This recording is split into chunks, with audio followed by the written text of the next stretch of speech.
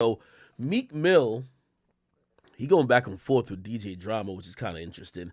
He deleted a few things, so I'm gonna post it on my burner page. But he was tweeting up a storm, so we got to get over to the Twitter before he deletes them, and I have a feeling that he might delete them. Also, last night when I got off stream, man, tell me. Tell me who wrote this message to me. This is the first text message I get when I get off stream last night. He's like, yo, oh, so for real, act, that's how you feel? You really think I'm pussy? Who you think hit me with that? We'll talk about it in a second. Let me see if I can post this shit. This was the shit that kind of like kicked it off. And then I think the rest is on, okay. So I just posted on the burner.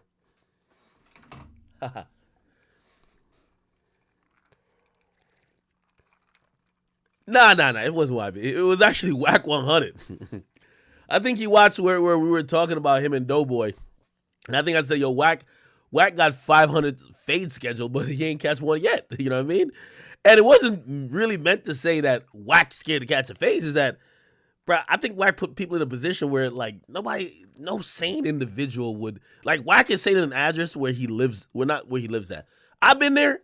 Nigga, there was Crips, Bloods, Crippin' Bloods. Like, nigga, it was all type of shit in there, nigga. It was like gang banging central, nigga. Niggas rolling dice in the corner. It felt like you was on a Snoop Dogg tour bus, just a heavy mist of just weed. Nigga, it felt like Cali in the 90s, my nigga. Okay, niggas actually had the colors on, like, at least on the East Coast.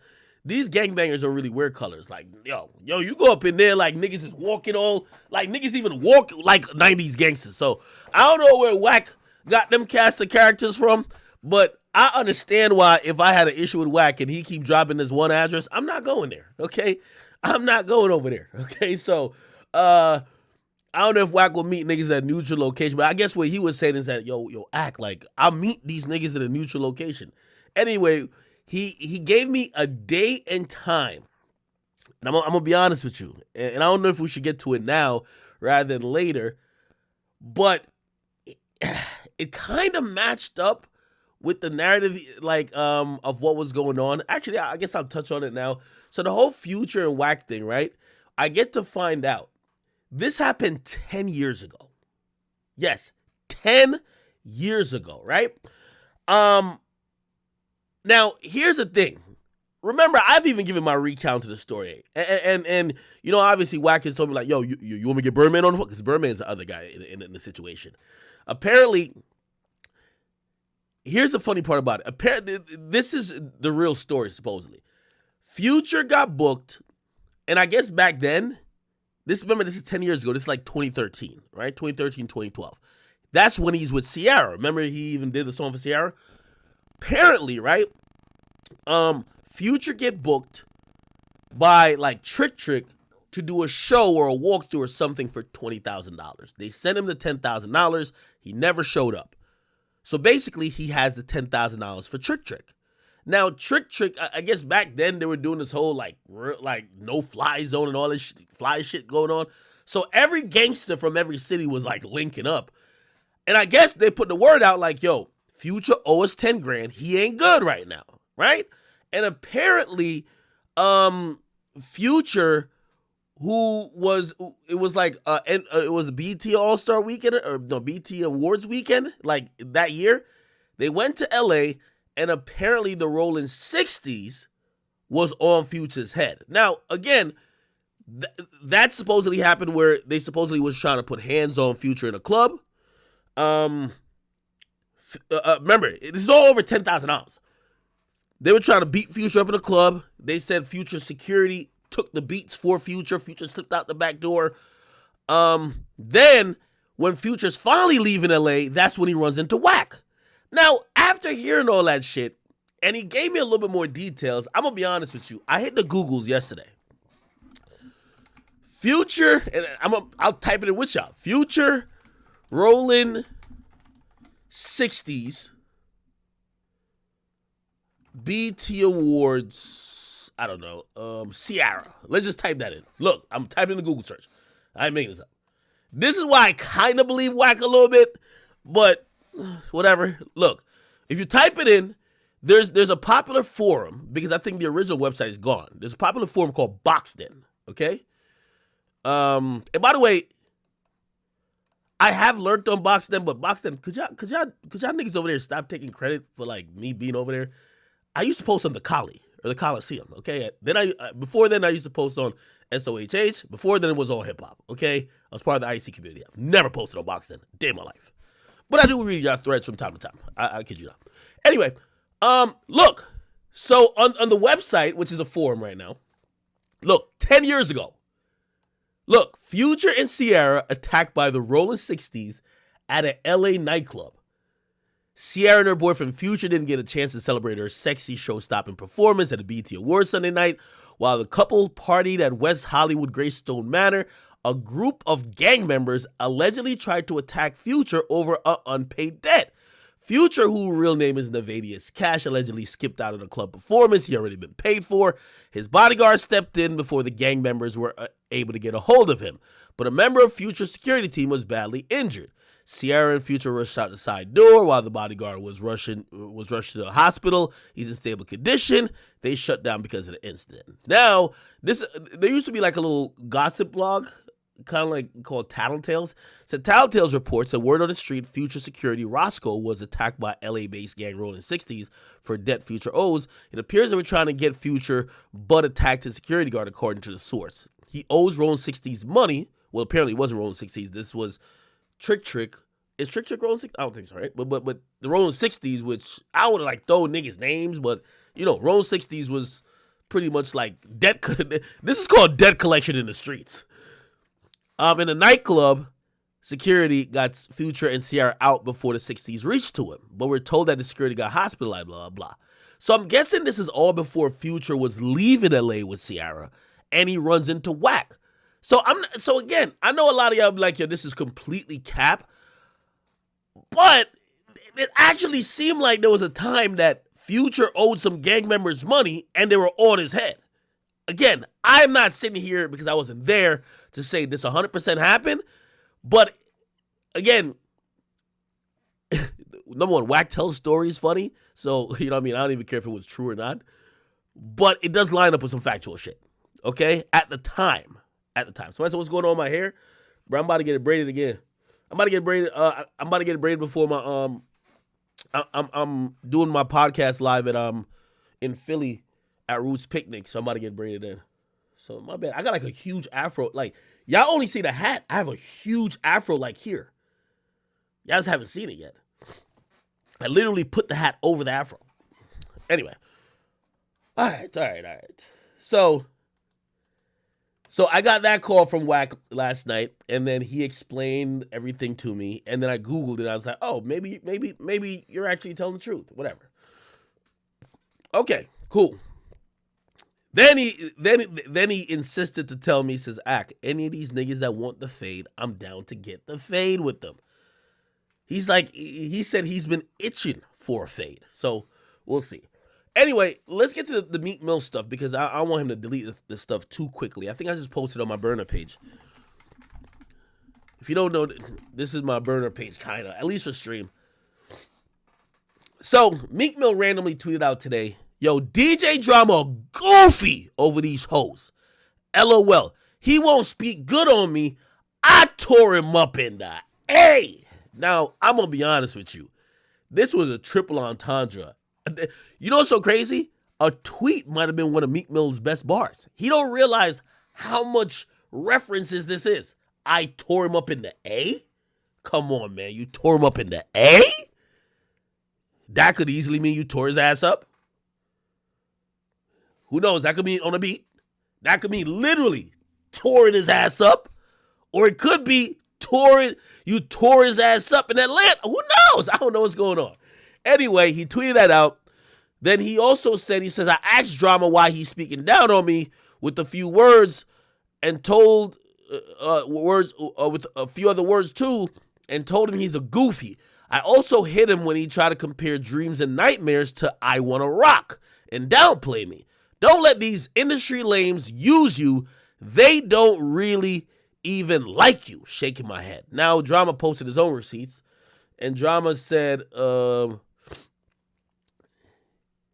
basically said he felt a way over this recent Drama interview that was done with a guy named, I believe, Jay Hill.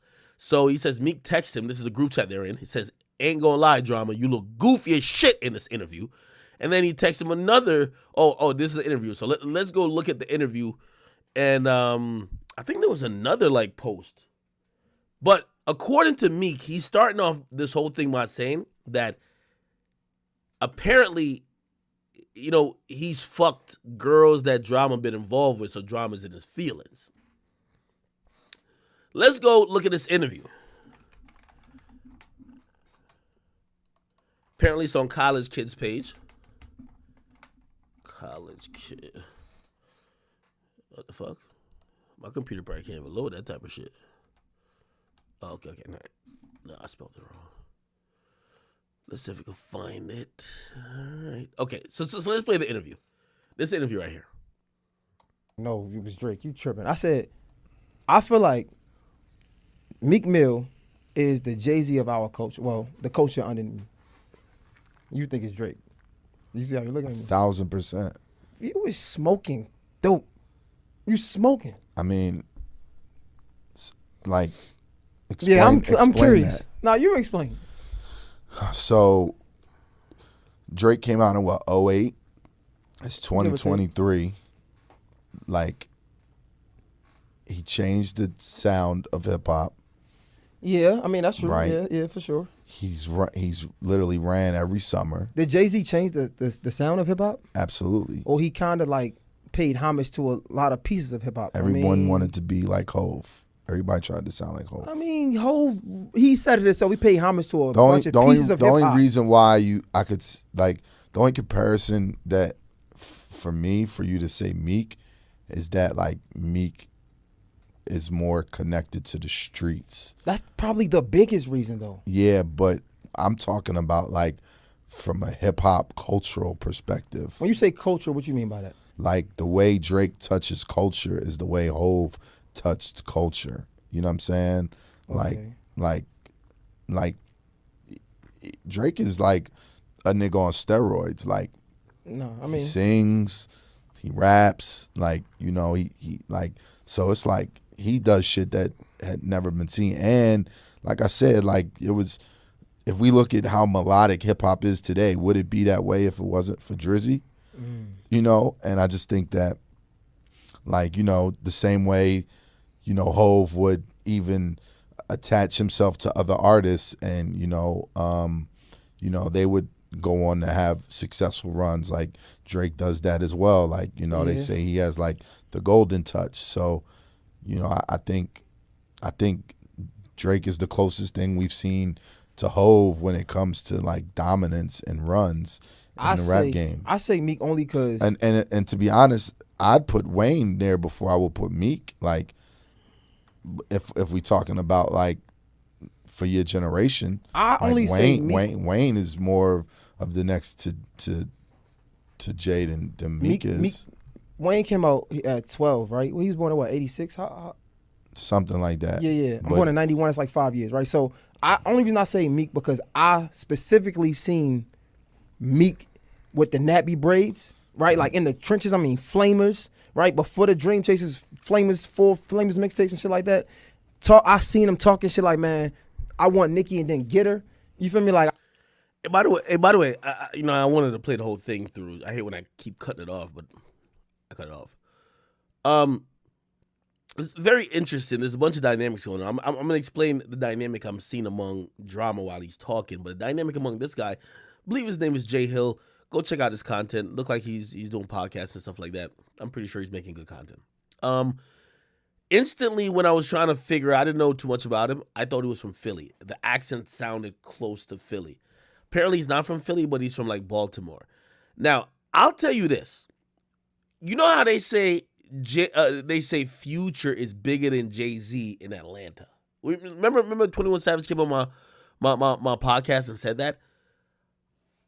Again, I'm not saying universally, but I think there was a time that on the East Coast, Meek Mill to Philly, and in specific cities, Philly, Baltimore, DC, New York, they accepted Meek as, like, we all, like, to be honest, we all looked at him as the top street rapper in the game just because he dominated these regions, and we only thought these regions counted.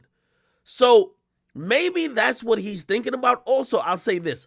Hood niggas, when they're like trying to give their trophies to the people they look up to, they use shit that don't even matter.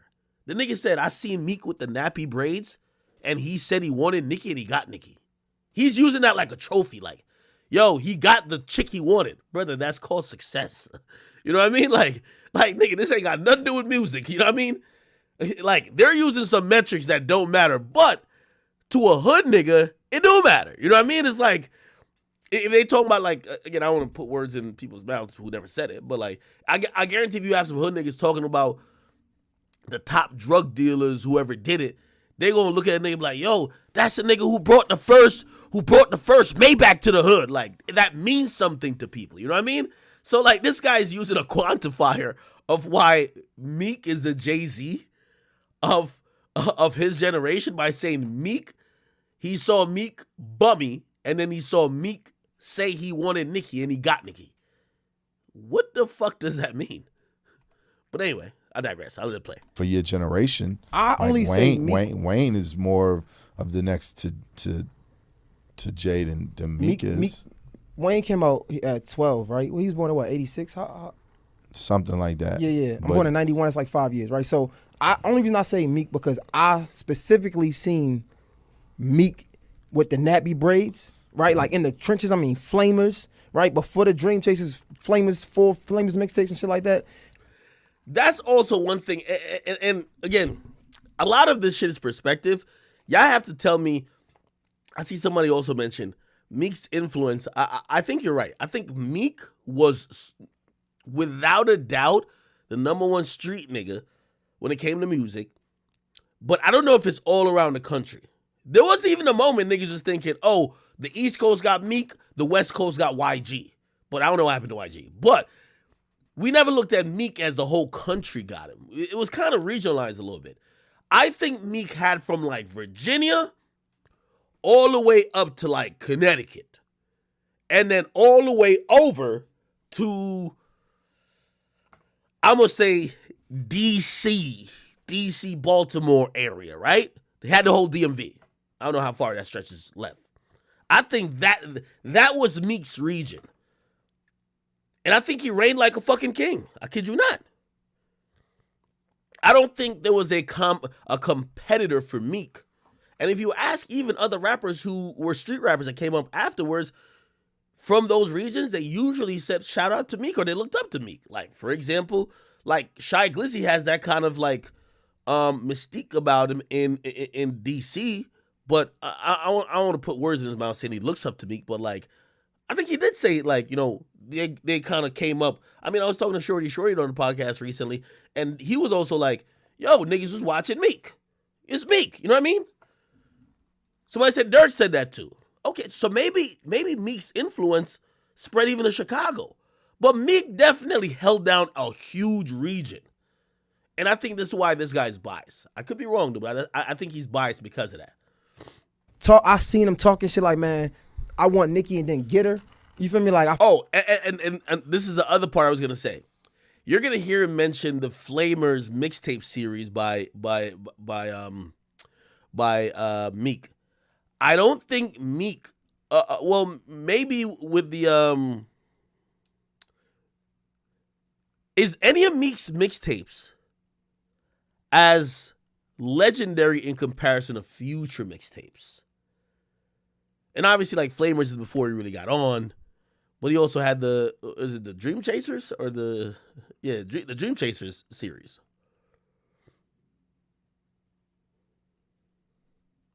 Anyway, let's go. I feel like when I speak to people about Jay-Z, they seen the same. They seen him like back when his hustling days.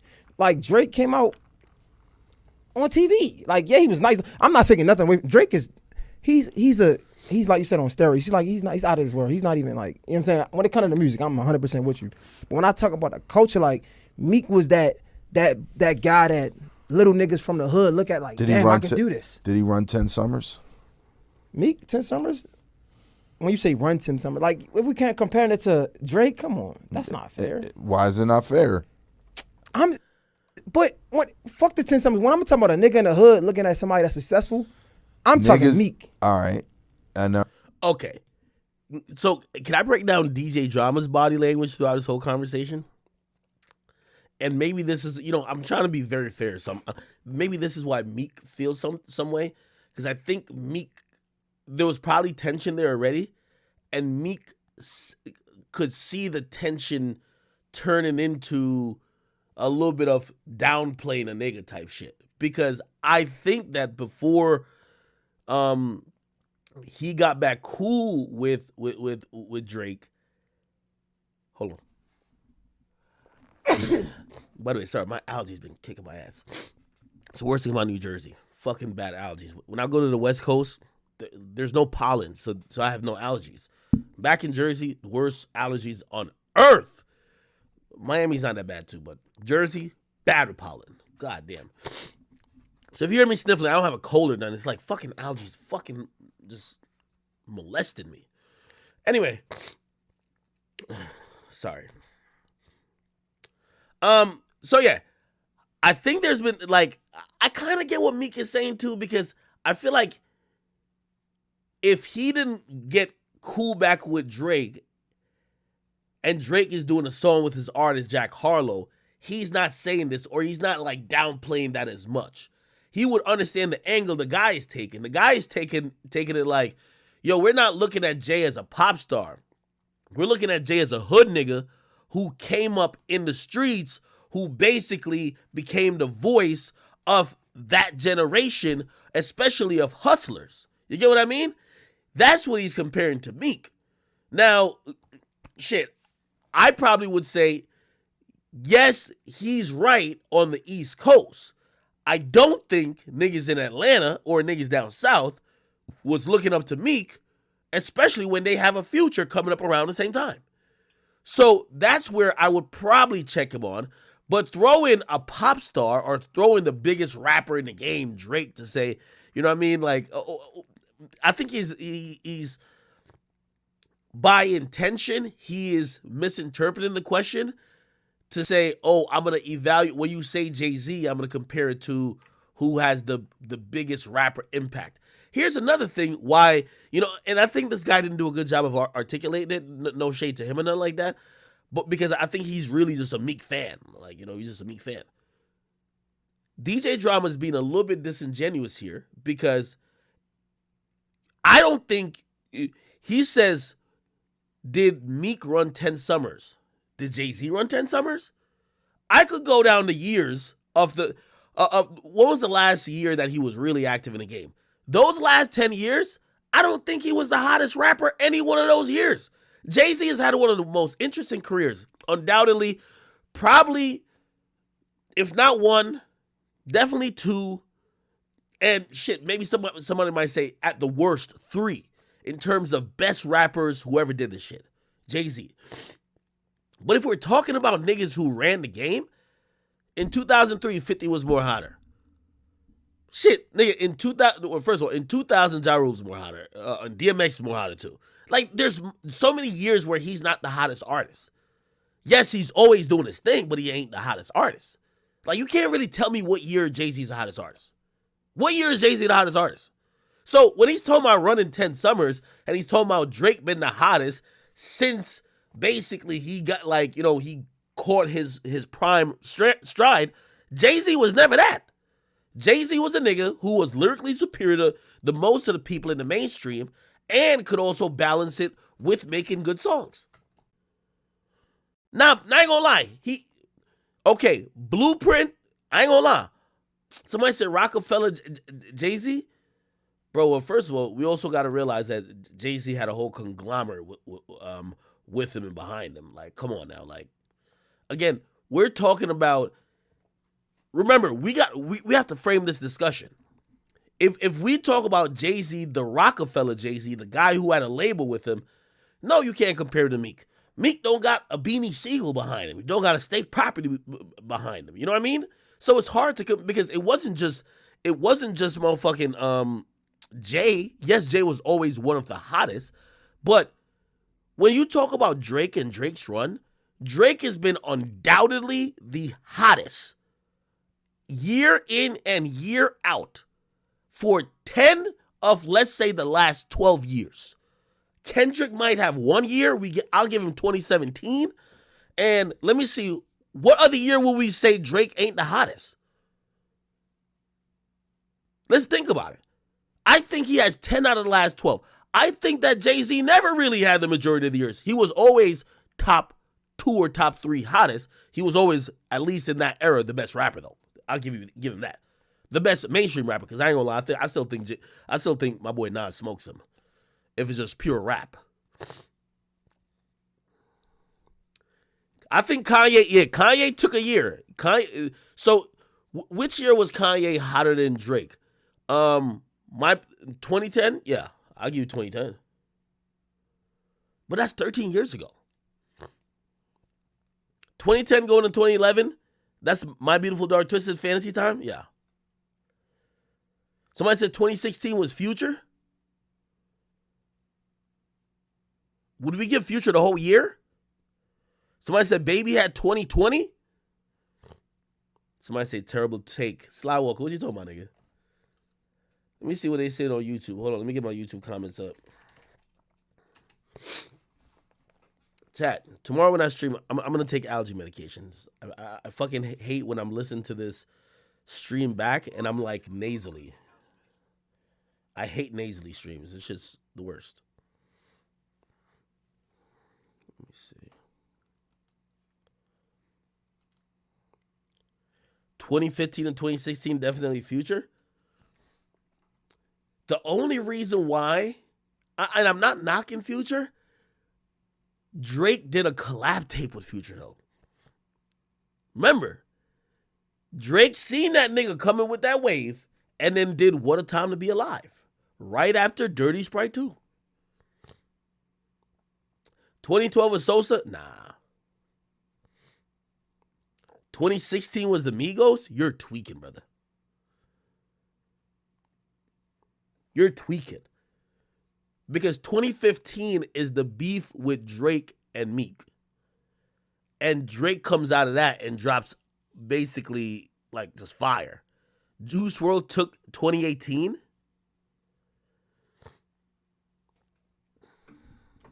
'2018 was Uzi. Y'all are tripping.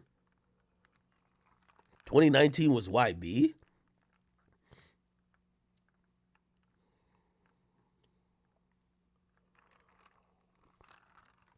Y'all niggas is tripping. Anyway, so yeah, let me give my, my body language analysis. If you guys watched the episode, I might have to clear my nose too. The fuck? Give me a napkin. If y'all watch the episode where DJ Drama was talking about how he squashed the beef with Drake, he spoke about it on a episode of Off the Record. It was on Zoom. We did it. But he explained it. He said, yo, that beef got squashed one time he was at the 4040 Club with Meek and Drake called. And he said he basically looked at Meek and he said, y'all squashed y'all beef and he's mad at me because of this beef. You better make sure I'm cool with this. No, I think he told Meek to call him or whatever. And they then patched it up. Obviously, that led to good things for Drama. By the way, Drama and Drake had some situations because apparently Drama was involved with a woman named Summer P or something like that. And allegedly when he had Drake come out to come work on a record, Drake was working more than records. Drake was fucking his bitch, which I ain't gonna lie. Drake is a slimy nigga for that, bro. Like, yo, a nigga hired you to do a job, which is music, and you fucking his bitch. Like, Jesus Christ, my nigga. Like, yo, what type of shit is this? Fix the mic? What's wrong with the mic? Is it too loud? What's going on with the mic?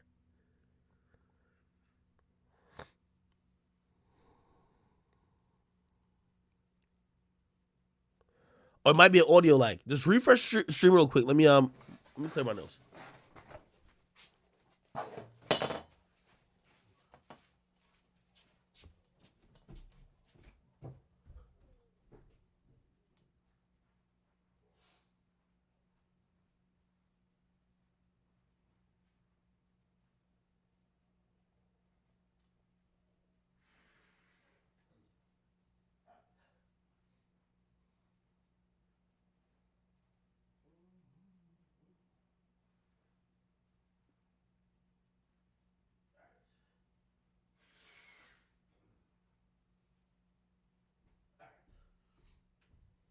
That's a little bit better. All right, bet. So anyway.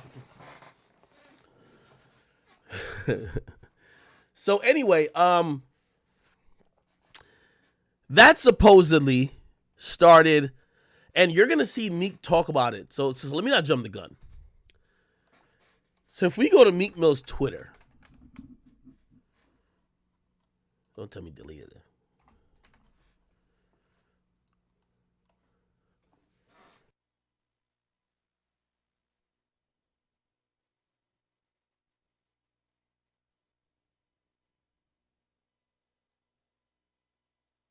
Okay.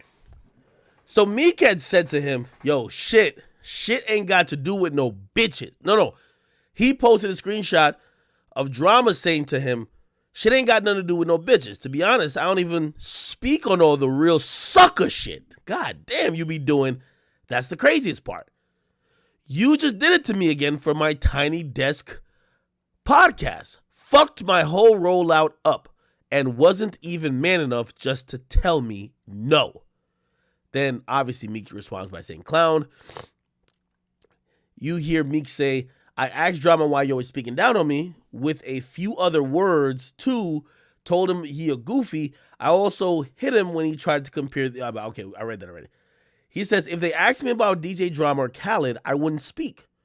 And I made millions on paper with Khaled. I'll still stay silent. I'm from Philly.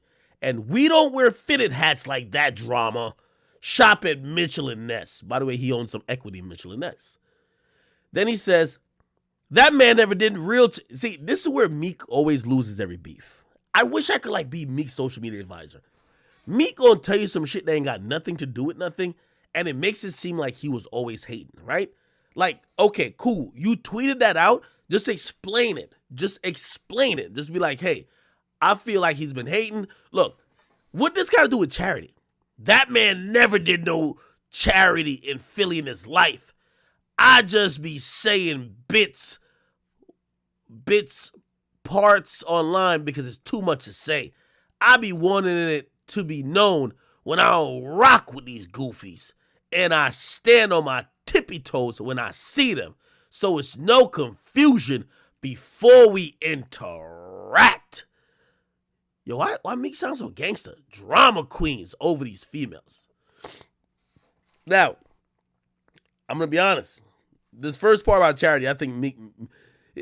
This is why Meek sometimes comes off like a secret hater. If you've been communicating with this guy and you're in a group chat with this guy for a long time and you apparently didn't rock with him and you think he's a goofy and you think this, that, and third, why the hell haven't you let him know, or why haven't y'all spoke on shit, and why are you addressing shit like this? Why didn't you ever, maybe he did, so maybe I'm wrong. Did you ever bring it up to him yo, Drama, you from Philly, why you don't do no charity out here, man? Why am I the only poppin' nigga from the city that be doing shit? Why you don't be doing nothing? Did you ever bring that up to him, or you only brought that to the internet? If you only brought it to the internet, people are going to take it like you hating or you been hating. You get what I mean? This is what I'm saying, that sometimes Meek brings in a situation that ain't got nothing to do with nothing. That might be true, and that might be a real gripe that you have. But did you address that with him privately, okay? Anyway,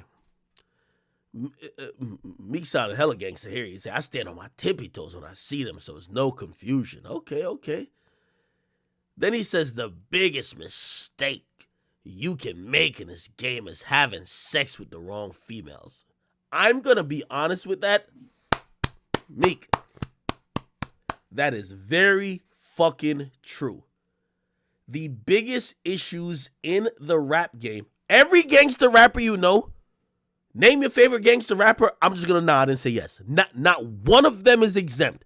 They all have gotten mad at another nigga that somebody tried to holler at their baby mom, their ex, their current bitch, somebody they pillow talk with a girl and her with another nigga told that girl about them. Every single gangster, I promise you. The toughest niggas in the world.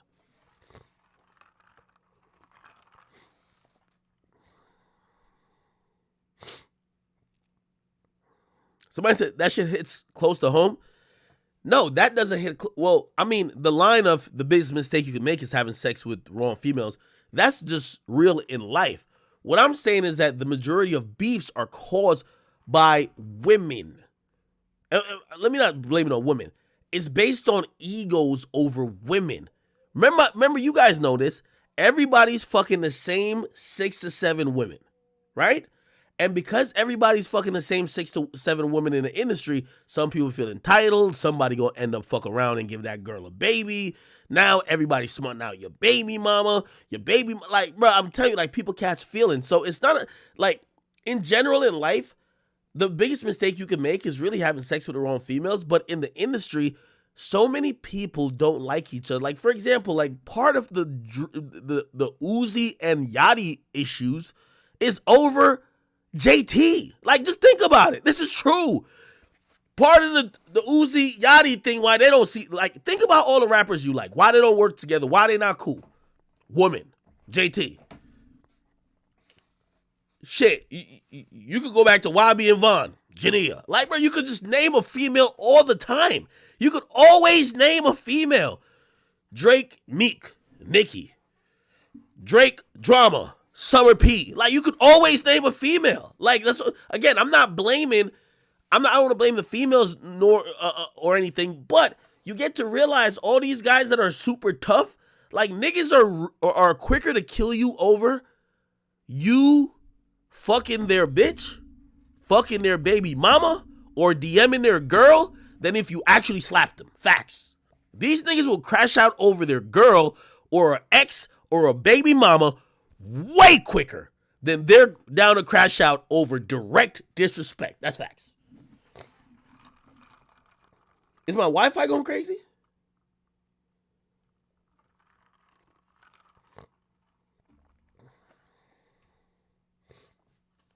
I mean, what you talking about? My audio is glitching. Refresh the streamer for this. Okay. Here we go. Jealous men will try to destroy you quietly or find out a way to dislike you. I told you, one day somebody put me on game about how certain rappers, all they do is subliminally diss, not necessarily other rappers, but basically clown other people by saying, the girl you wifed up, me and my team smut it out. Yo, we had her on the yacht. She was sucking mad. Like, that's like insider rapper shit. Which, by the way, that's kind of why I don't date nobody famous. Like, you know what I mean? Like, shit.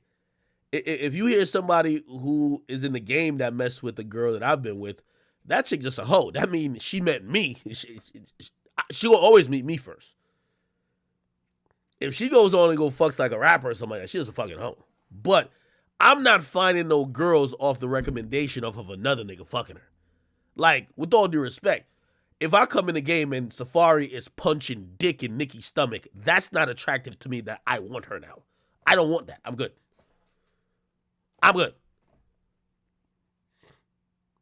In the game, they be knowing these chicks all getting flown out and smutted out all together, and the nigga still wife the chick up. That's why I'm like, yo, how could you get mad when the other nigga is like sneak dissing you about wifing his jump off? Anyway, jealous men will try to destroy you quietly, or find out a way to dislike you. Y'all could keep them gals. I like my family and friends more. It's sad.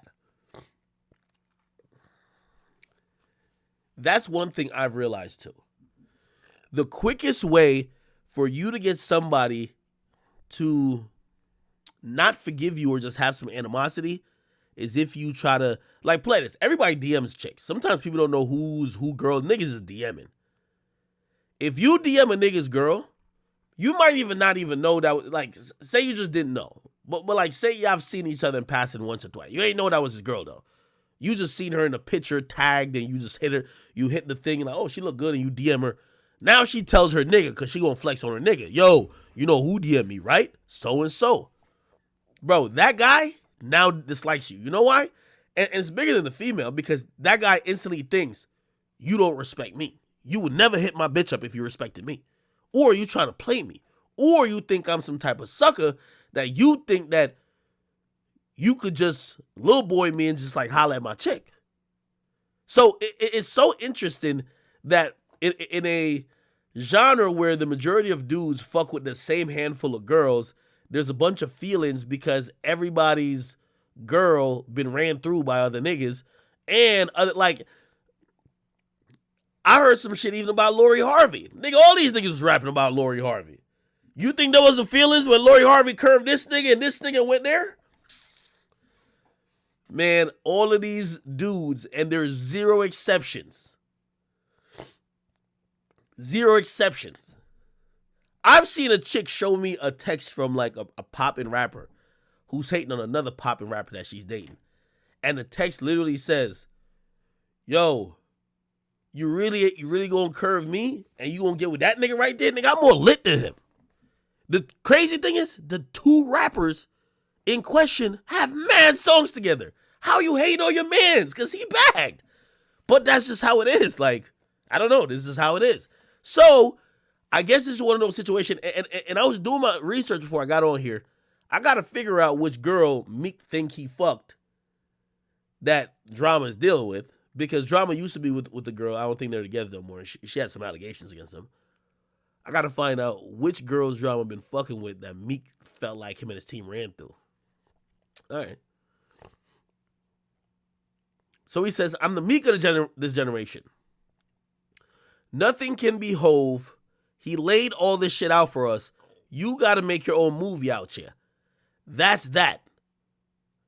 He said, that's that nigga-itis. Who the new Hove? I respect that nigga. No, I respect that highly. Can't be redone. Drama try to divide and conquer a feat. Does he mean a feature? LOL. Drama basically started / powered that Meek and Drake beef. So to see him compare us again and cut Youngin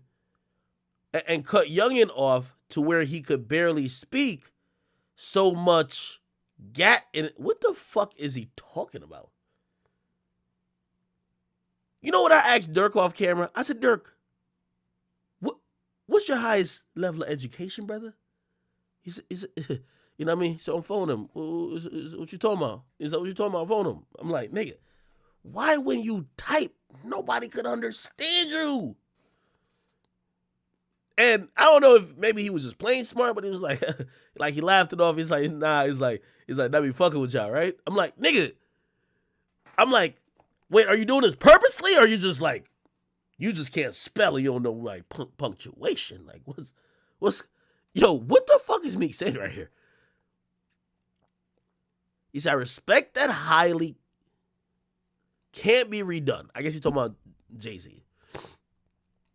Drama's trying to divide and conquer a feat. Is this a feature? What is this? LOL. Drama basically started. Okay, so let's go back to the Meek and Drake beef. So, from what I hear from other from sources, and I've heard this from a long time ago, something happened in the store with Nicki and Meek. Well, that's the end of it, because that's when he starts tweeting. So forget the shit that happened in the store. Let's go back. Meek had some event he wanted Drake to come to. Drake didn't come to it. Apparently, Drake, Meek is a little bit upset. By the way, that happens a lot. I think Future expected Drake to come to like that first song they did, the video shoot. Drake went to some other shit, dipped out. Drake's a bigger artist. It just happens. What happened then is that Meek feel a type of way.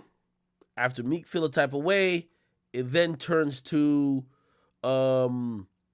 What happens next? So Meek feels the type of way. And then he sends Drake the Rico song. Right? And Drake basically, or I don't know if Drake sends him, but anyway, the song comes back and Meek is listening to him. And he feels Drake is dissing him on the song. The girl of your dreams is probably not a thing to me. Keep in mind, fans and everybody online is already saying, yo, Drake and Nicki, they make such a great couple. They're Young Money, whatever. Meek is like, what the fuck this about? I guess he's starting to ask, like, what the fuck? Like, yo, who this nigga talking about, right? He's recording, or he's around Drama at that time, who already don't like Drake. So Drama chick already got fucked by Drake. So Drama, who sees that Meek is like on the board, like, wait, what this nigga Drake talking about? Maybe Drama overly influences him and be like, nah, he ain't talking about your bitch. Matter of fact, we got the reference tracks, low key.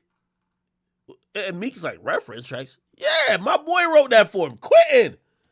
Nigga, he did it in my studio. We got all the reference. What you mean reference? You thought that nigga was that nice writing all that shit? Hell nah. My boy wrote that shit for him. So he definitely ain't talking about your girl. Now, maybe Meek would have put that to bed, but who knows? Maybe Drama gassed it. Maybe he was just like, yeah, that nigga ain't that nice. That nigga just be, come on, man. We don't know about this shit. I don't know. I'm just kind of speaking a narrative. Because he's blaming Drama for this whole thing. Okay.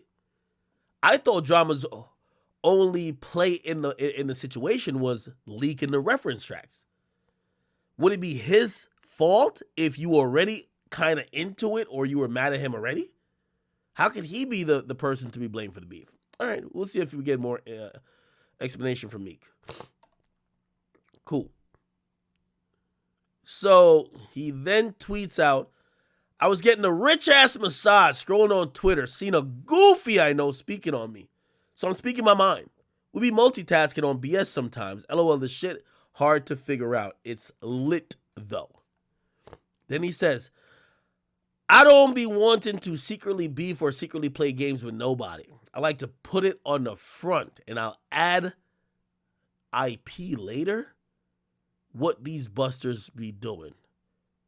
Add up, and it'll add up what these busters be doing. Then he says he confirmed the Tiny Desk without speaking to my team or me. I told him I wasn't locking in. I'm not even on his album. I'm too up to be working on another man's album rollout. What the fuck? Every time I rap, I get rich, and I ain't been barely rapping. I've been on business timing. I hate these industry niggas. If they can't use you, they try to devalue you to the public. So let's look at these messages. Let me zoom in a little bit. Here we go. So this is Drama to Meek. Make it a little bigger here. Cool. Drama says, yeah, hit me. He said, yo, Jules saying you haven't locked in with a Tiny Desk. I already told him you was confirmed and worked the entire performance around you being a part of it. Please, bro, I need you. Meek says in response, I ain't locking in yet. I'm saying I want to do it. I'm looking at the setup when I get out of this meeting. Damn, Meek don't know a punctuation at all, bro. Prayer emojis. And he says, need to know. By the way, this was March 15th, so 2 days later. He says, need to know if you in for Tiny Desk. No response. He then resends it. I guess he's thinking Meek must ain't get it or he got bad service. You know when a nigga sends the same text and it says text message? Nigga, he think your phone off. Or he think his service fucking up. He sent the same message, bro, via text. You know when you press on your phone, but like send this text message? He sent this shit as text message to Meek. Still no response, okay? Then, yeah, okay. So then he posted the other shit that Meek said, or that Drama said in the text. Hold on.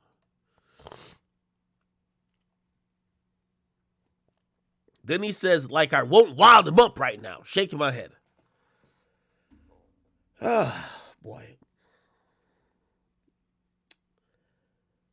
Again, you can look at this two ways.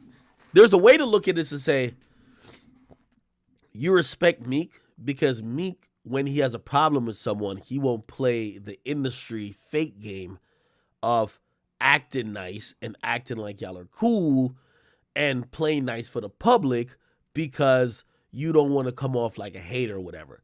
Meek is notorious for calling niggas out. And I think Meek thinks that approach is an approach that you do in the hood. So I think he thinks he's doing the exact thing he's doing in the industry like you do in the hood. Some other people might be like, yo, bro, you're starting issues. You're always tweeting shit out. You don't know how to handle issues privately. And that makes him look a little bit bad, especially given the situation that happened with Drake. Obviously, because that situation didn't turn out in his favor. Truth be told, I think there's truth on both sides. I think Meek probably fucked a girl that Drama been fucking with.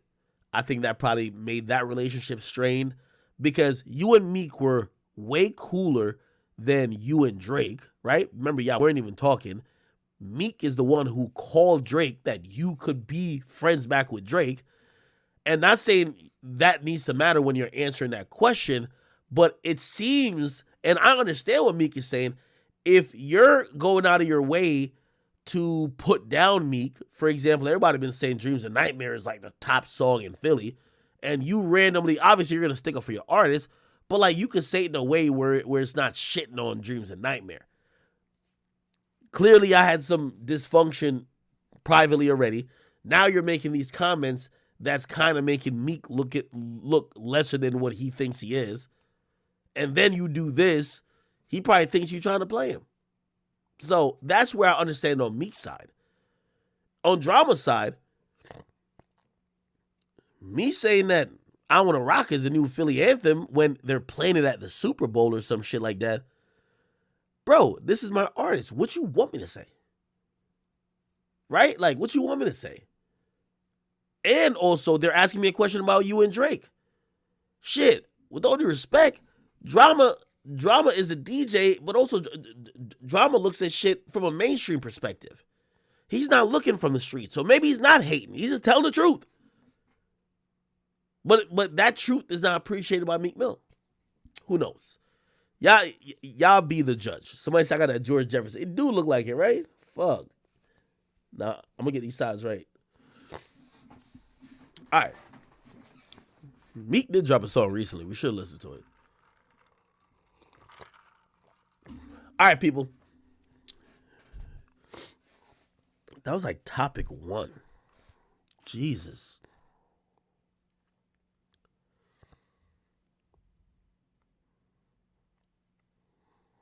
The next thing I do want to talk to y'all about is there's this interesting case. And I'm going to have to clear my fucking nose again. There's some guy named Travis Rudolph. He was a former NFL player. But let's go to YouTube. Sorry. I'm telling you, it's allergies. And also, you know what happens too? When I'm playing with Pluto, because he goes outside, you know, he has like this fur and everything, like the pollen sticks on him. And obviously he jumps on me and like, I'm not going to be like, get the fuck off of me. It's my dog. So the pollen gets on me and then I'm fucking sneezing like I am now.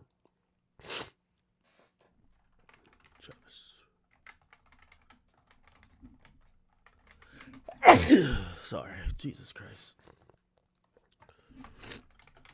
I'm gonna give a real quick explanation. Then I'm gonna play some integral parts. So, chat, let me get some pictures up there y'all can understand. Travis Rudolph. This is this guy right here, right? I think he played in the NFL for a shorter period of time. Let's actually go to the Wikipedia. He said that he's born in 95, so he's relatively young. How old is that? If you're born in 95, that means you're 27 now. Wow, he's pretty young. I guess he was a wide receiver. He played for the Giants, Dolphins, and then I guess he just didn't get signed again. Not too sure how much money he made, but he played. Actually, for the Giants, here we go. He signed with the Giants as an undrafted free agent. Okay, then he got waived the same year. Okay, he was signed to the practice squad.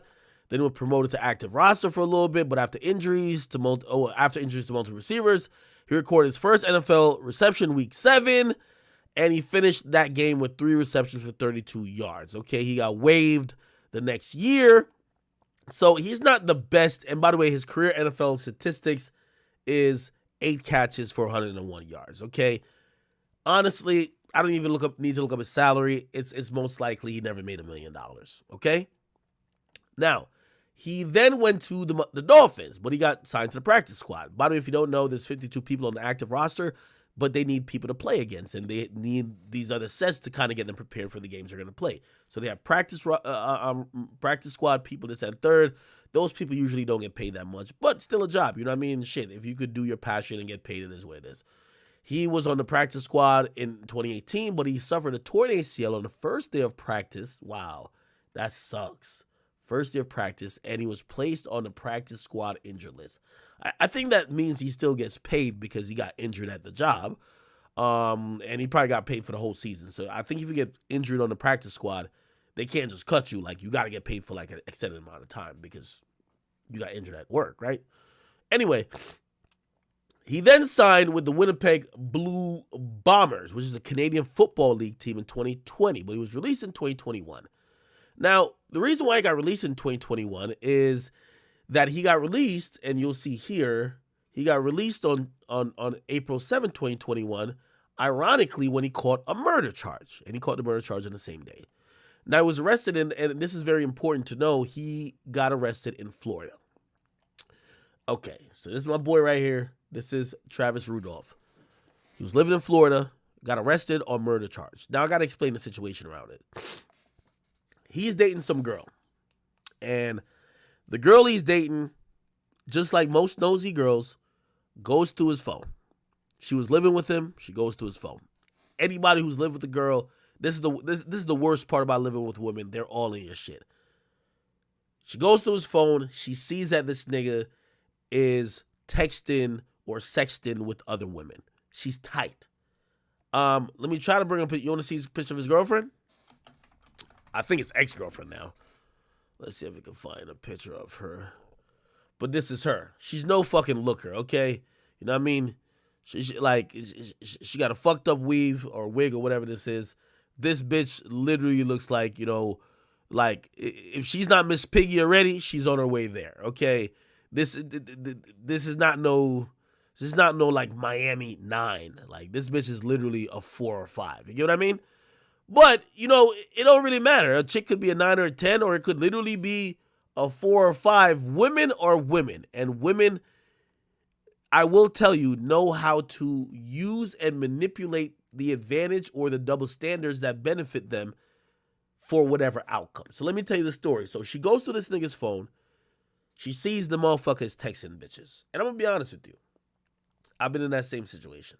Yo, Angelica went through my phone one time. She seen videos of me piping bitches out. This shit was crazy. Remember when she ruined my apartment? That's what happened. Nigga, she went through my phone, nigga. I'm long dicking these bitches. Nigga, I remember she saying, yo, she's like, some of these positions you don't fuck me in. I'm like, oh, shit. You know, but it's different. It's like new pussy. It's like, yo, bro, I just caught one. Like, yo, this is like a new joint. I got to hit it different. I can't have him going back to the screen saying Big Ack is whack. So I got the leg up. I'm doing all type of shit, man. I'm going crazy, dog. Come on, take that shit. You know what I mean? So she goes through it. She sees this shit wilding out. That's how she fucked up my apartment. Okay, cool. What does this girl do? And by the way, that you know, I want to be very fair. This is like a mostly men conversation because of our audience here, but I want to be fair to women too. That's traumatic. You live with a guy, you love him, you think he's not cheating or whatever, and you catch him cheating.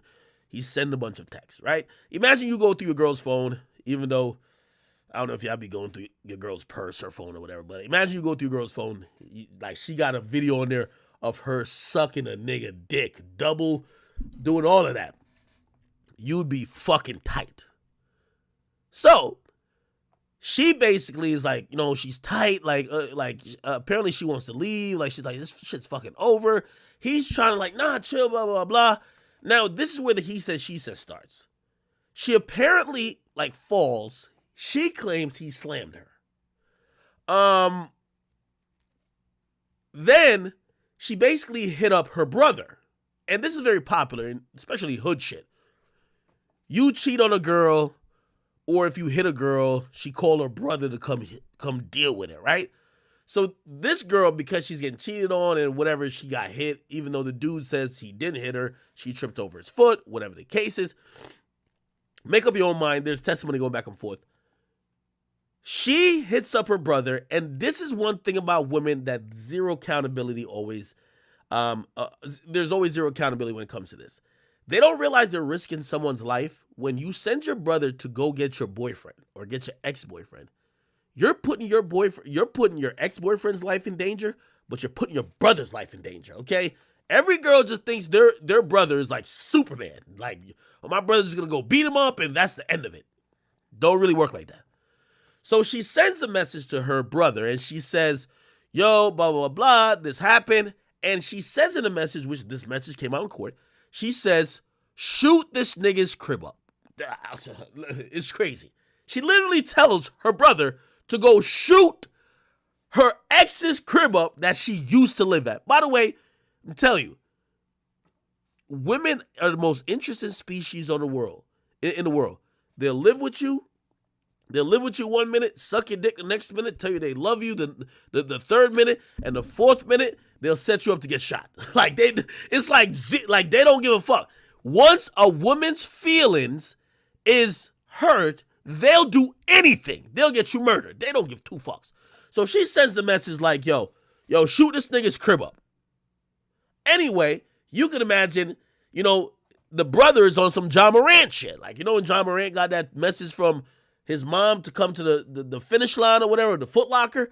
So, oh shit, it's time to pull up. Some people actually enjoy riding for their sister or riding for their female relative. So the brother gets 3 other niggas and say, yo, we finna ride. They hop in the car. Okay? By the way, also, here's the thing too. I see y'all keep spamming it. She's mad at him because she found him texting other bitches. The whole time, she's married. I know. This shit sounds good.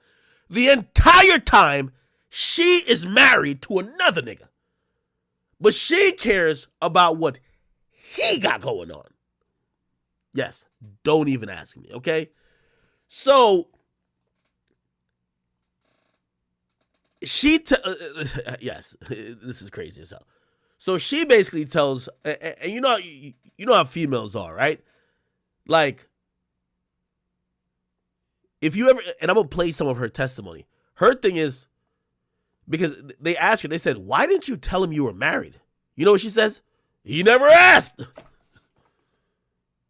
You hear, women have zero accountability. They ask her, why didn't you tell your boyfriend you were married? Well, he never asked. Fuck am I telling him that for? Okay, so let's get back to it. She tells the 4 dudes to pull up to the crib, even though she says in messages, shoot the crib up. Now, you're going to hear it later. She says in testimony, she's like, nah, I wanted them to just beat him up, not shoot the crib up. Obviously, you can imagine she know her brother's coming over. She probably talking shit to the dude. I saw my brother gonna come over here and beat your ass. Yeah. And he coming with his gangster friends. Yeah, they gonna shoot your pussy ass. You think you could cheat on me and then push me and then trip me or whatever. Okay, whatever. Now, apparently, the guy who she's like mad at, he has his brother there as well. So 4 dudes show up to the crib. They're banging on the door. Bap, bap, bap, bap. The brother answers the door. Them dudes is irate. They're already teed up. You know what I mean? They probably was smoking some Zaza on the way. Like, them niggas maybe off a perk or bean. They just start giving that nigga the beats. Reese 300. They're giving him the beats. The guy who they really came for, realizing all this has happened, went to get his handy dandy AR-15. 4 Negroes showing up to your crib with hoodies on, knocking on your door like they're the feds.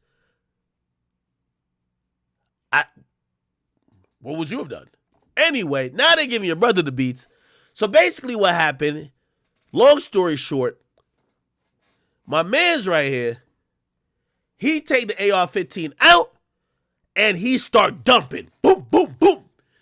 Shoots 32 times. He claps one of the niggas, shoots another one.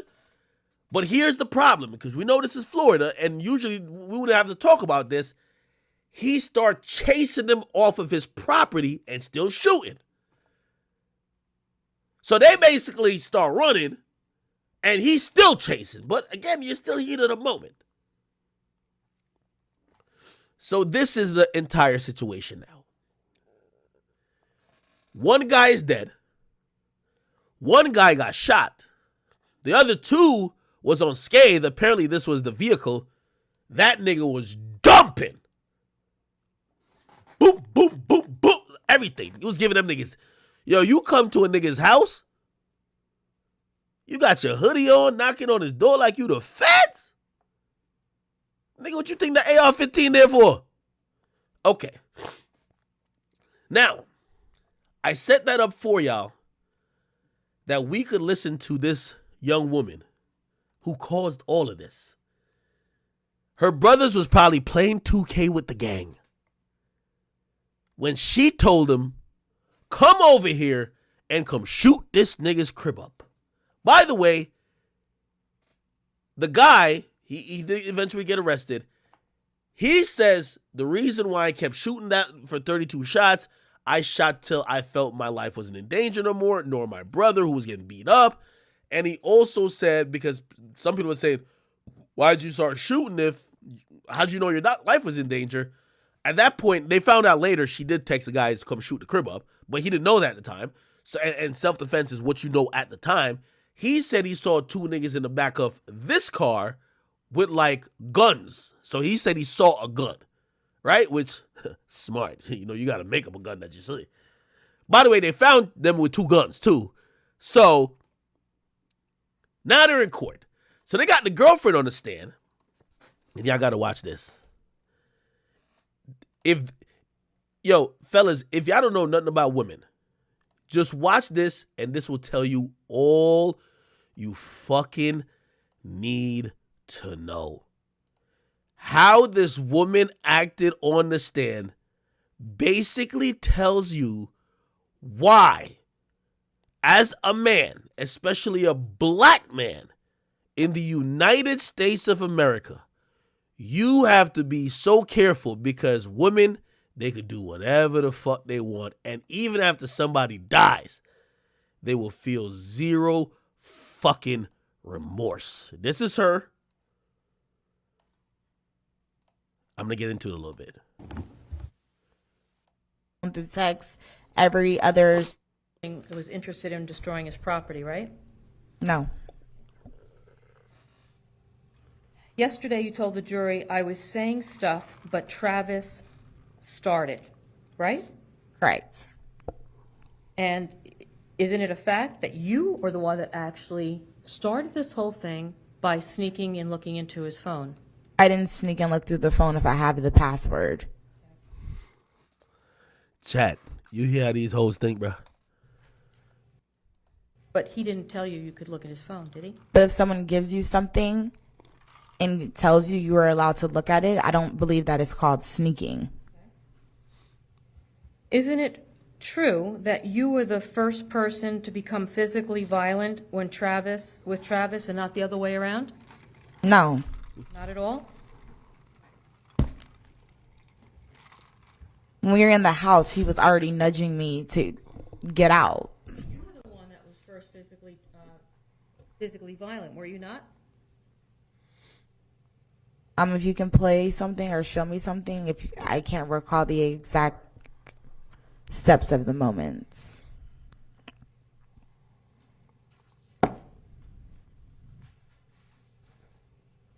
They're going to play, I think, let me see. Correct. And you testified that he was disrespectful yesterday. That's the moral of the story. Is that correct? Correct. Isn't the moral of the story is that you sent your brother and his friends to go kill Travis? No, the moral of the story is him putting his hands on me. That is really the basis of everything.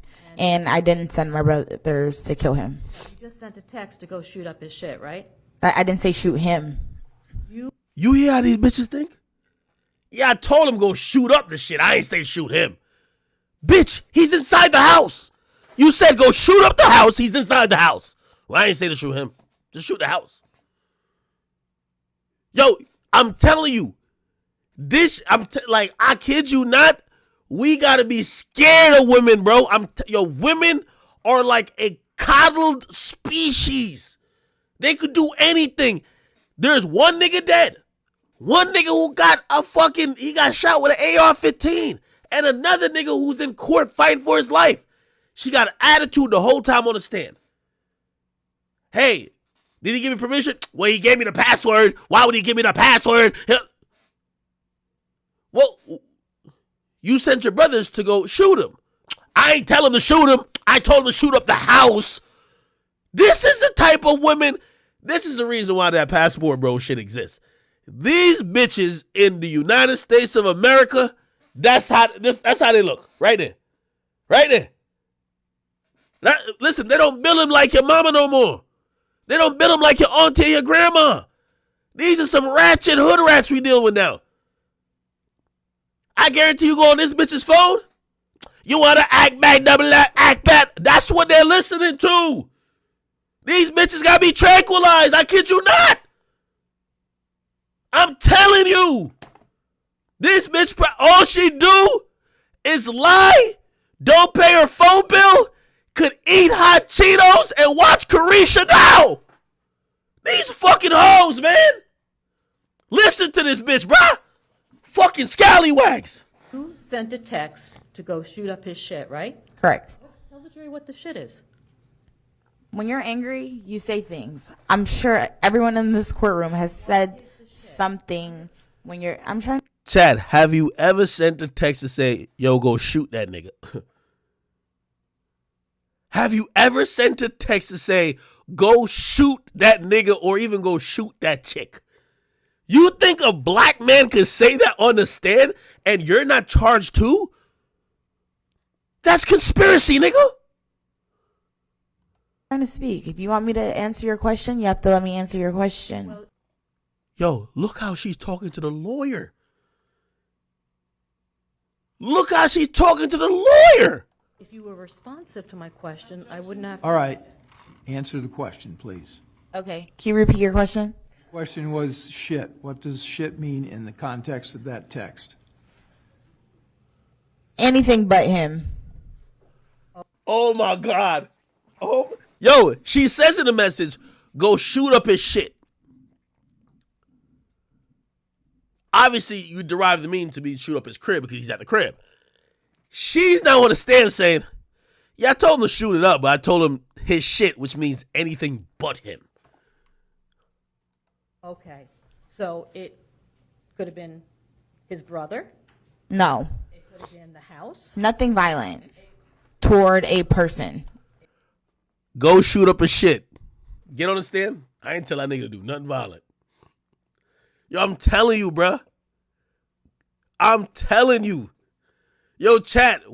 Like, listen, I'm not the biggest fan of this little passport bros movement shit going on, but where could we go to find some women who ain't like these? Bro, look at the choices we have for mothers and wives. Where could we find some decent human beings that have accountability, that don't think because they're a woman they can say anything, do anything, and even if they have to go to court, they got an attitude in court?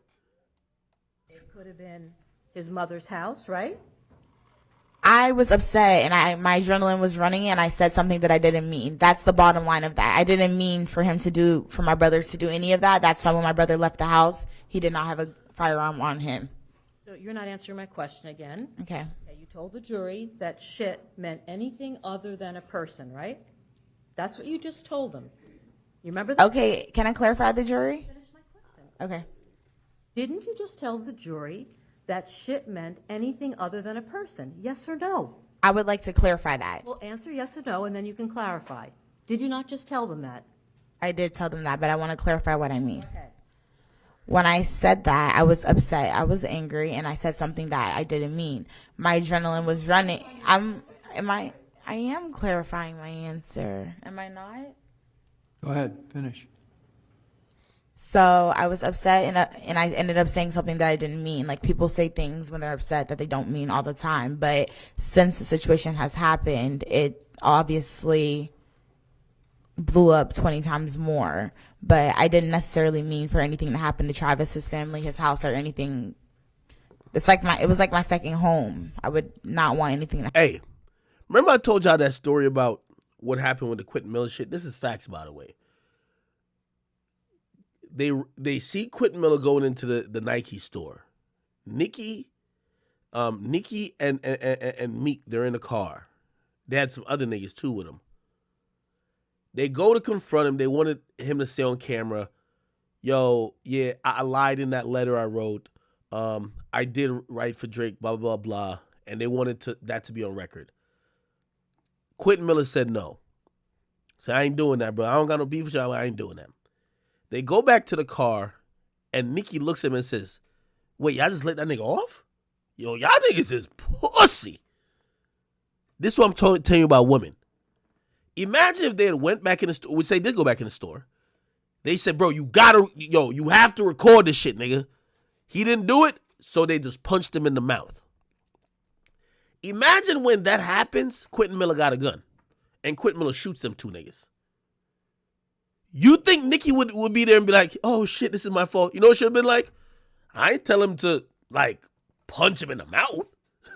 Yo, women got no accountability. No fucking accountability. You told him to go do some shit. That shit could turn into anything. Niggas get shot over the least amount of shit. You told him to pull up. You told him to shoot shit up. One of them niggas is now with a blunt because of your stupid ass. And you're saying, I ain't telling him to do that. What the fuck? This is the problem with women, bruh. Women, you gotta treat like kids. You gotta treat them like they're babies. What happened there? All right. So again, when you just told the jury that when you sent the text to go shoot up his shit, to shoot meant anything other than a person. I just clarified my answer to the jury. I'm asking, isn't that what you just told them? Sustain. Next question, please. Isn't it true that when you left his house, This shit crazy. that he didn't slam you to the ground? Well, he didn't lift you up off your feet and slam you to the ground, that you actually tripped and fell. I didn't trip and fall. Isn't it true that Travis put his foot out and you tripped over his foot and you fell? No, that's not true. So you're telling this jury that the video that we saw from the Ring camera shows him picking you up off your feet and slamming you to the ground. You can barely see it because Daryl's in the way. So it's the video does. The video that we seen yesterday. Let me pause it real quick. I think this is one of the videos here. By the way, the majority of this is all caught on video camera. Here we go. Look, she's swinging after the nigga first.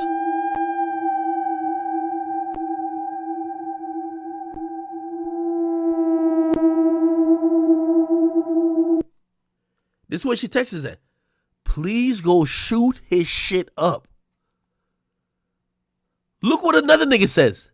In a group, bro, this is in court. This is text messages. Travis is a dead man walking. yo, I'm gonna be honest with you. I don't even know why this is a trial. Let this nigga out. I'm gonna be honest with you. And I know y'all haven't consumed the whole case yet, but I'm gonna give y'all my early synopsis on this. The only thing I think that nigga Travis Rudolph did wrong is that there wasn't 5 body bags instead of 1. That nigga should have, I ain't gonna lie, everybody should have got clapped. Maybe even the chick. I ain't saying, I'm just saying. It should have been 5 body bags, not 1. That's the only thing he did wrong. That's the only thing he did wrong. Let that nigga out. Let that nigga out, man. Listen, 4 niggas come to your crib. The bitches texting them, shoot this shit up.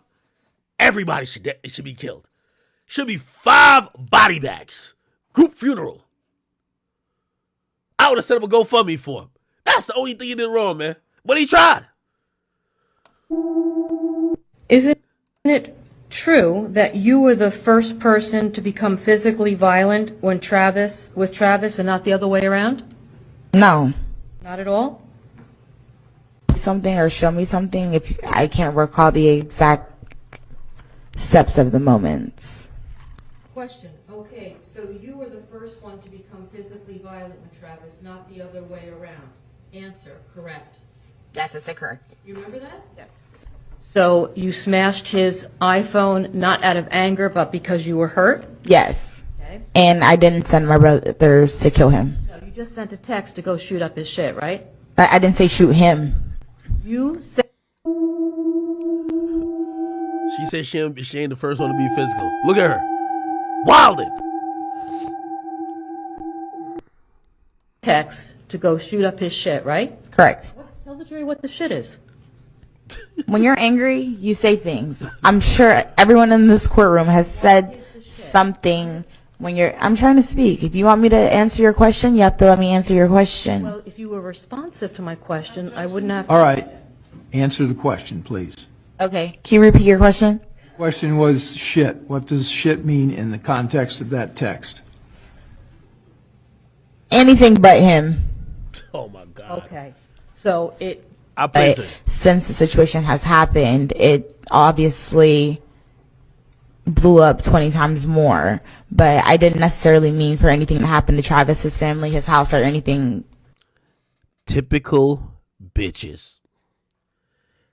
Not only did I lie that he was beating my ass, not only did I tell that to my brothers to gaslight them that they could be more mad, not only did I also instruct them to go shoot his shit up, so they're over here calling their homies up who they know got guns to all get in the car to ride to his house.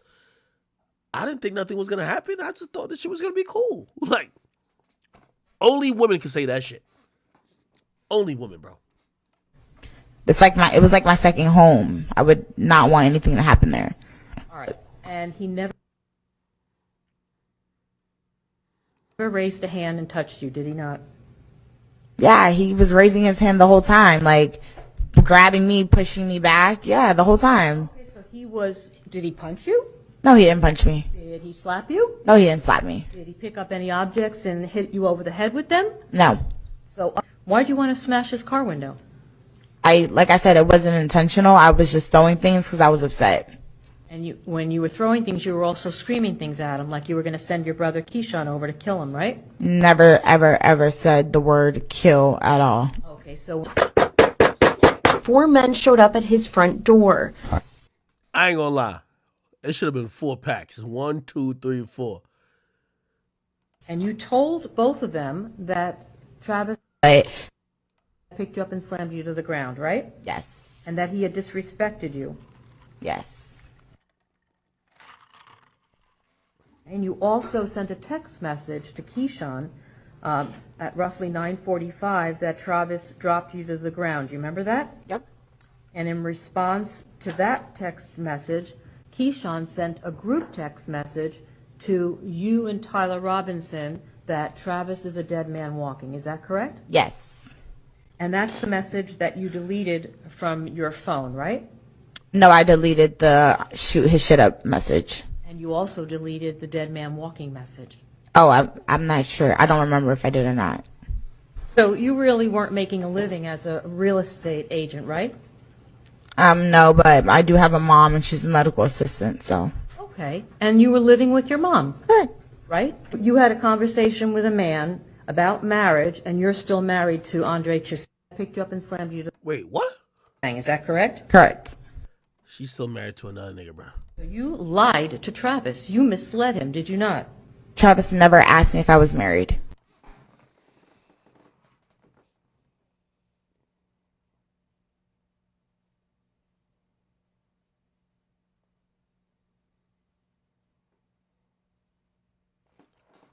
Chat.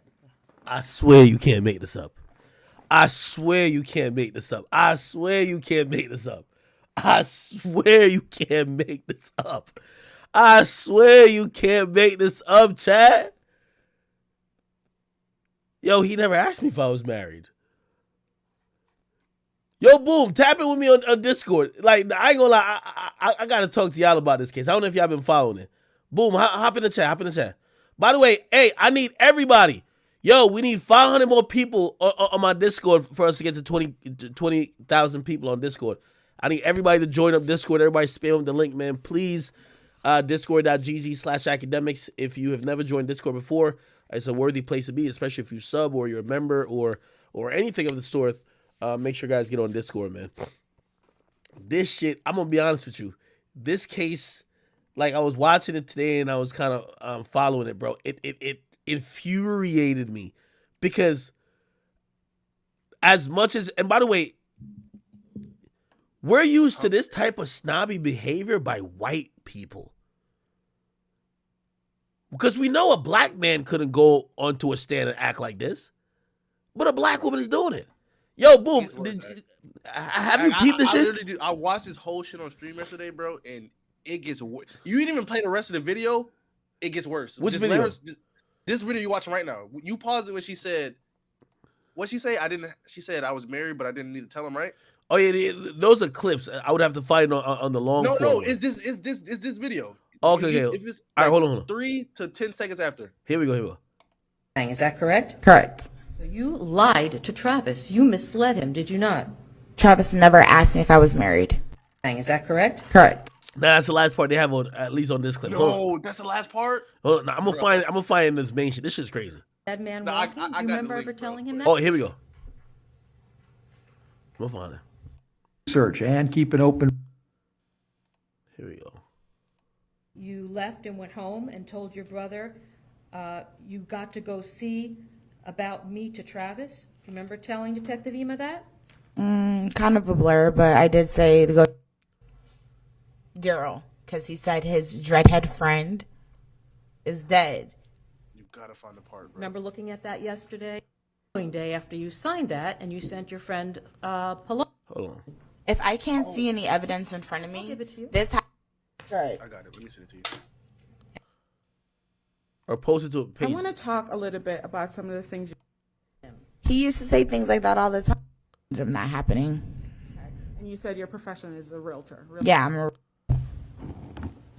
Yo, she called this nigga broke too. I was listening to it this morning in the car. Nigga, I almost pulled over, nigga. Bro, I lost my mind when I saw this shit. I was so mad last night, bro. Like, this shit pissed me off. Chat, I don't So want to bad, bore bro. y'all with it. Like, I ain't gonna lie. It's like, it's interesting, but like, I don't want to drag out 20, 30 minutes of her, like, whatever. No, I got the bro. I just DM'd you. That clip, it's more context to that one clip you said, because you gotta hear what she say after when she was like, "Oh, you married and shit." You gotta hear what she say after, bro. You gotta hear. It's more than just, "Oh, I didn't tell him I was married." She say some even crazier shit right after it, bro. No way. Bro, Wait. I'm not gonna spoil it. I'm not gonna spoil it. Wait. Where'd you send it? On Discord. Nah, send it to me on the gram. Alright, bro. Man, I ain't gonna lie. That woman needed to be under the jail. Nigga. Yeah, yo, but she's on the stand just like chilling, like she didn't give a fuck because obviously she's not facing no criminal charges. Yet. I mean, she can't. And by the way, What? I'm gonna be honest with you. They would kill the state of Florida for charging her with anything. Why? Like, yo, women are allowed to cause chaos and nothing happens. It's like a woman falsely accusing a dude of something. She doesn't go to jail unless she lies under oath. Like, she's admitting to her lies now, so she's not lying under oath, but her causing a situation to happen, there's no legal ramifications. So she could literally just cause hell because, yo, if she gets charged, you know what people are going to say? Yo, you're making domestic violence victims not want to, get help because they might feel like if something happens, they're at threat of prosecution. You get what I mean? So they're not going to charge her. Zero chance. She literally said, "Go shoot up the person's house," and he's a dead man walking. Bro, That's gaslighting. bro. No. She's a woman. Worse. Bro, She she's a unfit the woman. message, bro. Yeah, but it's still damn near conspiracy for murder, even if it was your man's. You set it up. Nigga. I know what you're saying. I know how they work, Bro, Like, bro, if you got like, a good let me lawyer, say bro, this. she getting charged, bro, for sure. Cause she set it up, and then she unsent the messages, bro. Like this case is wild. I was going through it yesterday. Like she unsent the messages. Oh, here we go. I'm gonna try to play. Person to become physically violent when Travis. I guess it's the second one, right? No. Yeah, No. it's It's the the Person to become physically violent when Travis and not the other way around. No. Not at all. Something or show me something if I can't recall the exact steps of the moments. Question. Okay, so you were the first one to become physically violent with Travis, not the other way around. Answer, correct. Yes, I said correct. You remember that? Yes. So you smashed his iPhone not out of anger, but because you were hurt? Yes. My bad. And I didn't send my brother. This ain't it? Can you hear me? You see the thread, right? Oh yeah. You see the one that's like right under the Steve Harvey one? Okay. That one. Okay. Here we go. That's Rudolph. Is that what you're telling me? No, we had a conversation about that. Yes, we did. Okay. And you had a conversation with a man about marriage, and you're still married to Andre Chusang. Is that correct? Correct. So you lied to Travis. You misled him, did you not? Travis never asked me if I was married. So you have to be asked a question in order to get an answer, or to be told the truth? Is that what you're telling this jury?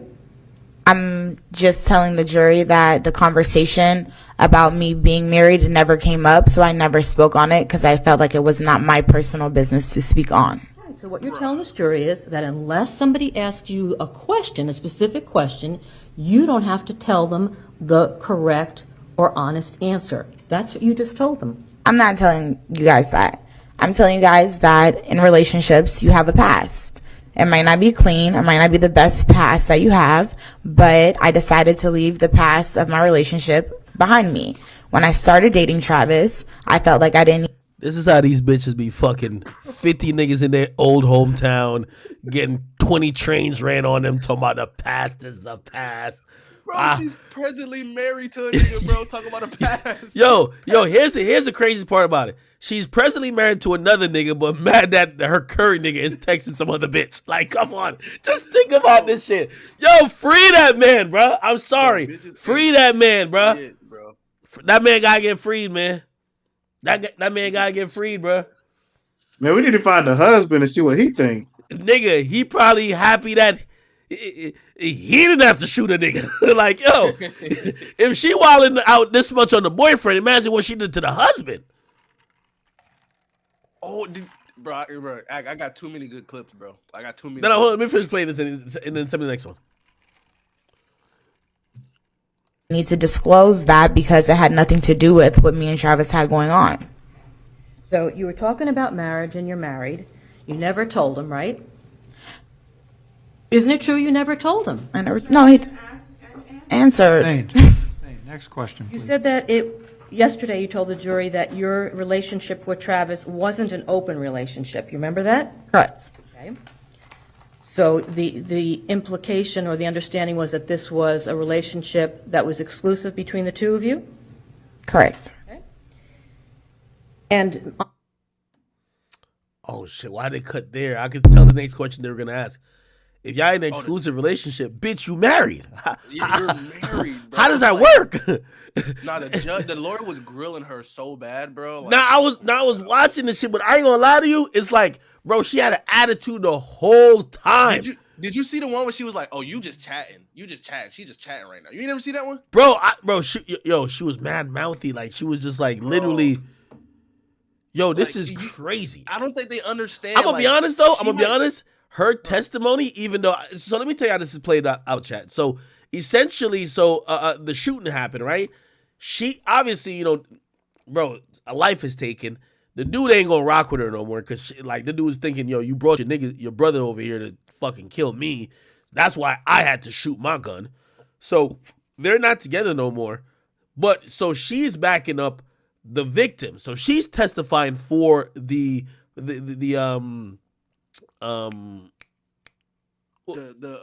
prosecutor. Right? You know, she's testifying for the prosecutor.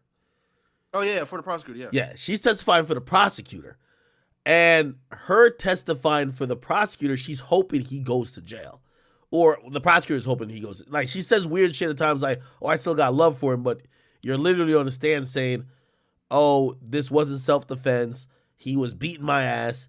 And honestly, those guys that he killed, he didn't know they had a gun. So she wants a nigga to go to jail. So, I don't know. It's just crazy. She's so fucking stupid, bro. Every time I look at her, I get so mad.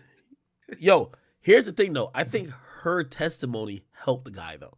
Bro, it helps her so much. I'm gonna be honest with you. You gotta be a you gotta be a super feminist or something like that, right? Like a super feminist on the stand where it's like, yeah, who the fuck cares what she did? Let's just focus on why he pulled out the gun. But everything has to do with how she set the situation up, right? She basically started a physical altercation with him because, yes, he was cheating. But here's another thing too with women, and this is something I'm speaking of personal experience with.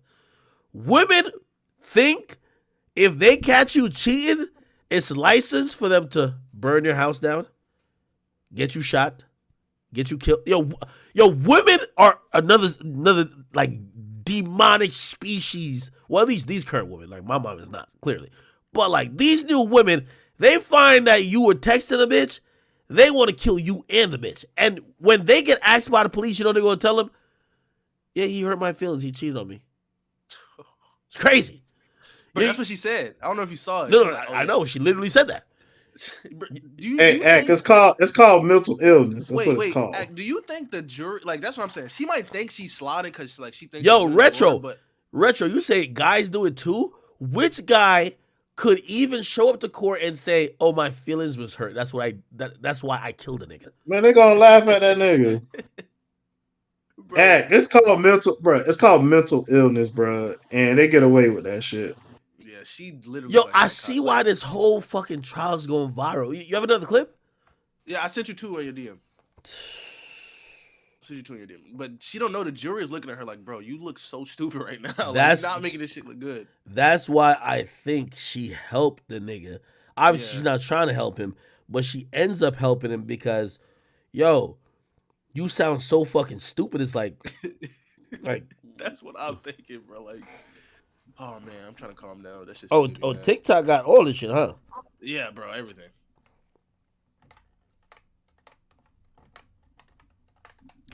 Let's check this one out. Here we go. Telling Detective Ema that, without being asked the question, my brother is licensed to carry. Do you remember that? I probably did tell him that. So that was an important fact to tell him, right?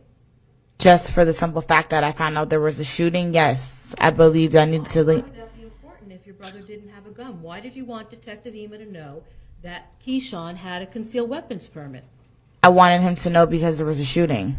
Right, because your brother took his gun with him. That's why you show me where my brother took his gun with him. Show it to me. But you're telling me something that you're asking me a question. I'm letting you know my answer. So if you don't have proof right in front of my face, then you can't sit here and tell me anything. I'm telling you. Okay, enough. Next question. Exactly. Next question. Stop. Your next question, please. Is this how you talk to Travis? Stop. This is how I'm talking to you. Next question. Oh, shit. She cooking, bro. I swear to God, this Lori cooking. You're not just trying to distance yourself, right? Distance myself from what? Well, you didn't want anyone to know that you were communicating with them because you didn't want to get in trouble. Get in trouble for what? Well, you could have been in trouble for setting this whole thing up and setting this in motion. Weren't you concerned? Setting what up? Your client shot 84 rounds. There was no shots back. Oh, it was 84? I thought it was 32. No, it was 39. 39? It was 39. But that boy had he had a 15. He had that 15 on him, man. Nah. He must have. Nah, he ain't switched a clip side. I ain't think he switched a clip side though. He had a 15. He had a drum. Maybe he had a drum. Maybe. You know he an NFL nigga, bro. You know he got them sticks on him.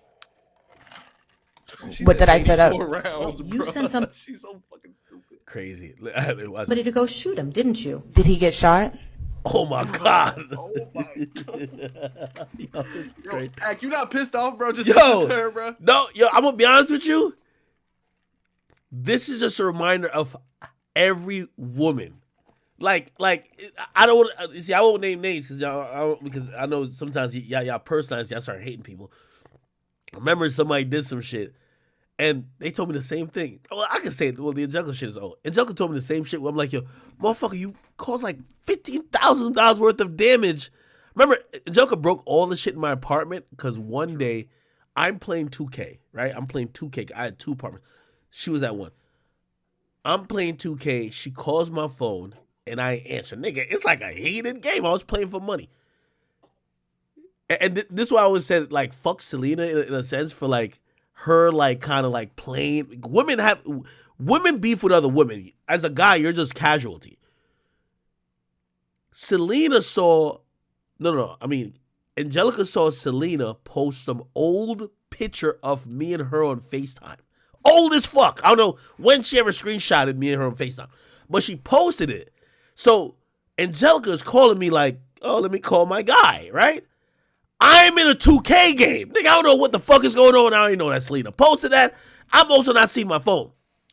Bro, by the end of, like, the game, bro, she fucked up everything in my apartment. $15,000 worth of damage.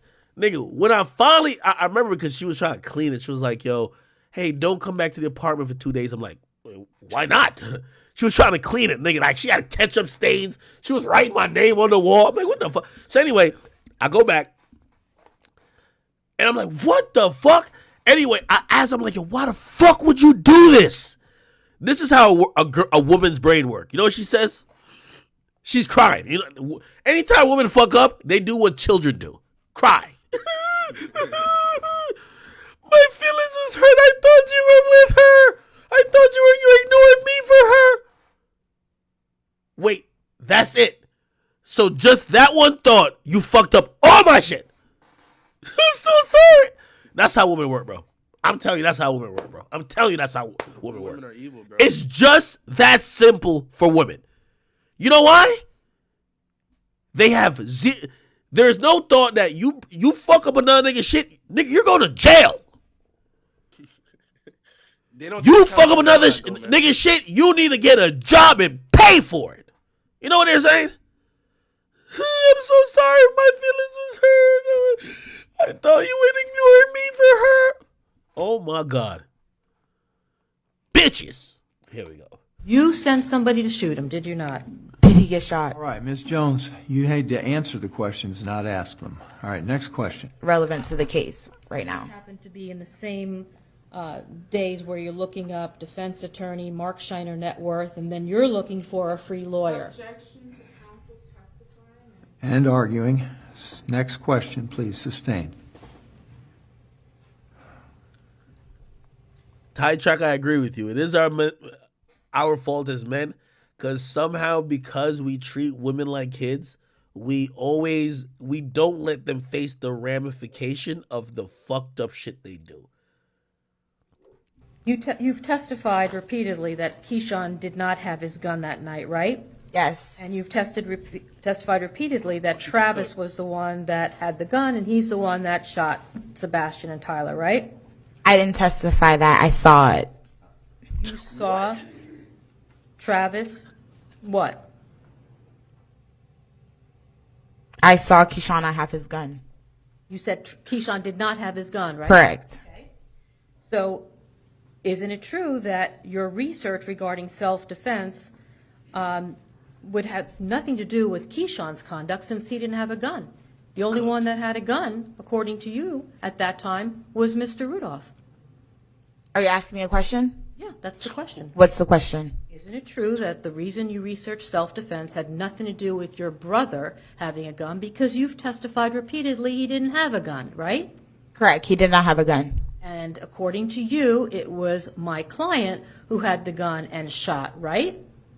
Correct. And self-defense involves the use of a gun, and you're defending yourself. Seriously. She's cooking. Feel free to stand up and stretch, folks. Take a break, actually. In a few.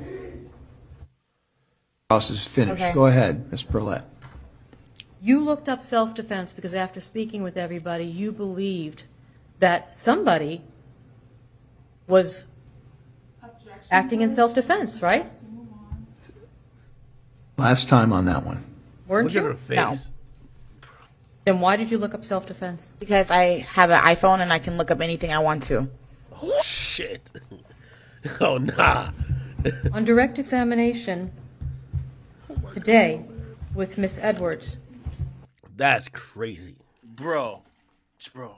Yo, Shawty talking like that, but definitely read on a third grade reading level. Yo, Ag, you know how fucking stupid she is, bro? Do you Yo, know that how bitch reads on a third grade reading level, boom. You know that. do you know how stupid that sounds, bro? Bro. Bro, I like the jury is looking at her like, bro, this motherfucker. And she lied about being a realtor. Bitch couldn't pass the test. I'm confused. Hold on. Let me hear this other one. She said, everyone's confused. Here we go. okay, well, let's try to unconfuse you. Let's start over. Because hold on. All right, go ahead. Remember, What's that? you remember telling the jury yesterday when the state was asking you questions about DJ's text, you guys texting back and forth, Okay, that's what you're talking about. Yes. and then you told this jury that the first time you heard about all of this and that there were more people that went there besides Keyshawn was when you were talking and communicating with DJ. But prior to this, you have to remember me, Keyshawn, and Tyler were in a group chat. Remember, you said that out of your own mouth. You also just testified that there was a FaceTime. You told Detective Ema details about your brothers going there. Don't you remember you just testified about that? She's chronologically way out of order. All right. She's just like chatting right now. Start What? over again. Bro, what? She's just chatting right now. Just chatting. Yo, that's crazy. Yo, Oh, bro. nah. Hey, that's that third grade reading level. I'm telling you. Bro, just chatting in court is crazy work, bro. That's all I'm gonna say, bro. Hey, do you believe that bitch got her realtor license talking like that? Bro, I don't know. How hard is the test? Like, is there a No, verbal no, test? apparently she's not like, she don't make no money. She lives with her mom, so she's not like a realtor. She's not making bread. She lives with her mom. She says it. Bro, I'm gonna be honest with you. I'm surprised this is the case. The moment somebody in that group text says, "Yo, that nigga's a dead man walking," and also shoot his shit up, it's over. I think it'd be like, all right, y'all go home. Y'all go home. You know what I mean? Y'all go put some flowers by the gravesite, and y'all should learn that y'all should stop sliding on niggas with AR-15s. And yeah, that's the end of the fucking case. What we talking about? Y'all should be lucky y'all not in the body bag with that nigga. Like, what's the problem? Bro. Also, she unsent the messages too. So That's guilt. she unsent them when she got subpoenaed. She unsent them. Yo, she say, yo, this bitch just chatting right now. Yo, this is crazy. Yo, chat again. I know this is not really hip hop related, but it is pop culture related because obviously the guy. So here's the thing too. So here are the real ramifications, right? This guy's life is in shambles, right? Hopefully he beats the case, but his life is in shambles. Remember, he wasn't that good in the NFL level. He got hurt when he was on the last practice squad team for the Dolphins. Then he actually gets a break and he could play. Remember, he's 27 right now. He was trying to get an opportunity to play in the Canadian Football League. Now that opportunity's done. Like, his life is in shambles. I was listening to this thing earlier where they were asking her, like, yo, like, was money part of the reason why, like, you were with them? And she was trying to downplay it. But, like, I'm going to be honest with you. She's a fucking liar, bro. Like, you could tell, like, she was with the nigga for the cash. I'm going to be honest with you. This is my takeaway. She probably got frustrated that he wasn't making as much cash as she thought he would have. And to add insult to injury in her situation, she probably looking at it like, yo, nigga, you're not even paying the bills. And you cheating on me, even though I have a fucking husband. I'm going to break your iPhone. I'm going to start beating on you. And as soon as you touch me, I'm going to hit my brothers up and tell them that you hit me and tell them to come shoot you. And then forget to tell them that, oh yeah, you have a gun too. When you pull your gun and you shoot one of them and kill them, I'm now going to testify against you and claim that, oh, these guys were coming to just talk to you. It's worse too, Ag. Like, if you, it's another video where like she interviews the lawyer is cross-examining the brother. And she's like, did your sister tell you that she called her mom and threatened to shoot her shit up? Did she tell you that she called the sister to shoot her shit up? Did she tell you all this shit? And he was like, nah. He was like, would you have still slid if she told you this? He was like, I don't know, maybe. I was like, bro, I couldn't do this anymore, bro. That shit just, I had a migraine, bro, at the end of this shit, bro. Yeah, I think the brother is, which one's the brother? And he's hella, bro. He's like a Saucy Santana nigga, bro. Like, you wouldn't believe this shit, bro. You wouldn't believe this shit, bro. Wait, this thing right here? Let me see. It's probably him, bro. Nah, that eyebrow right here look wild. Nah, this ain't him. No way. Bro, that's the brother, bro. No way. That's the brother. No way. Oh, God, bro. This is the bro? Oh, hell nah. I ain't gay no more. No way. This nigga's... No, that's not him. That's not him. That's not him. Oh, this gotta be... Who the fuck is this? Another nigga in the car? That's another nigga. He got a turtleneck, bro. That nigga looks so flamboyant, bro. Okay. It gotta be on day 3 then. Day 3. Hold on. I gotta figure this shit out. He got a turtleneck and a chain on, bro, with no hairline. No way. 10 minutes? No more. Nah, this shit is ridiculous. Bro. You say he got a turtleneck? And a chain on, bro. TikTok. Maybe it was this. Important to know This is not him, right? What about this nigga? He got a chain on and a turtleneck. You won't miss him. Wait, he got a You'll hear chain. his voice and know it's him. He wore a chain? A chain, bro. That shit like a 4PF chain. You're lying, nigga. All right, you're lying. Now you capping out, nigga. God, I swear to God. Oh, Bro, I just seen him. Wait. Why are you doing this? All right, 5-0. All right, states 5-0, 50. I just DM'd you a link if you ain't find it yet. Yo, this nigga think he Tariq from Power. No fucking way, my nigga. No fucking way. Oh yeah, that's bro. That's bro. Where I am. We're on 40th Street and I don't know, we're in North Lake, 40th Street and Broadway, yeah, 40th Street, Broadway. What's going on? Bro's zesty. We have someone who's shot. He has a DSW. He's shot? He's not moving. Yes, he's not moving. He's shot. Let me get the next line. One moment. Please hurry. Yeah, I'm dropping it now.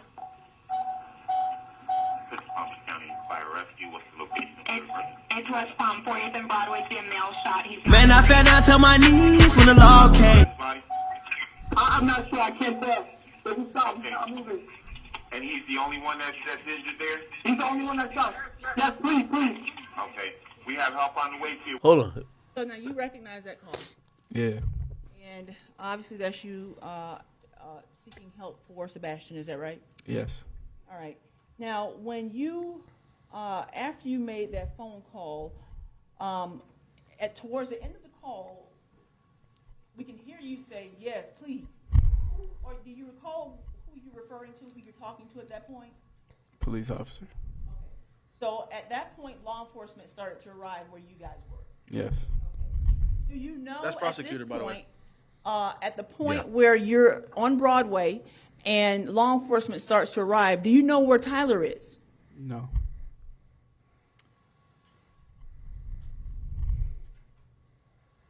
When law enforcement arrived at the scene, what did they do with you guys? Like, did they separate you and Chris? Yes. What happened? A through G. We see on the door the Cadillac. All right. I guess that was the car, right? Let me look it up again. Travis Rudolph. I ain't gonna lie. Shout out to this boy, man. He did what he needed to do, nigga.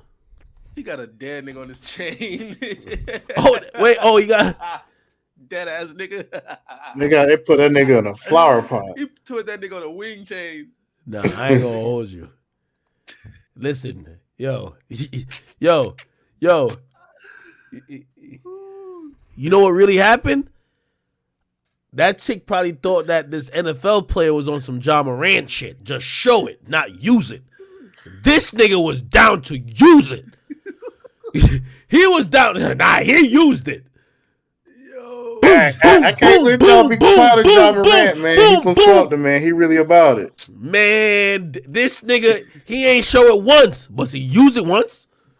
Yeah, his girlfriend who was married to another nigga, thought he was on that John Morant, just waving in the air to a Youngboy song. This nigga was creating his own beat, nigga. That shit was probably sounding like a Jersey club beat.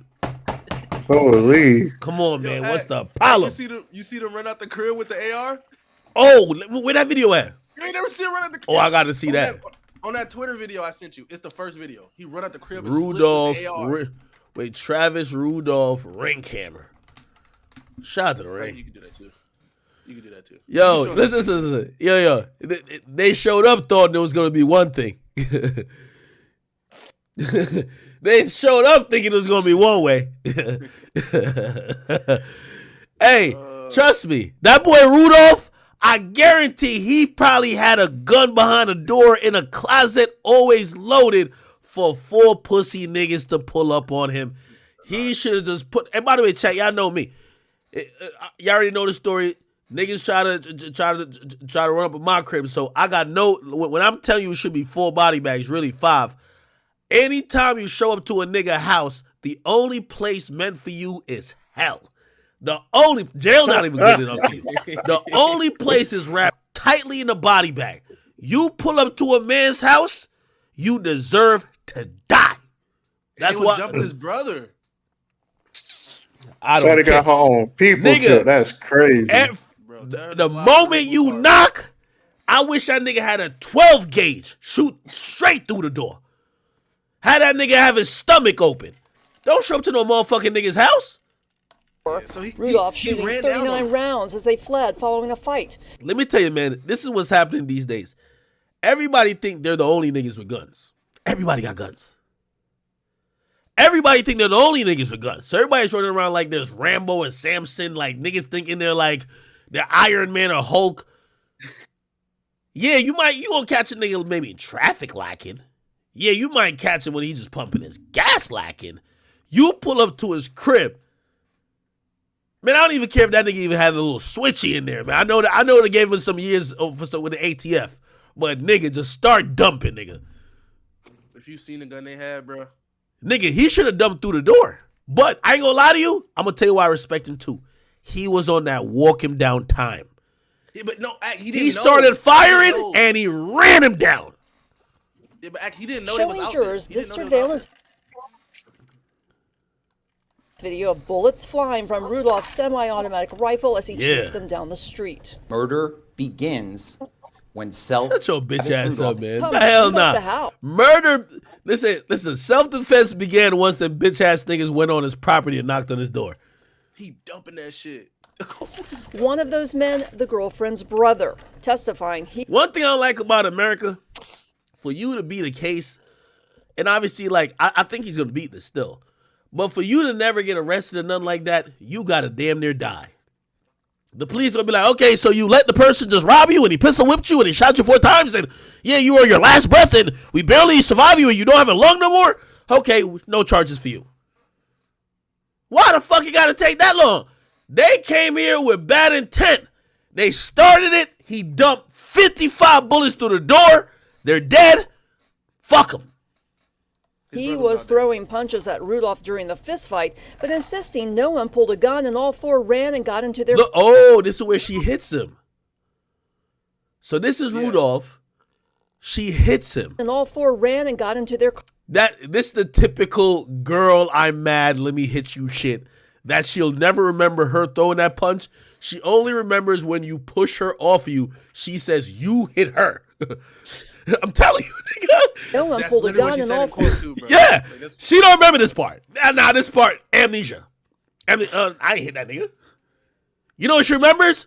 When she's now because she's trying to punch you in the face. That's the thing with girls. She got nails, them acrylic waist woman nails that's trying to scratch up your beautiful face. The moment you try to just get her off you, you hit me. Bitch, what the fuck? Bitch, you were bitch, you hit me like Javante Davis. She had no recollection. 4 ran and got into their car. But Rudolph's attorney insisting Rudolph was acting in self-defense. Isn't that a fact that you guys immediately attacked him, never giving him a chance to do anything? This sucker should have been breathing through a tube. No. Rudolph's attorneys say he never began shooting until two of the men in the car pointed guns. I'll donate some money to his legal defense. That's my boy. Facts. Set the GoFundMe up. I'm telling you, man. Well, I want to see when he comes out this shit dumping. I don't know if it was on this video, but it's on the Twitter video. But it's probably on this one.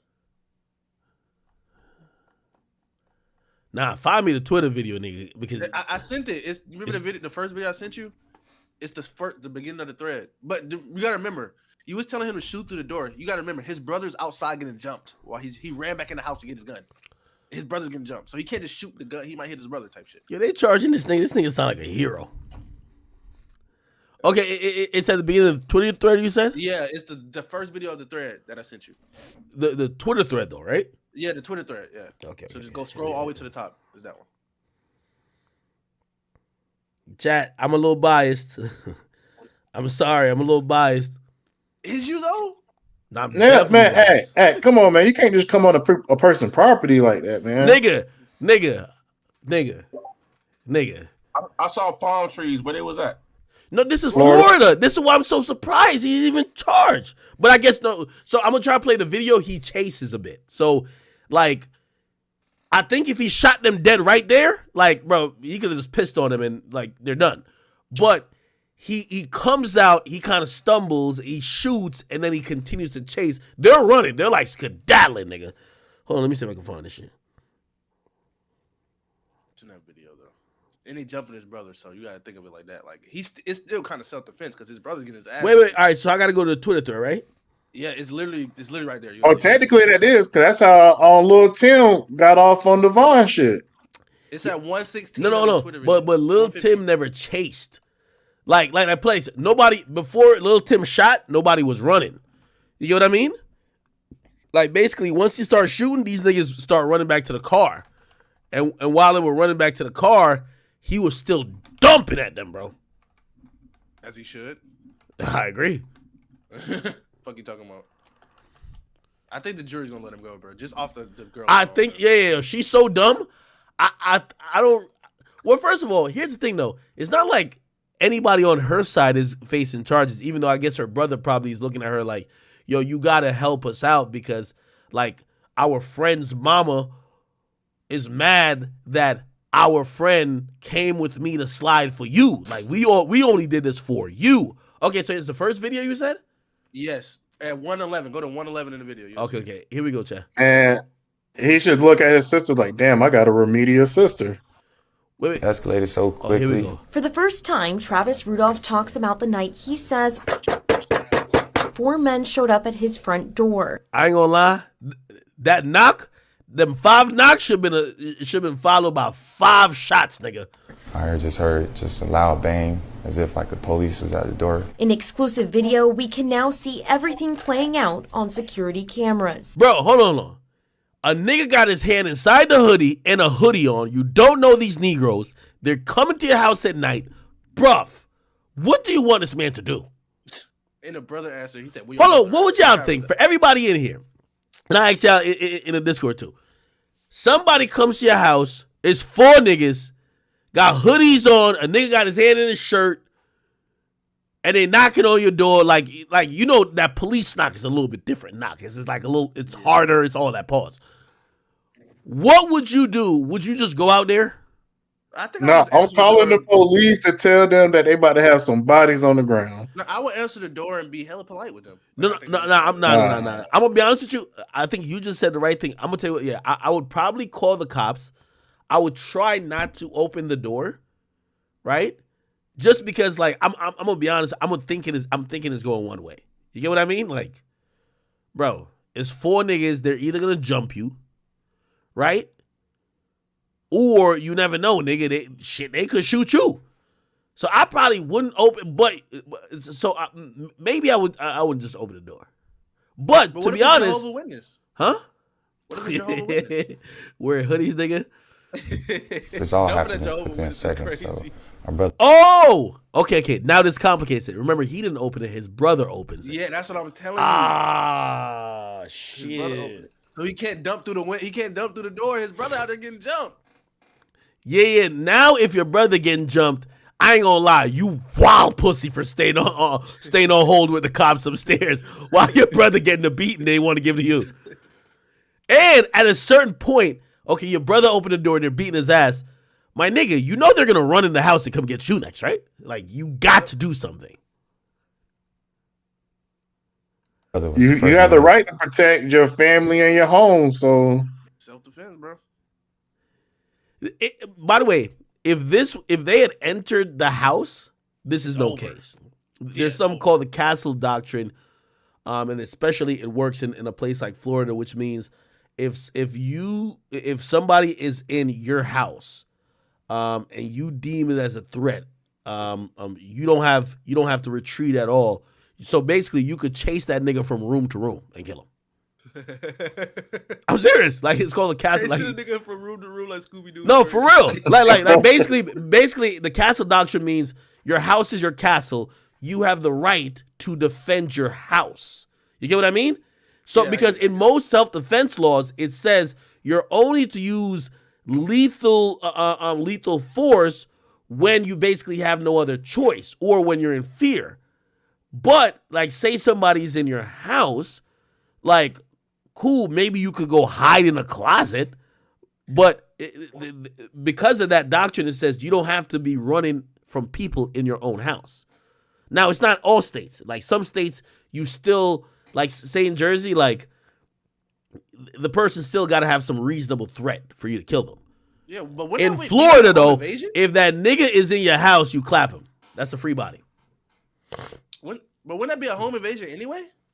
What? If they running in your house and you don't know these niggas? Yeah, but lethal force is so different. So what happens in Jersey, and in a lot of like states like Jersey has really tough gun laws. People try to steal cars a lot. They don't do home invasions a lot. By the way, you know whose house just got broken into? I'm gonna show y'all soon. So in Jersey, what happens is the people try to steal cars. When they do try to steal cars, they won't brandish a gun. Once you brandish a gun, it's a whole different case. Like those guys who came to my crib, the reason, like, people try to steal, I don't know if I ever told you, like, people try to steal my Lamborghini before. Well, I think I told you, I don't ever told them. Like, niggas, like, went in the Lamborghini, you know what I mean? But when I saw them, funny enough, I saw them a week later because it's young kids. They're like 16, 17. Most of them are underage. I'm going to tell you what they do. It's older dudes that get young kids, which means they get juveniles. They're not going to get anybody over 18. They get juveniles to basically, and they don't really run into houses, right? They try to avoid confrontation. They'll check the car. If the car is open, some of the rich people in neighborhoods like where I live at will leave the keys inside. They'll just jump in a car and go.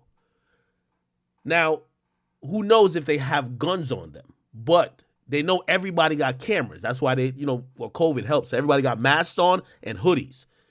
What they do is they never show the gun. Here's how the law works in Jersey. If they see a gun, it's a whole different situation. Like them niggas, that's why they also knew them niggas wasn't car thieves. Them niggas had a big ass AK when they were coming to my crib. If you show the gun, it's a whole different case. Them niggas is facing like 25 years. If there's no gun, right, and you just steal a car, or by the way, it's what they could prove. They let the kids out the same day. That's why there's so much car thefts in Jersey. So even if they steal a car and they get caught, they still get out the same day. They're juveniles. Yep. It wasn't they call it's a non-violent incident, and because of there's what's called no cash. There's no cash bail in Jersey, which means that unless you commit certain high-level felonies, which all involve a gun. So no gun, you don't have to pay to get bail. So once they lock you up, you get out immediately. So that's why they get kids to do it, and the kids just try to steal cars. Generally, they're not trying to hurt nobody. Like, I see it on like our feed, like for the neighborhoods and shit. Like, they try to rob somebody last night. Or like try to get their cars, but they're not trying to confront people. They're not trying to really like shoot nobody, right? Which I'm not saying it makes it better or whatever. But the reason why they move like that is that if they do get caught by the cops, they get out the same day with a summons.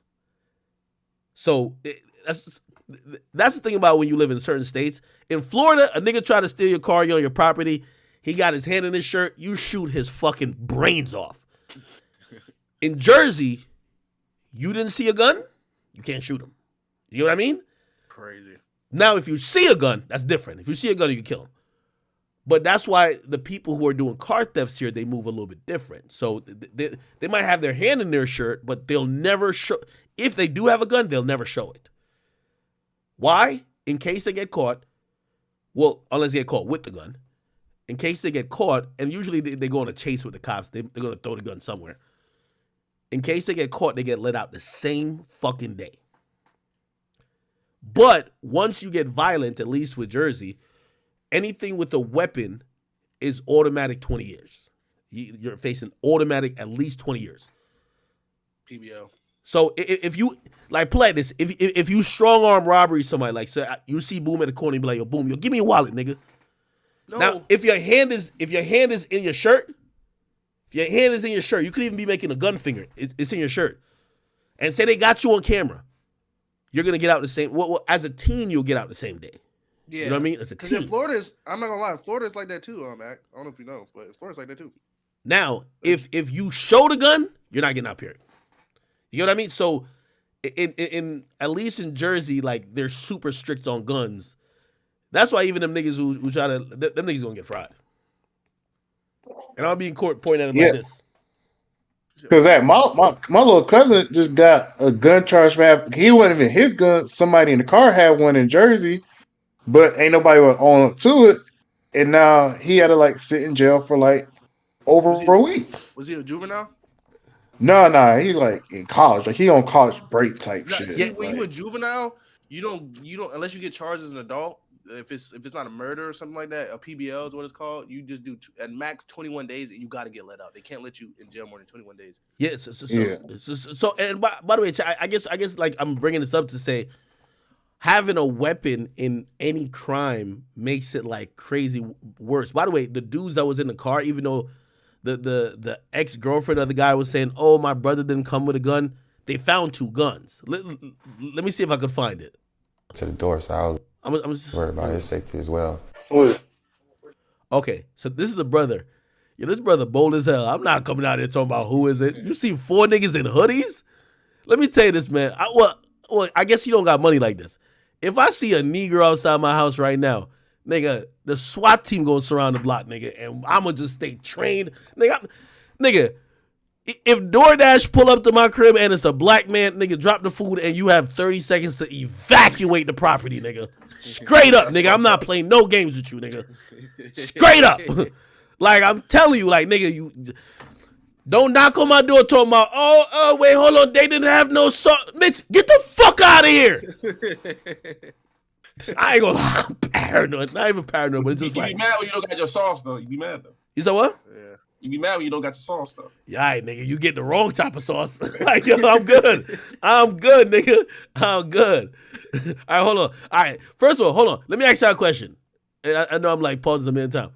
All right, 4 niggas, 2 in hoodies. They're looking a little sketch. Are you opening the door?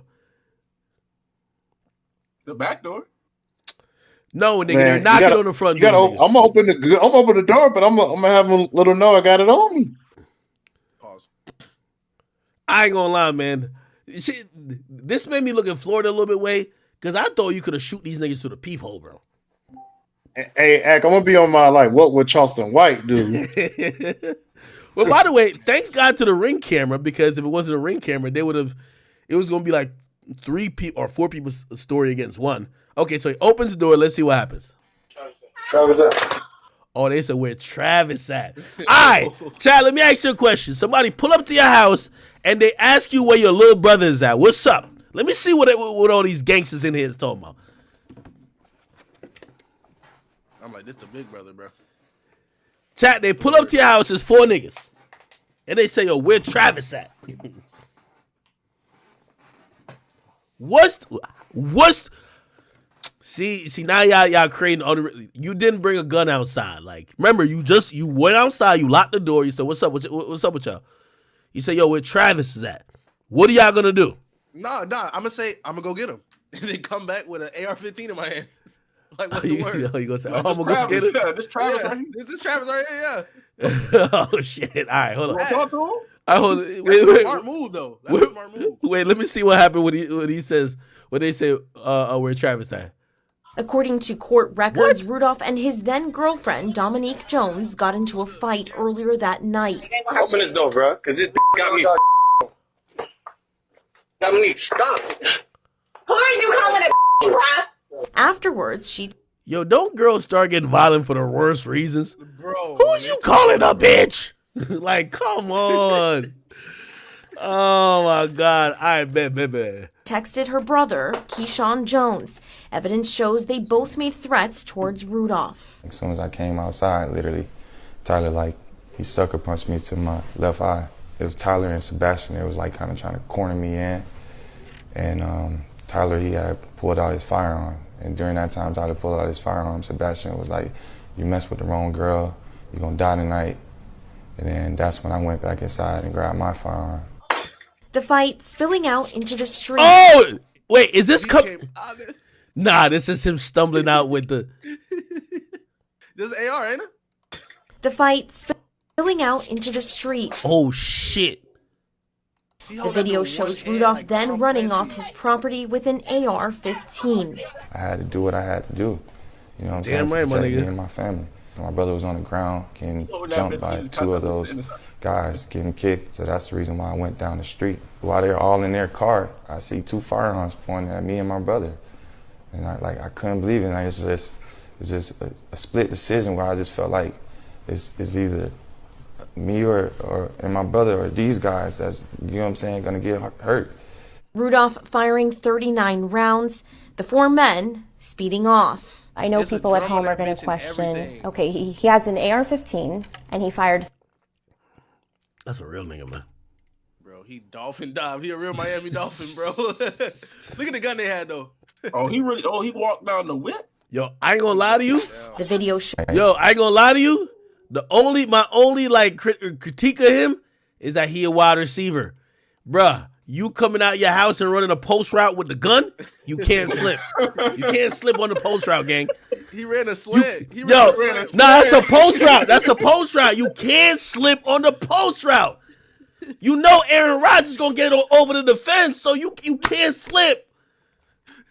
Nah, that's why he was on the practice squad. Yeah, that's why he was on the practice squad. Nah, the nigga ran a post route, nigga. He should have been posted up with the fucking chopper, aiming by. He should have been on the top of this car, nigga. Play action, bro. That was a play action audible type. Like shot us. When he slipped, he had to switch it up, bro. He had to audible that motherfucker. God damn. Hey, all I'm saying is, hey, if it was Aaron Hernandez, he wouldn't have missed. Now, Aaron Hernandez would have never came out without the gun. I'm gonna be honest. I don't think niggas would have pulled up to Aaron Hernandez's crib. Yeah, they wouldn't have did that.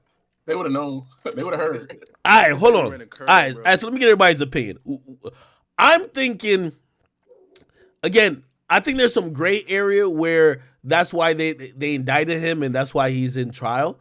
But I still think he's going to beat the case. I think they're going to see enough reason why, by the way, chat, him leaving here and chasing, they're saying that he's not in danger no more. Now, his brother is, though. That's another thing. So self-defense says it's you could use self-defense to defend you or others, right?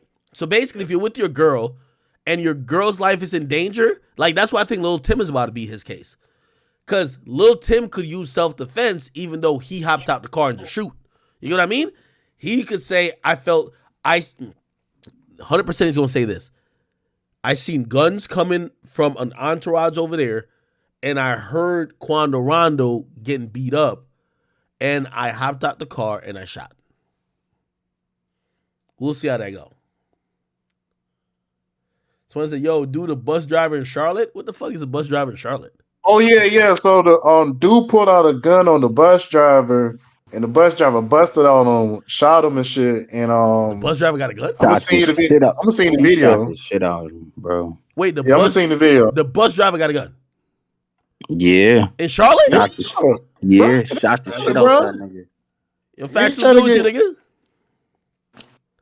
But that public transit get crazy, boy. You better have Yeah. something. Damn. But yo, real question is, yo, imagine having to do this for your girlfriend that got a husband. Yo, that's crazy. Wait. Yeah, I think. All right, hold on. Everybody, just give you up. Does he beat this case or not? I say beats it. I don't think he gonna beat it because he shouldn't have ran with the strap. Like if he ain't chase him down with the strap, Yeah, he but probably his brother, would've no, been his brother's getting jumped when he's running out there to them. He's running to his brother. He's not just running to them.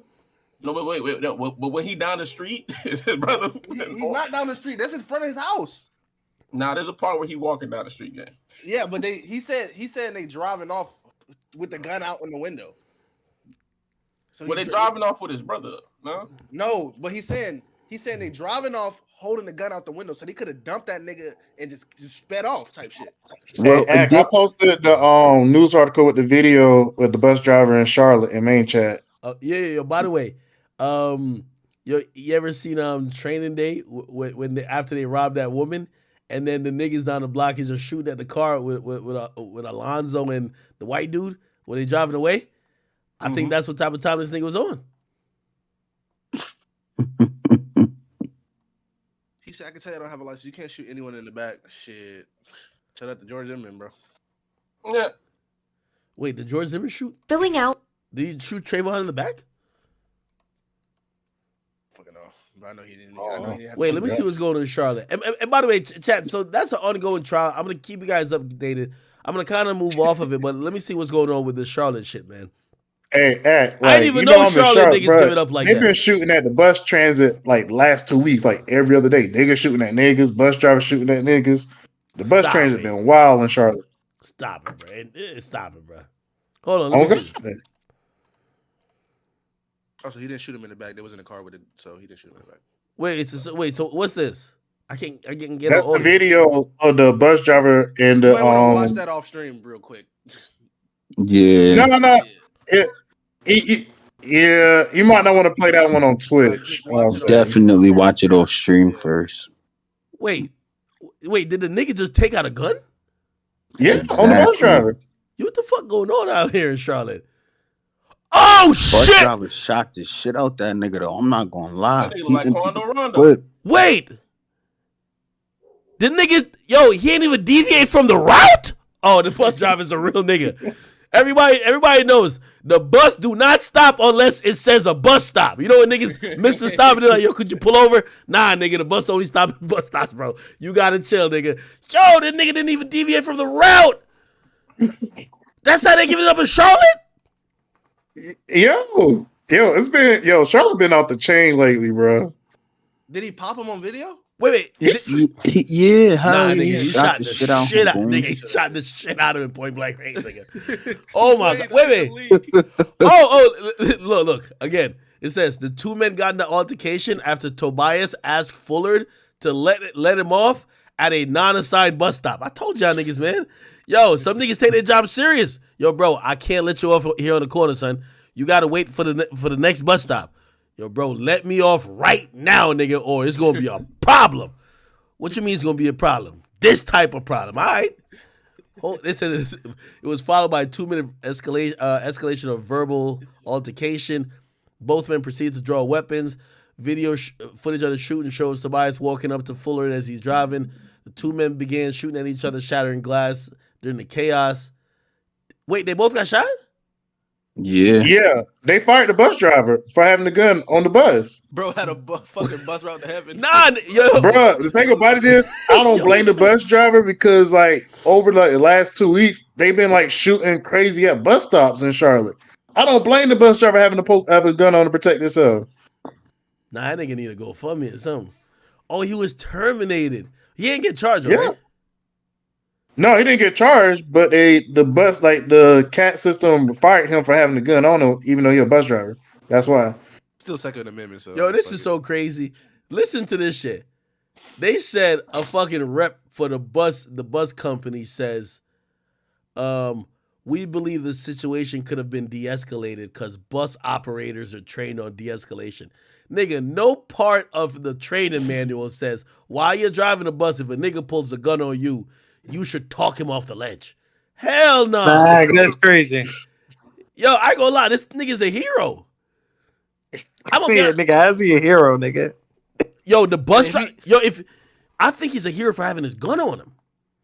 Nigga, how was he a hero, nigga? He got into the shootout, could have hit anybody, nigga. No, he shot the nigga. He hit the dude. The dude was in the hospital. The dude shot anybody else though. You could have shot a passenger. Nah, he ain't shoot nobody else. Could have though, nigga. The dude didn't die though. Nah, that's the dude crazy. going to jail though. Wait, he's going to jail. Why? And didn't die? Yeah, the nigga, the hood dude, he didn't die. Yo, AJ, what you mean? Why he's going to jail? He in the hospital, but he gonna go to jail. The bus driver's going to jail? No, not the bus driver. No, the bus driver got fired. They fired him for having a gun on the bus. Oh, but the other nigga's going to jail. Yeah, and he banned from all cat transports. Banned from buses is crazy. He's going to jail, nigga. I'm not getting out of jail for dumb long, nigga. Who cares about the bus, nigga? What if bro got like a 1 month pass? Like he can't give it away type shit?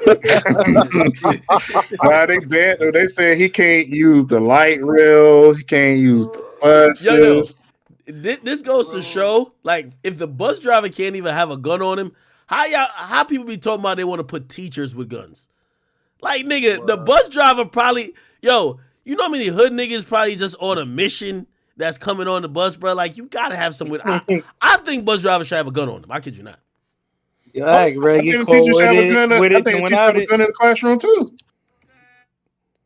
I don't know about all teachers. Nah, you seen the video where the teacher got beat up by the student in North Carolina? That's where you don't want the teacher to have the gun because nigga. Come on, bro. You can't kill a kid because he beating your ass. Like, come on. I ain't gonna lie, like, I ain't gonna lie. A little Legos might be better than detention, bro. No, catching a body because a nigga beating your ass is crazy. But what if like a school shooter come and the teacher can protect the students? Okay, because that's different. That's way different. Yo. By the way, that's listen. Even though I am for like, I'm a big pro gun person. I've just always been. Well, not always been, but I've over the last like 3-4 years I've been huge on that. Here's the thing though, it sounds good to say, oh, the teacher's protecting the student. I'm gonna keep it a bean with you. If I got a gun in there, like this gonna sound fucked up, nigga. That gun is to protect me. That's it. For me to get out. I'm not on some everybody get behind me shit. Nigga, I might need one of y'all as a human shield. I'm getting out of this bitch. I'm going home. Nigga, bro, this is nigga. Hey, which teacher gonna be like, yo, I'm shooting it out for the kids? BML moment in Columbia, South Carolina. The store owner at a Shell station in Columbia, South Carolina, shot a 14-year-old boy because he thought he stole a bottle of water. They protesting at the gas station. Oh, niggas getting shot for a bottle of water now? The dude didn't even tell it. It was a 14-year-old black dude got shot by the store owner that was white. Bruh, they talking about shutting the store down. The store owner did get arrested and charged with murder, but they out there protesting at the gas station and stuff. Wait, he killed him. Still selling chips at the crime scene type shit? Nah, they saying they trying to shut it down. Yeah, but he's like, the dude shot a 14-year-old black kid because they thought he stole water, a bottle of water. Not even hot Cheetos, just a water? Niggas. Yes. And he didn't even steal nothing, and the kid didn't even have a gun. He just killed like a 14-year-old kid, black kid. I don't know what's going on in the Carolinas, man. Yeah, keep me the fuck away from there, bro. Hey, all I gotta say, look who's from the Carolinas, John Moran. He from something. Yeah, but y'all also got the baby. No, I'm just playing. All right, let me see. Oh shit. Hey, anybody in here from the DMV? We got ties out there. Yo, so shout out to my boy Ant Glizzy, man. But apparently the DMV been popping recently. Ant Glizzy was in a boxing match. So they had, this is when you know the DMV is on some other shit. They had a boxing ring in the middle of the hood. And Ant Glizzy, that's the guy who used to be with Shy Glizzy or whatever, he boxed some nigga named Davey Ruffin, and apparently the winner was going to get 20 bands. They fought in the middle of the hood in a makeshift ring, bro. Kid you not. This shit is crazy. Like on some backyard wrestling? Nigga, look on the screen. Nigga, the only TV station was IG Live, nigga. Niggas was just had their phones out, nigga. That's it. Oh shit! Push! Oh! Oh, shit.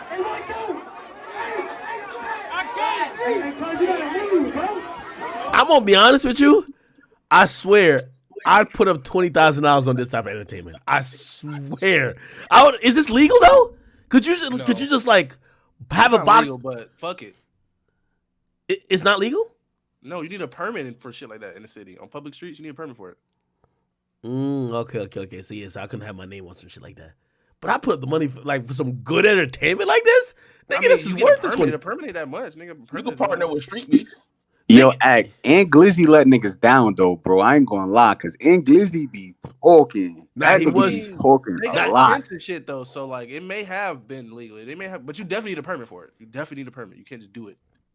But other than the permit, I'm thinking about like health safety reasons, my nigga. It's like, yo, bro. I mean, Hey man, just have them sign that form, man. Be like, hey man, if you get hurt, it ain't on us. That's all you gotta do. Don't like the boxing commission gotta like oversee it.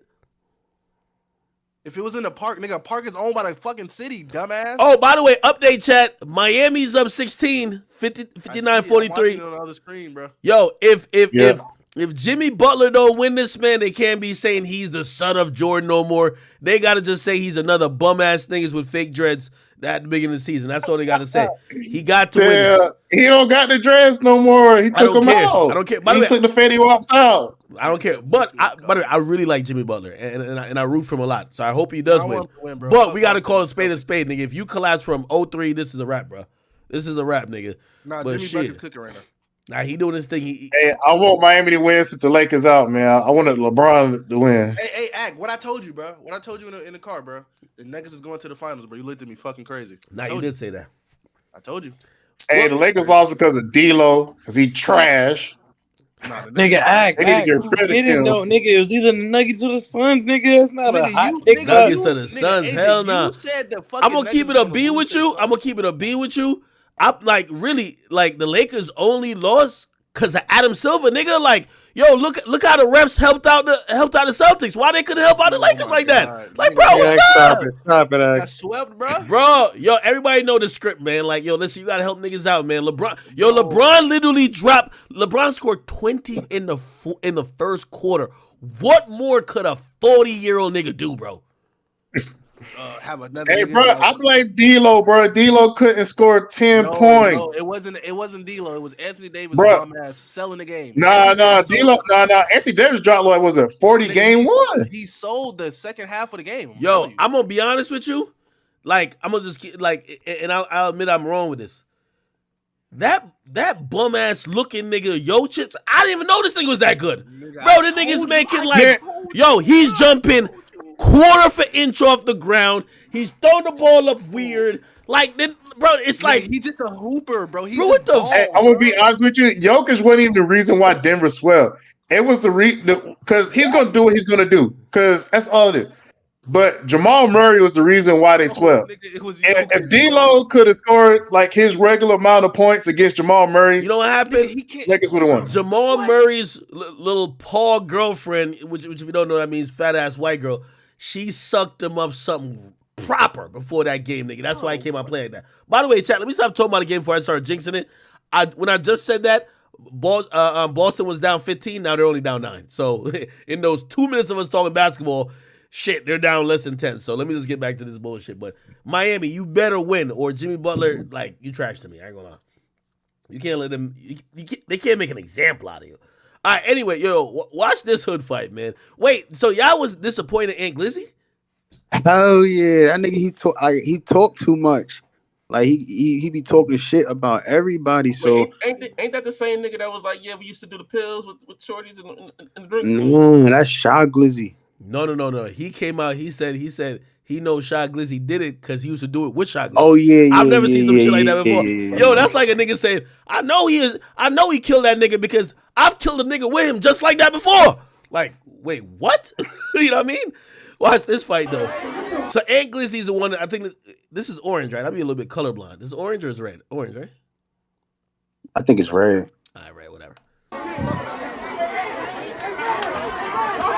Okay. Man, we can't see, man. Okay. Oh, okay. Okay. Nah, this is a park though. This is a park type shit.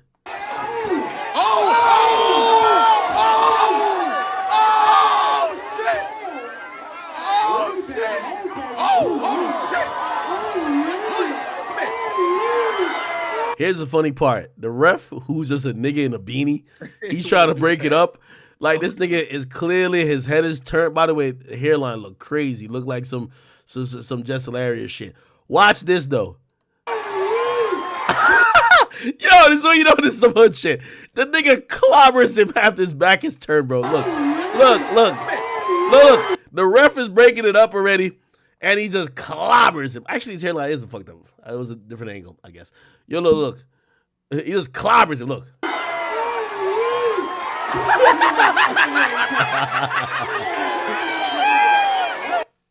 You know you at a hood boxing event when you got security right here with the phone out. Look at security right here with the phone out. Yo, chat, this is legendary. The security got the phone out filming the fight, man. This is some hood shit, man. That nigga said time out. Oh, shit. Hey, what the fuck? What the fuck going on? Yo, they actually got corners and everything. Nah, this looks fun, though. Like, I'm surprised this went down with nobody getting shot. This is good.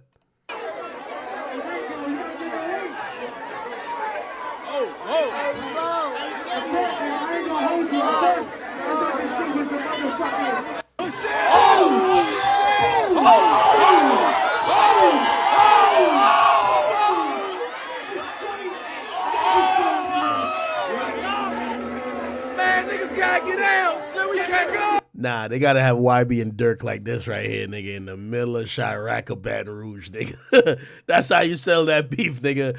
In the middle of Chirac or Baton Rouge, just like this, man. Man, we can't even see the fight, gang. Hey, nah, Ant said he was gonna take a knee though, Slump. Oh, he took a knee? Got paid, he taking a knee, gang. Man, what's up with that nigga? Oh, ain't it playing King Von in between rounds?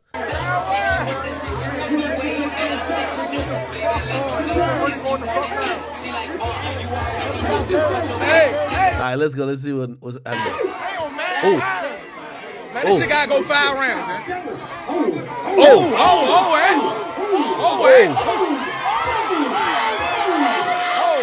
This is like a typical hood fight, man. Half the punches are misses. Yo, niggas be putting so much power in their punch that when they miss, they have to go the direction their punch went. This shit's crazy. Oh, nah, he tied. Nah, he be smoking in bogeys. That's what happened. He smoked too much bogeys. Like, yeah, this nigga's dead tied. Oh, anti, everybody go down. Nigga, your right here was about to slam his ass. Look. Oh, anti, everybody go down. Look, right here, he's about to slam him. Look, Johnny about to slam the nigga. Look. Oh, anti, everybody go down. Look, that's the slam right there. Oh, yeah. Come on, Craig. They got a commentator. The weed kicking in. He said the weed kicking in. The weed. Was that the ring girl? A BBW. Oh, shorty. Oh, anti, everybody go down. I don't know. My burned out, man. This nigga Bam Adebayo sucks. Oh, look at my burned out, man. Oh, shit. This nigga got a sucking a dick on his back. Oh, shit. Man, get the fuck out. 1, 2, 3, 4, 5. Nigga, this shit like a block party. Hey, we go up to the now get the fuck we on.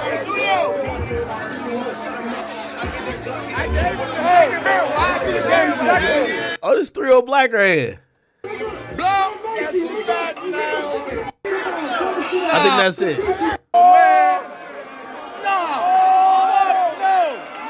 Oh, I can see that. Listen, Hey, salute to both men. I'm glad that there was no shots fired, nobody got killed. Little bruised ego. Some people got paid. I would like for that shit to happen a little bit more. I don't know if these guys have real issues though. All right. Anyway, still got a few things to get to, chat. I know we stayed a long time on them other issues. Let me see what else. Oh, any of my red pill boys in here, man? I gotta talk to y'all, man.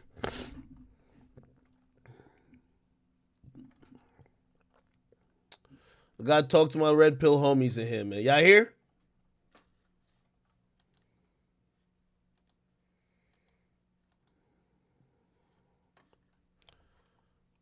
Let's see. There's something called the Whatever Podcast. Let me see if I can find this shit. Is this it? How do I find the episode? I don't even know how I can find this bitch, honestly. I think this podcast has been going like mad viral type shit. Give me a second. Let me see if I can find it. I think this Welcome to the Whatever Dating Talk podcast. Thanks for tuning in tonight. You could have been anywhere in the world, but you're here with me. I appreciate that. We're coming. I'm like Spider-Man and you're like Eddie Brock, and you. I'm like Spider-Man and you're like Eddie Brock. What the fuck? I'm gonna call my Instagram as instagram.com/destiny. She can hit me up, okay? My mic time up is over. Here we go. Is it? Is why you're using them? Why are you using the thumbnails with the half-naked woman? Because it gets clicks, MLB. duh. Hey, isn't that MLB. If it's a brief temporary thing, like what if it's mental abuse? Okay, now it's less cut and dry. You are setting your child up for failure as well. If you all right, so let me give a little premise to this. So, you know, like, I ain't gonna lie, man. A lot of y'all little red pill niggas been taking a lot of L's recently. I'm not red pill, whatever that means. I do understand that there's a lot of usefulness in some of the talking points there, but I'm gonna be honest with y'all. Most of you niggas take this shit too far. Y'all take it too fucking far. And I get it. Everybody's on an extreme race because they all want to be the person that seems to be the most down with it or seems to that you could gain the more fan base. Because at the end of the day, you know what I mean? This is kind of like a competition for who most people could follow. There's a bunch of impressionable men. They're actually not kids. They're men that are looking up to people that they feel could give them and instill values and give them kind of codes and like tips to live life. And they're looking to the red pill, the manosphere. Again, mostly positive stuff and mostly actually real stuff they're saying. But some of you niggas take it too far, okay?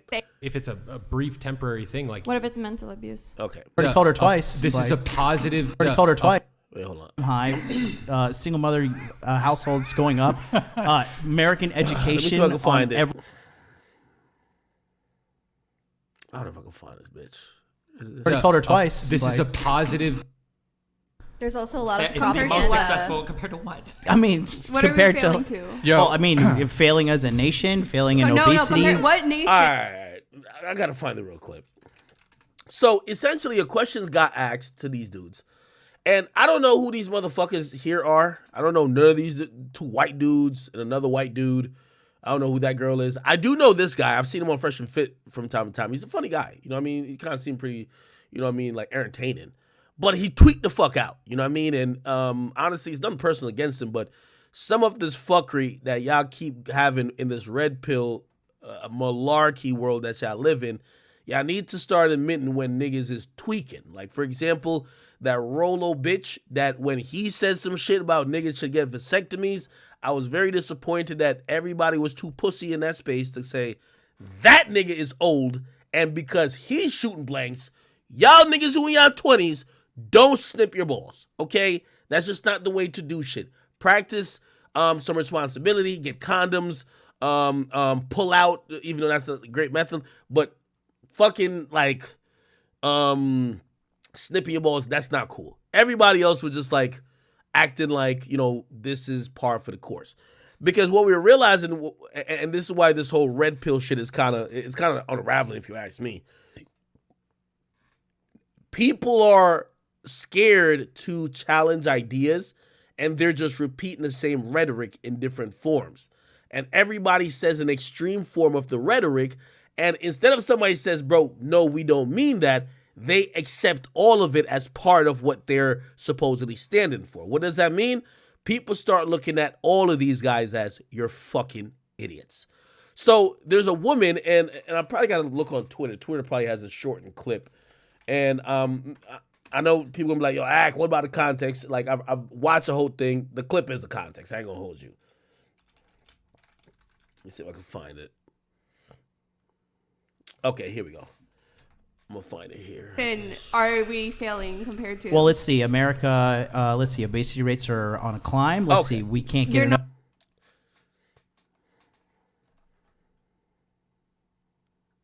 What the fuck? Ew.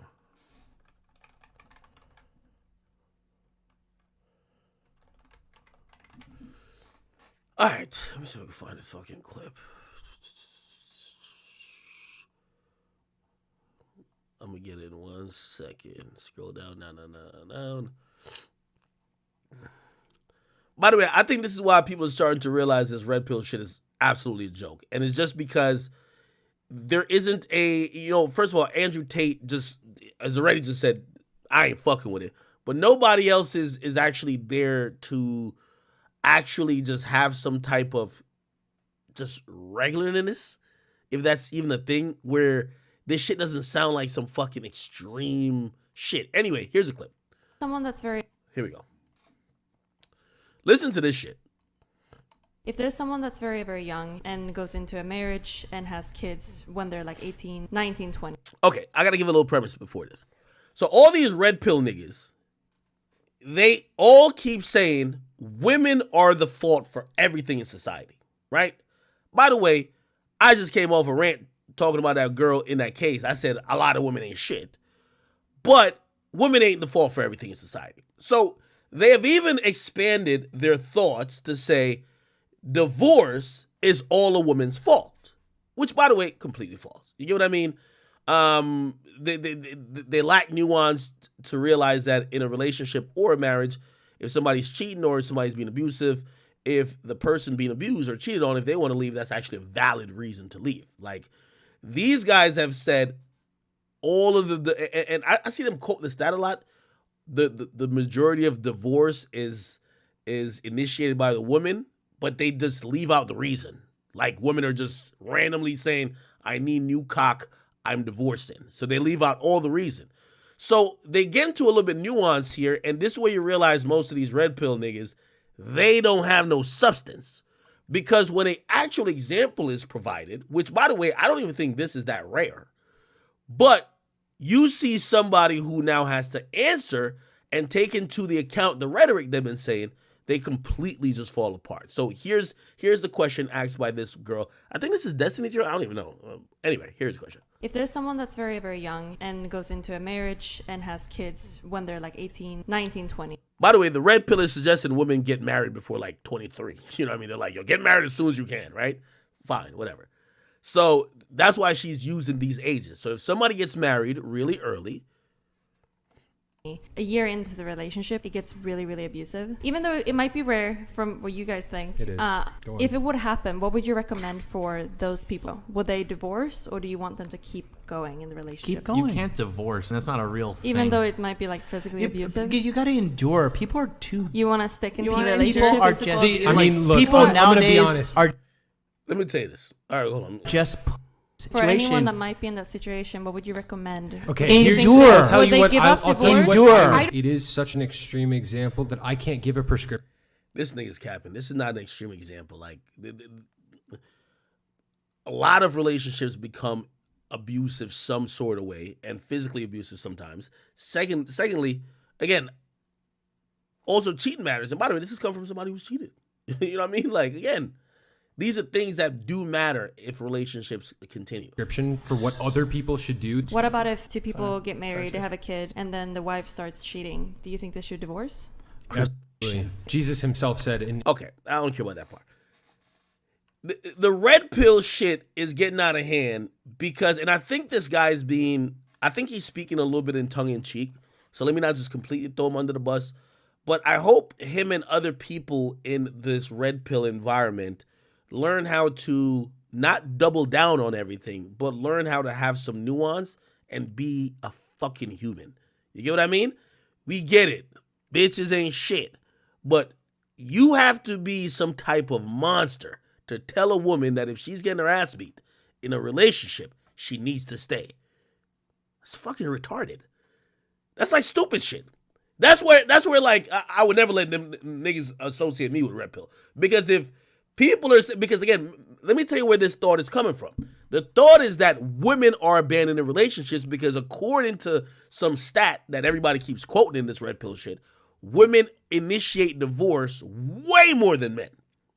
But they don't take into account why. So on surface level, it seems that women just are saying, yeah, I'm married, but I just need some new dick. Which obviously that just sounds like hoe shit. And nobody would have sympathy for those chicks. Once you actually get to a nuanced level where people are saying, no, there is a reason for divorce. Like maybe the girl is getting her ass whipped by the nigga or the nigga is doing some crazy shit. Should she leave? These niggas, and this is what I'm saying, we have this is why none of them are Andrew Tate. None of them. They're Andrew Tate. Nor are they Kevin Samuels. Because they're too stuck on trying to masturbate other men. That's what red pill's turned into. Let's just say fuck the bitches and masturbate other men that we could get their money for them to join our courses. Rather than you just being a regular fucking human to say, if a nigga's beating your ass, fucking leave. You need to divorce the nigga. They're saying endure it. This is where this whole shit falls apart. And again, I do think he's being tongue in cheek, but like when these are the type of things about red pill going viral these days. We already seen the other niggas saying snip your balls. Now we're seeing this where everybody is kind of maybe they're not completely doubling down on this, but they're like, hey, why don't like women should endure shit? Cut it out, man. Cut it the fuck out. So I'm telling you, I'm about to get a red pill about 2 years unless some guy with ultra charisma. And when I mean ultra charisma, these niggas ain't it. I'm sorry to tell you. They not it. Because if you ever see Andrew Tate, and Andrew Tate is the model guy that these guys wish they could be in the sense of gaining the audience and also the respect of men and even to a certain extent women. Andrew Tate doesn't just talk about, yeah, so what, get your ass beat and it's like he actually talks like a nigga who's actually kind of smooth with bitches. He don't talk like a nigga who's pandering to men.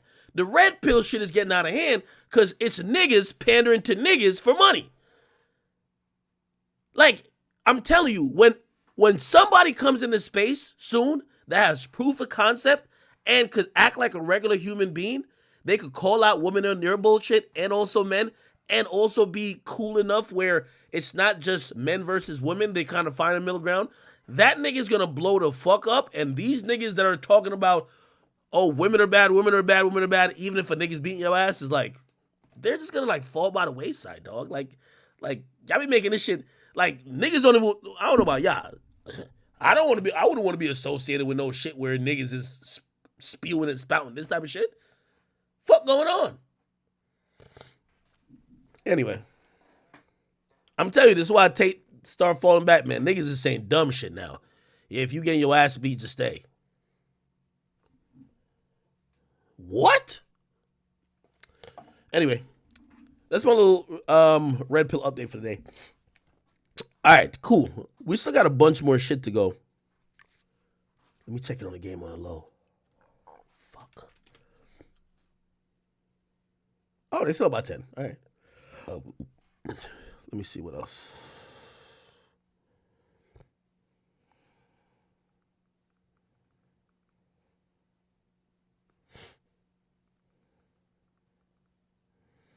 Okay. Let me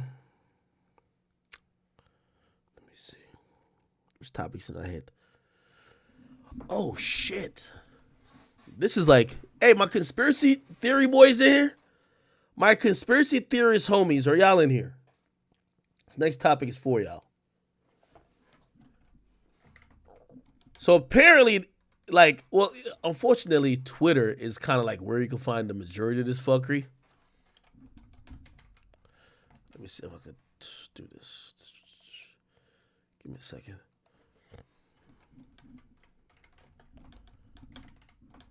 I gotta look it up. Twitter got so much porn on it. I gotta look it up. Okay. The next thing is they say fans are questioning the origin of the Island Boys after an old picture of them as kids with Jeffrey Epstein has surfaced. Now, this is the picture in question right here. So this is supposedly them two, and this is him. And now niggas have thought, like, wait, you know, Jeffrey Epstein obviously got convicted of, like, sex trafficking. And people are starting to wonder, wait, what the fuck? What type of island was these boys from? You get what I mean? Like, yo, were they from the Epstein Island? Because you know what was going on there. You know what I mean? That's kind of interesting. I'm going to be honest with you. I don't think that's them. I don't think these two kids are these two motherfuckers here. First of all, if you look at this picture very closely, this kid looks like his son. Did Jeffrey Epstein have kids? Let me Google it. Jeffrey Epstein kids. Oh, he never had no kids. What the fuck? He never had no kids. He was never married. So who the fuck were their two kids then? And why people think they're Island Boys though? Obviously one has blonde hair, one has black hair. Like, it's pretty easy and obvious to spot. These kids don't even look like them. Like, somebody says, yo. Somebody said, nah, it's the Island kids. No, it's not Island. Really? Oh, people say it's a troll. Okay. As long as it's a troll. Rap House be reporting everything. Rap House actually reported like it's real. Yeah, Rap House, you gotta make sure you don't get caught up like the Daily Loud, man. The Daily Loud was reporting all type of bullshit too. They finally like chilled out. All right, yeah. So these kids are not them. Yo, niggas online make up any type of joke. By the way, when I went to St. Thomas, right? And when I went to St. Thomas, I was at a part of the island. We had like some some beachfront villa or like oceanfront villa or seafront villa because it's a Caribbean Sea. And we could see the island that Jeffrey Epstein owned, Epstein Island, right? And I don't know, it was just kind of creepy, just kind of like even looking at the island because like I was just thinking about like, yo, damn, you know how many people have been like molested over there, man? Like that shit was crazy. I think they're about to sell his island too. So Jeffrey Epstein, I think they're trying to sell it for like $60 million. Oh, never mind. Earlier in May, and yeah, it looks just like this.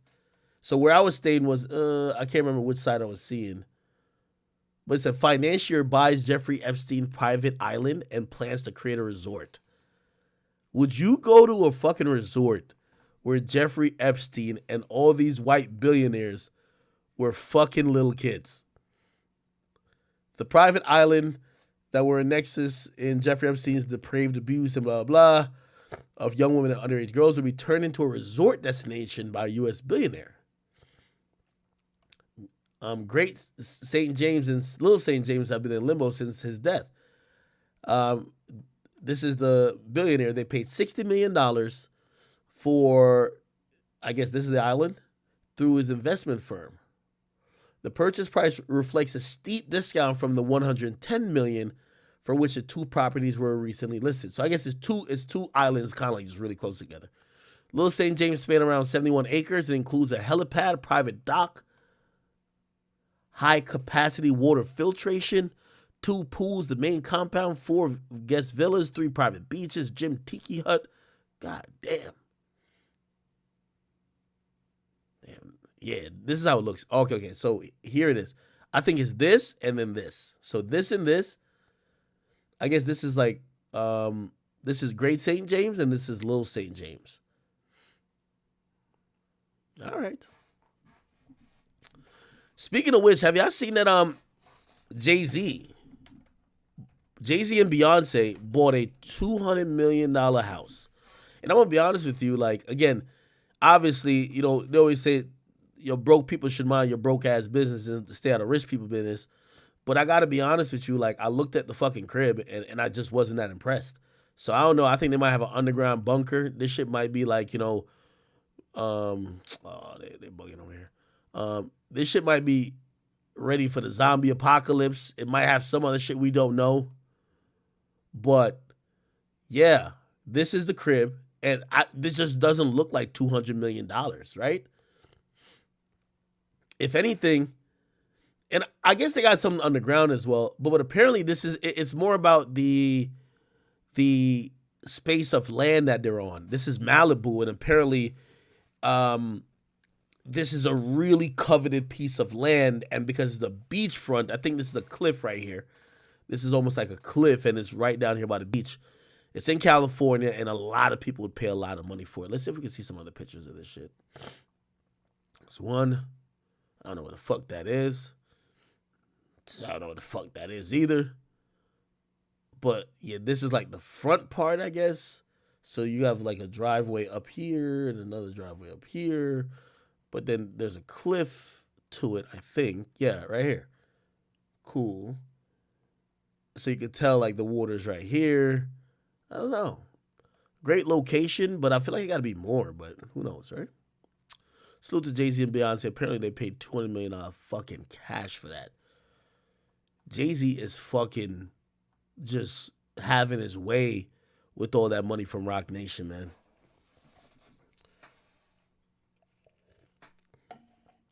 All right. Fuck it.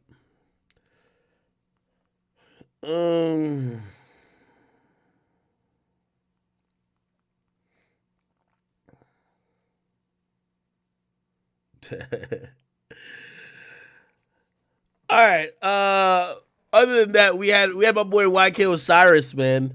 Osiris the fucking virus. He put out a video talking about the state of music, and we've heard people complain about the state of music recently, but you know, like we couldn't really have the proper conversation about the state of music until we had YK Osiris chime in, and this is what my boy said right here. Say what y'all want to say about Osiris, right? All that funny shit, whatever y'all want to say, right? But one thing y'all cannot say, that Osiris music is trash. You can say whatever you want to say. You can say whatever you want to say. They can say whatever. But I guarantee you, ask your mama, ask your little sister. Osiris is not trash that music, nigga. I'm gonna show y'all niggas all that trash doodoo ass music y'all be dropping. That shit dookie as fuck. And y'all keep allowing that shit to happen. And now I'm mad. So watch this. I got some of that ass. I'm out. Y'all can say what y'all want to say about Osiris. Yo, I'm gonna be honest with y'all. I'm rooting for my boy YK Osiris. You know why I'm rooting for him? Because ever since Drake, you know what I mean, traded him out with Lil Yachty, shit ain't been the same, man. You know what I mean? When my boy was, like, Yachty don't give us the access we need. Like, my boy YK Osiris, he was showing us in the mansion. He was showing us the plane. He was showing us the perks to having $1 billion. Okay? Yachty, that nigga's be in a room talking about, like, come on, man. We ain't trying to hear that. Great music and everything. Yachty, we like it, but you're not giving us the views, gang. When Osiris the virus was there, bro, he always had his phone out. He told everybody, yeah, if y'all was on Drake playing, y'all would show it off too. I like when YK Osiris was on Drake playing because he was like a nice Insta thought. He was like showing the shit. That's my only thing. So to keep it real, Yachty, I know you've been helping with the music. I heard you did some good shit on Her Loss. You've been making some good music for yourself. But go back to Atlanta, nigga. Drake, plug back YK Osiris back in, bro. You know what I mean? That nigga will do a concert in your living room. Fuck it. Like, let's do it. Let's do it. You know what I mean? Let's get my boy YK Osiris back in. You know what I mean? Like, YK Osiris gonna really give us the views, man. Fuck that. Osiris the virus. By the way, Osiris, right? All that This must be in between haircut right here, because my nigga did say he paid like $1,000 for a haircut. It's no fucking way his barber let him go out like that. Funny shit, whatever y'all want to say, right? Hell, nah. This is in between haircut. For real. For real. Yeah. Nah, yeah. Want to Charleston White. Yeah. Nah, for real. Nah, yo, I'm gonna be honest with you. I'm rooting for YK Osiris. I kind of want to see him get back on, man. Yo, some niggas is just entertainment for me, man. I like this nigga's an entertaining nigga. But he's only entertaining to the point where, like, at a certain point, you're gonna be like, yo, bro, where's your next hit? So I need him to get a next hit. But he's chatting right now. He said, he said music is kind of whack, right? Right. But one thing y'all cannot say, that Osiris music is trash. I do think he's a good singer. Like, yo, be like, is he? Like, I forgot the song, but like, the nigga was singing. He could sing. Would y'all be mad if he got a writer?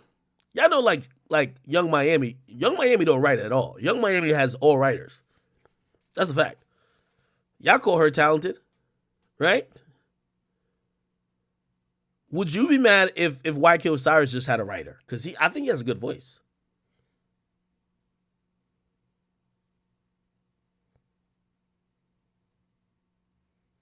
Long as you're worth it. That's how I go? I don't know. All right, man. Shout out to my boy YK Osiris, man. Yo, we got to swap you out. I ain't gonna lie. We got to swap you out for Yachty, man. We got to swap you out for Yachty. We got to get you back to the Drake Mansion.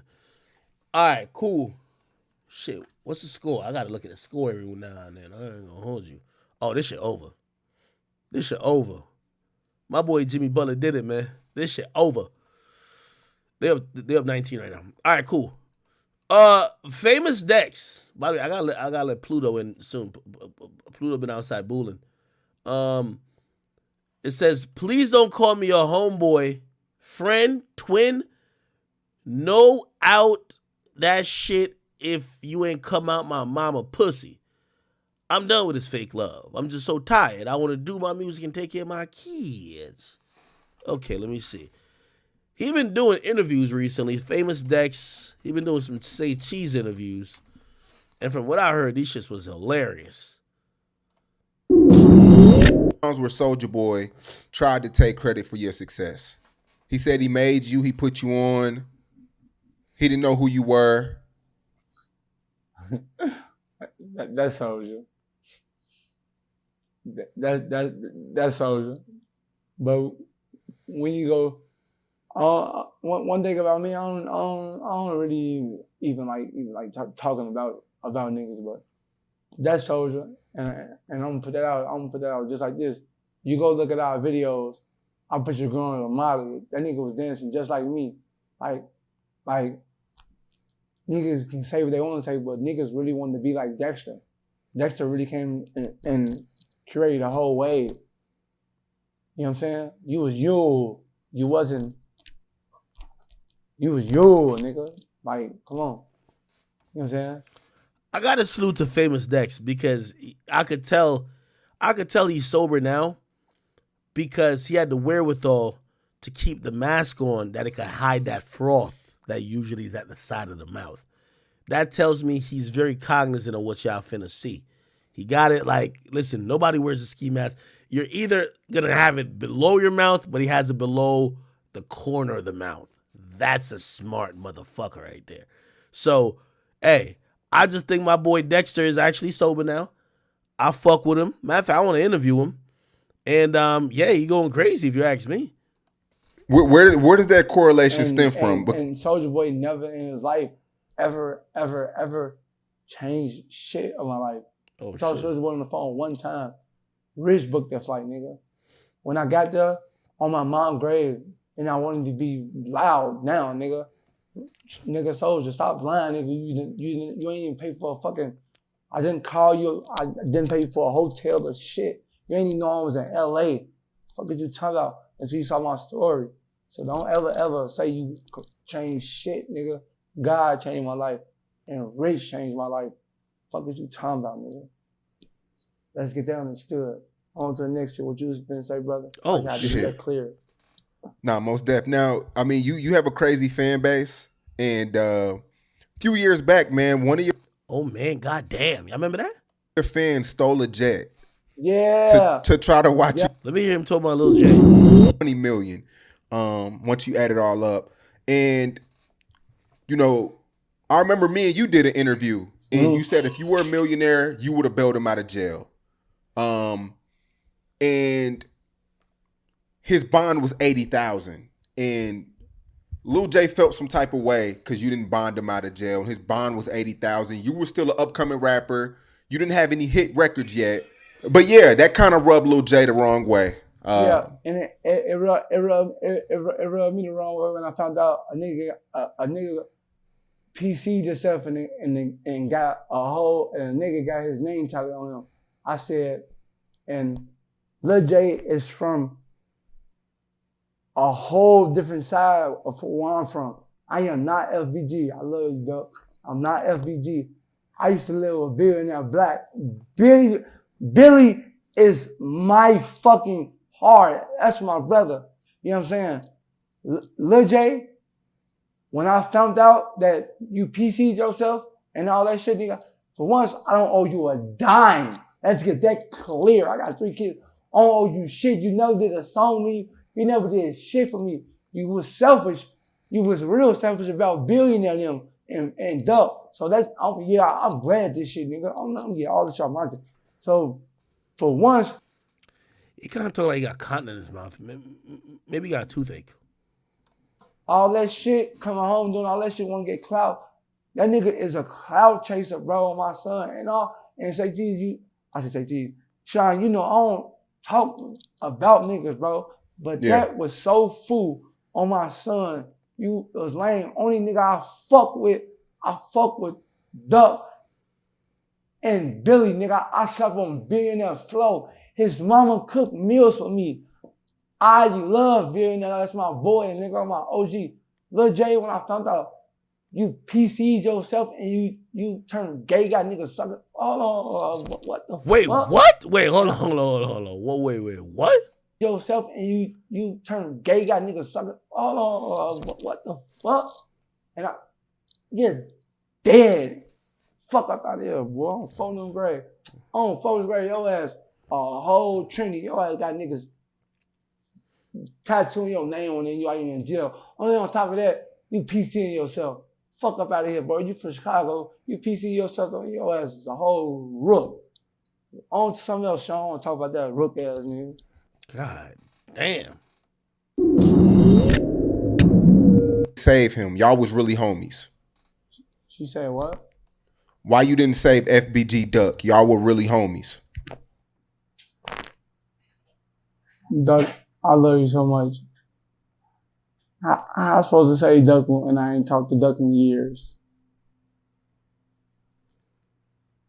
I ain't talked to my Duck in years. And every time I talk to Duck, you know, he say, "Hey, Daxter."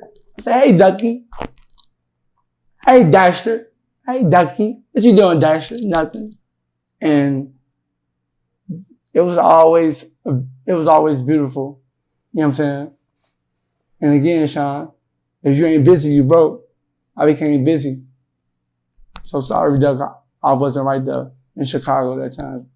I wanted you to get out of Chicago, Duck. Once you made that, it's a real gangster party. You cannot get in. I want you to get out of there, brother. You have no one song. And Mama Duck, if you feel some type of way, I just want to say I'm sorry. I love Duck. Duck was like a brother to me. It wasn't no love lost. And again, Billionaire cuffed me, not Lil J or not Duck. I ran on the. Between 55 and 65 videos, I don't think an artist ever done that before. You know what's crazy? Shout out to Cole Bennett, man. He just said the same fucking thing. It's crazy, Sean. What the fuck? Go ahead.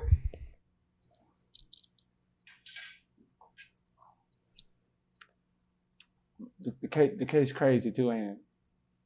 I got XXX, Mac Miller, and Nipsey. Case crazy. RP. But 2022, I did 1,040. I did 1,000. What it was, babe? 1,000, and I did 1,043 songs in 2022. Wow. Was there like a formula? Because dropping those videos as rapidly as you did, I mean, what was the science behind that? Just stay consistent. That's all. Sean, again, this is young guy, comes from Chicago, Southside Inglewood, just lost his mom to breast cancer. Sean, I ain't know nothing, Sean. All right, man. Y'all gonna support Famous Dex. I think Famous Dex is finally sober. He's finally not indulging heavy into drugs. I'm very proud of him.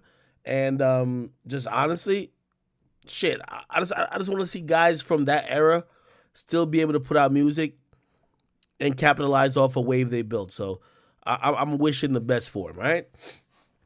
All right, Chad. Shit, I've been streaming long enough. I thought I would be streaming today. Let me see. What else did I not talk about? Probably a few things. Let me see. Nah, I ain't talking about that. I'll save that for tomorrow. Yeah, that'll be the title of my stream tomorrow. Weekend and Cardi. We can talk about that tomorrow.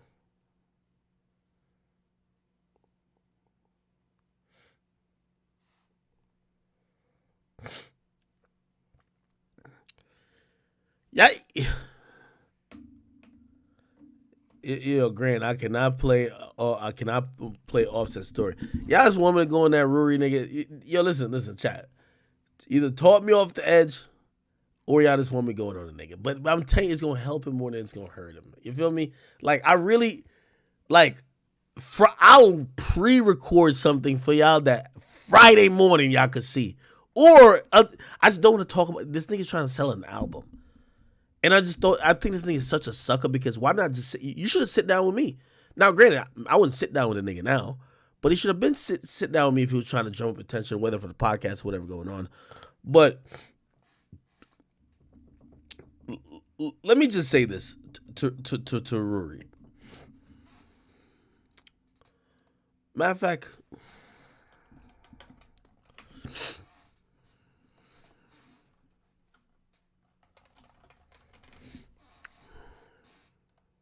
Yo, this is get to you. And she had a very y'all know the timestamp this bum ass nigga talks about me? rap album. That theory that's good in the content game for me to feel that way, biggest moment. And we used his studio, him and Tez's studio, and he was telling me, he's like, look. Whereas the Pink Panther shit, we know that, I'm not saying they can't, it's just not my go. I believe academics should be on that. If something is in person, I'm not going to talk about Everyday Struggle was on, right? Sit down with academic shit along too. And Durk is able to rap and do like certain tricks and stuff on songs. By tricks, I mean like parts that everyone's going to sing along to. Like, don't play a little boy in the club. We do not listen like that. No one knows the talent that one line takes. Fuck the content of just the melody, like to stop everyone in what we're going to sing along to. Durk has that, and he can rap, and he can make music. I'm just not running. Maybe it's my age, maybe it's my region. I just not my shit. Did you have any time to see his sit down with academic shit? No, I haven't. I saw the one clip of... I've just seen the clips, yeah. What was the clip about the gunning thing? I think that was the only thing I saw. You and academics still...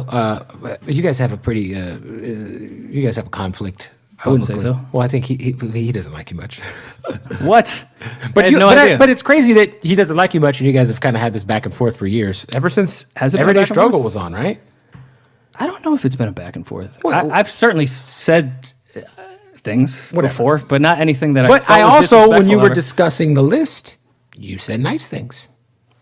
He definitely deserves to be on that shit. Yeah. And that's where the internet they'll see this clip and be like, W for act. No, I'm an objective human being. Like, I know how there's nuance and objectiveness to every situation. Yeah, and we're also on the internet. So like, yes, if we're talking about a list, I believe academics should be on that. If something is in person, I'm not going to talk about the list. Right. I was going to ask you, like, in terms of like these are drastically different things. I can give people their credit where it's due. For sure. I was going to say, in terms of like, we kind of started this convo talking about hip hop media for a sec, but like, how do you kind of see? And I'm happy those. This is not going to come across. I know people are going to think this is a sarcastic shot. I'm very happy that he was not harmed in that home invasion, because that could have went really bad. So I'm. This is a real thing. He said horrible lies and weird shit about me. See, this is where this little bitch ass nigga really be getting me back on his nerves. Nigga, I'll dedicate another 6 months to you. Let me just cut that out.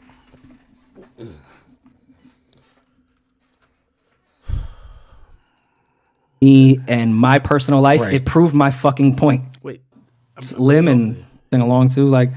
And I think there was a moment where he just became like Big Ack. He was not harming that. Okay. Ruined the song. Do you listen to a lot of Lil Durk? No. Okay. I'm gonna move it back one more minute. One of the up and coming younger artists. I love it. One more minute. I'm gonna take a piss because I'm gonna hold this piss and then I'll go in on this bitch. They got together. This Taylor Swift thing scares me. Why? You're not skipping steps per se. You're just going. You're chasing the bigger look.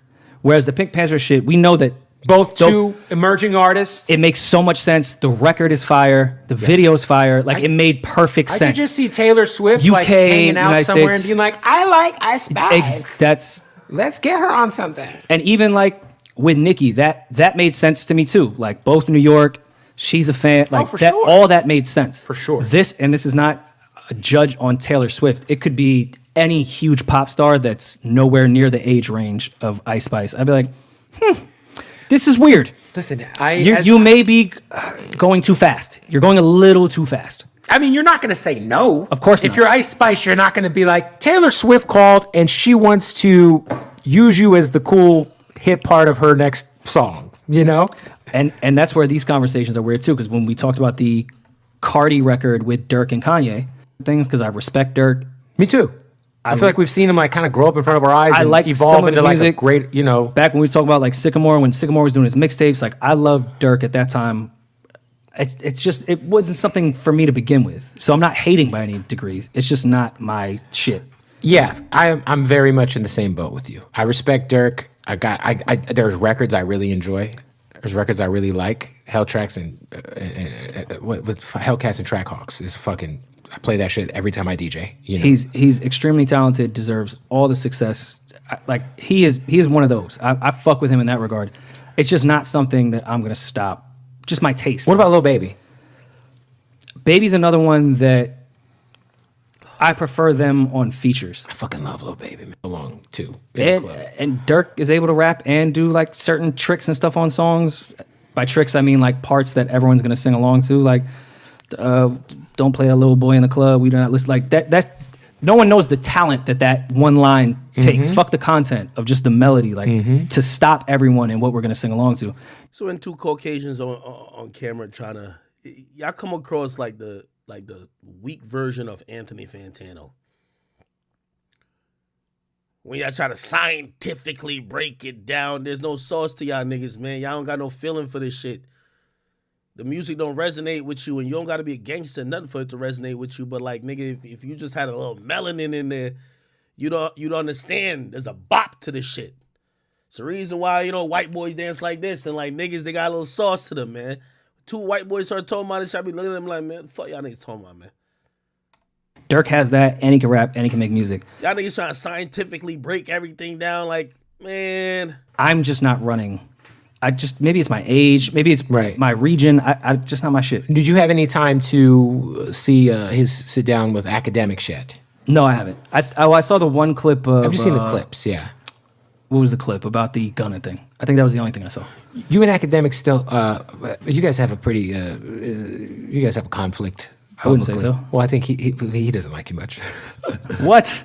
But but it's crazy that he doesn't like you much, and you guys have kind of had this back and forth for years, ever since Everyday Struggle was on, right? I don't know if it's been a back and forth. Well, I've certainly said things before, but not anything that. But I also, when you were discussing the list, you said nice things. He definitely deserves to be on that shit. Yeah, and that's where the internet will well, they'll see this clip and be like, W for act. No, I'm an objective human being. Like I know how there's nuance and objectiveness to every situation. Yeah, and we're also on the internet. So like, yes, if we're talking about a list, I believe academics should be on that. If something is in person, I'm not going to talk about the list.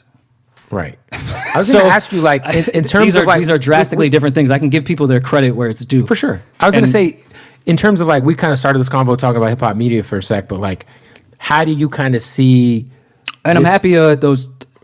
This is not going to come across. I know people are going to think this is a sarcastic shot. I'm very happy that he was not harmed in that home invasion, because that could have went really bad. Pussy, that's none of your fucking business, nigga. So I hate when niggas trying to. You see, this is that little slick shit you trying to do, nigga. I share that because again, I share my life. This is the reason why I'm on them lists and y'all two bitch ass niggas ain't on that list. Cause I share my life. I don't got no time to be, you know what I mean, doing this little weird shit. I share everything that's going on with me. You know what I mean? Sometimes maybe it's not the best time to share it, but eventually people know as much as they need to know about me because I try to live one life.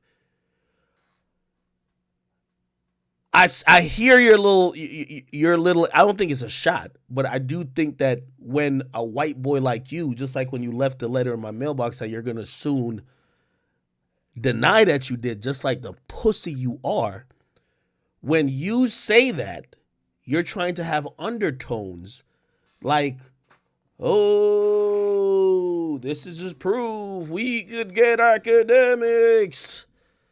My nigga, I know exactly what's behind that. That's why I talked about it. If I didn't know what was behind it, I would never talk about it. I know exactly what's behind it. Niggas sitting in jail. Ain't got nothing to do with, you would never do a motherfucking thing. To keep it real, I just dislike you because you still a bitch. You did some shit trying to like act like you them niggas. Them niggas who was coming in here, them niggas was taking penitentiary and life chances coming in here. That's a fact.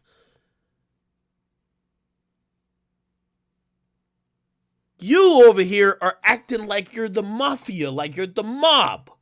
Oh, that's why you sending letters, nigga. You playing games, but you're not committed to any of the end results. You don't gotta send no sympathy for me, nigga. I know who I am. I know what I've done. I know what I'm about. I know the controversy with me. I know the public limelight I got. For better or for worse, however it go, academics was academics. I never begged for sympathy from a motherfucking soul. You don't hear me begging sympathy from you. But don't try to sit there and try to do this little whole shit because we never believed you from the first get-go. That's why I stepped on you, and I still don't believe you now.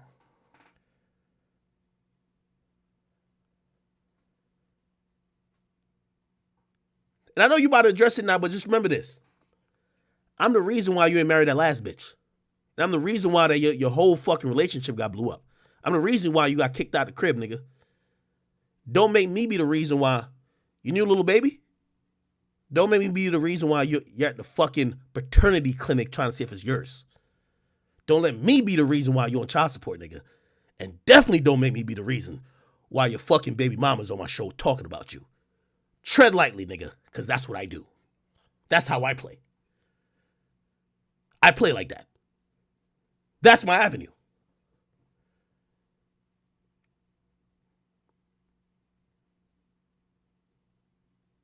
That's how I like to play. So unless you want to be in family court, remember, you lost a lot more than me. I got you fired from your job when you weren't even there. Got your bitch slapping you in the face, beating you up, kicking you out the crib. Your engagement or whatever the fuck y'all had got destroyed. And by the way, you could say all you want. I lied about it. Your side bitch name is Dash.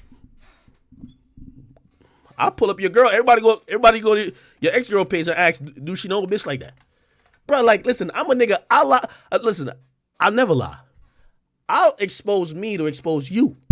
So when y'all say I'm lying, okay, cool.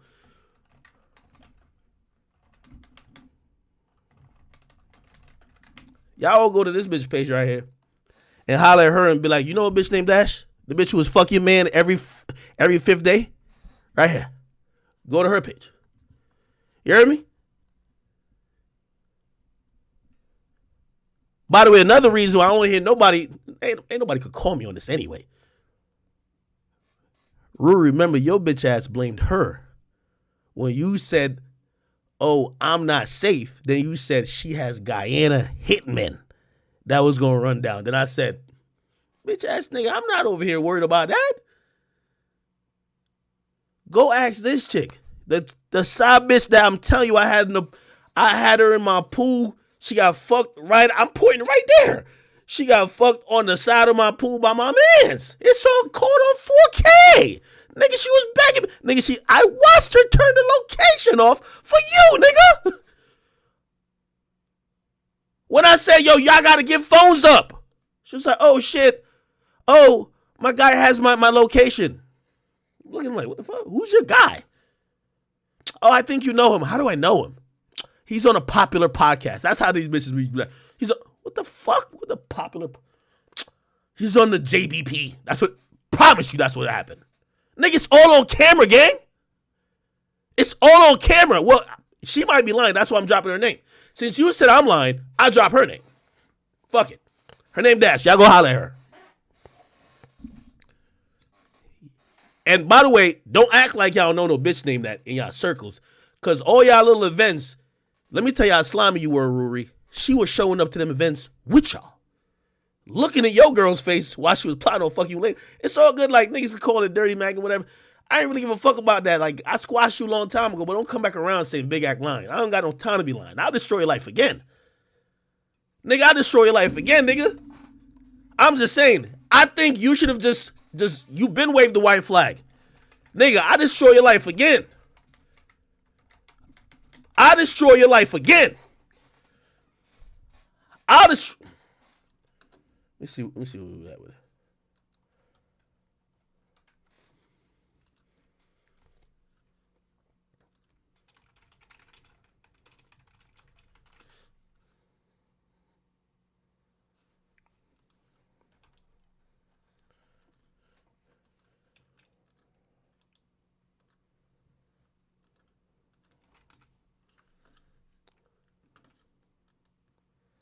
I think that little nigga must think that I'm a promo type nigga. Like, oh yeah, use act for promo. When you've been bitch enough where you ain't want to mention me for 2 years. But now you got to sell an album. It's time is like, yo, let's get back on act. All right, cool. I think that's a good idea. That's a real good idea. Act's definitely the one.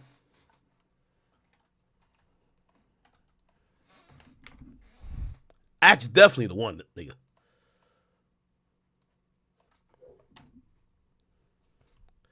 Let me just send this last warning to your ass, all right?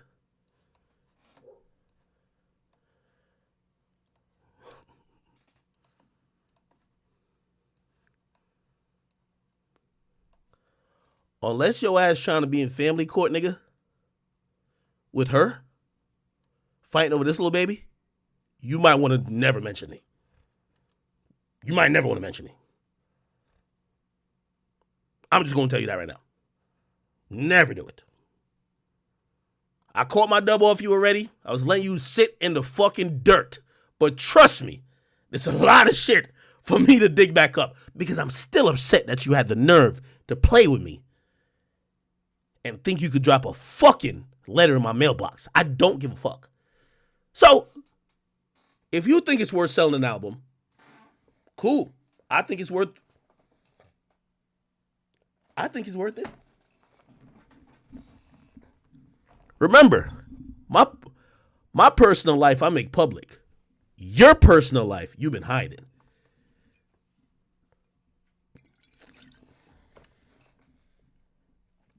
You see what happened with Freddie Gibbs' baby mama, right?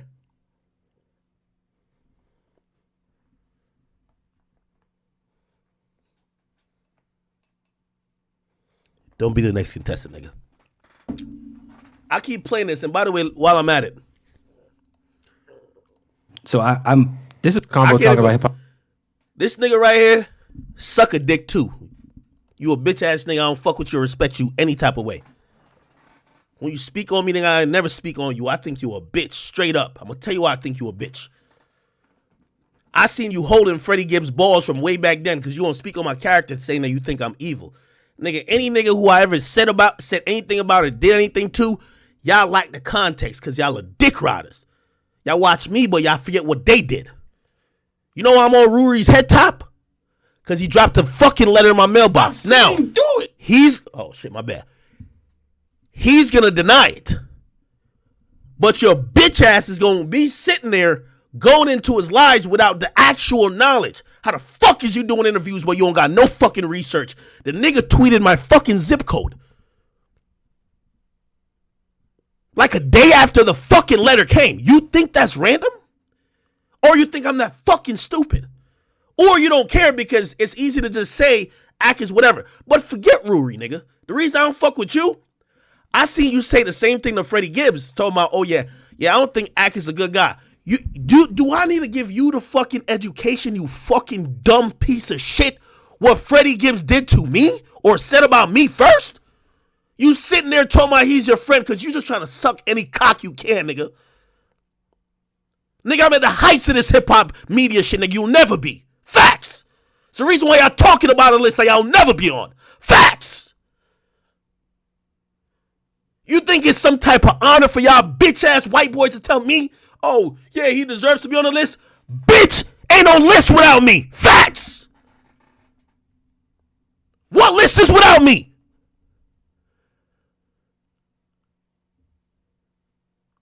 You sat up there with Freddie Gibbs. Freddie Gibbs started everything with me. Let me give you a history lesson, you fucking bozo. I had a hip-hop conversation about him calling Jeezy relevant. I said, well, if we're going by numbers, I was being scientific. You white boys know the scientific shit. I'm being okay, let's just do numbers. Nothing personal, I don't got no issue with you. Go look back at my past videos. I defended that whole ass nigga Freddie Gibbs when he was accused of rape, nigga, over there in like another fucking country. Never said nothing bad about him, but when he was coming at Jeezy, I'm not like you niggas who were just cool because the nigga come and dap you up, so you gonna blindly hate on nigga. I'm like, nah, you can't call Jeezy irrelevant. Yeah, he sold 50K. Then I seen his sales. I said, bro, you just sold 50K. How he irrelevant? He irrelevant. And y'all are selling the same, but you relevant. The bitch ass nigga got mad. I called him on his hypocrisy. Oh, academics, I can't wait till you die. I'm gonna spit on your casket. I'm gonna do this to you. I'm gonna do that. I'm chilling the whole time. The niggas making mad jokes, talking about my mom, talking about everything. But I'm still not even taking it there. But you gotta understand, I take names. I'm like, okay, see what type of time this clown ass nigga's on. Go to LA. Go do No Jumper. Nigga gonna tweet out, man, I could have killed that nigga Academics when he was in that building. I knew he was there. God told me not to kill him. Man, you see what type of shit, yo, you know what type of world we in? We over here having niggas told me he could have killed me, nigga. Nigga, suck a whole dick. I don't need you to speak on me, period, ever. You a peon anyway, nigga. You the bum ass nigga they try to throw on No Jumper as replacement for AD and them, nigga. You a little nigga, dog. Fuck is you talking about? I've been seeing you as a hater, nigga. You gonna hear this bitch ass nigga think, I don't think Academics is a nice person. Fuck you, nigga. Cause all y'all niggas do the same shit. Y'all pick and selectively analyze information to make up your mind based on your friends. Call a spade a spade. If a nigga call a spade. Yo, by the way, Ruri did AD in them podcast. Nigga, I ain't tight. I'm chopping up with AD right now on the text. I ain't tight about that because they don't really know what's going on. They trying to just get tapped in. They not leading with, oh, now Academics a piece of shit, blah, blah, blah, blah, or framing a situation to make it look like it is what it's something that it's not. Me and this Ruri nigga ain't had shit. The nigga was talking slick about me, let me give you another fucking, and if he lie about this shit, nigga, I'll call everybody in the world. I'll call Carl Cherry from Spotify. If I had nigga, you was on Joe Budden podcast, nigga, as a lackey. You was hating on me dumb crazy. Cause nigga, you was a nobody. Nigga, you used to be shimmying and doing all them gay ass dances, nigga, at Fairleigh Dickinson University when I was coming through and rocking that shit as a DJ. Seen your bitch ass, nigga. You was the white boy with no fucking rhythm. Nigga, I got it from the mud, nigga, so I started doing my internet shit. You met Joe. That's your come up, bitch. So I'm doing my thing. They call me to do Everyday Struggle. Nigga, I'm lit. Niggas know what it is. Yo, we need back on this shit. Complex was trash. Nigga, go back to 2017. Joe couldn't even fuck with me. Act was the only show moving. Bet. They put me and Joe on the show. Shit's fire. Joe is bouncing off the wall. It's great. I'm going great. They're saying it's the best show since a fucking Breakfast Club. All I hear from this pussy mouth ginger nigga is hate. Hate. Hate. But I'm used to people that hating on me already. I ain't tripping. I even met the nigga at Joe's shit. Nigga, I could tell a nigga wanted my job. They had a fire. It's me, Sin, Joe. We had the shit. They got a little fireplace going on. Bitch ass nigga try to debate me at midnight. Oh, let's talk about if it's Kendrick or it's Drake. I'm like, what the fuck, nigga? Nigga, it's like Marshmallows time. The fuck is you on? You fucking goofy? Cool. I ain't saying shit. I see him in LA. He been talking dumb shit about me. Now there ain't been no communication. Cause remember, I told you. Yeah, we met up when Joe was there, but Joe off the show now. It's me, Wayno. That's gonna go to the shit. Remember that Vic Mensa shit happened the year before. Nigga, I'm with like 12 to 15 niggas deep, nigga. We're pulling up to anywhere. I don't know who don't like me, but if it's gonna be war, nigga, we all warring. Fuck it. We see the bitch ass nigga Rory. Carl Cherry invited me to the Spotify event. It's before I'm on Spotify. Get up there. I go with everybody. We get in the elevator. It's me and everybody with me. And Ruri. Nigga been hating. But you know what? I'm not no aggressive type nigga to be on some, let's try to beat a nigga up. But that's bad karma for your soul. I don't fuck with a nigga though. So the type of camaraderie and energy we had when Joe was on the show and we was at Joe's crib, I don't have it no more. I don't talk to him. But I got like 10 niggas with me and he's in there dolo with a bitch. If it was like that, it could have been like that, but that's not how I move. I'm not over here pushing like that type of energy. Chilling. Okay, that happens. The nigga keep going. Here's where it goes left. I start responding directly.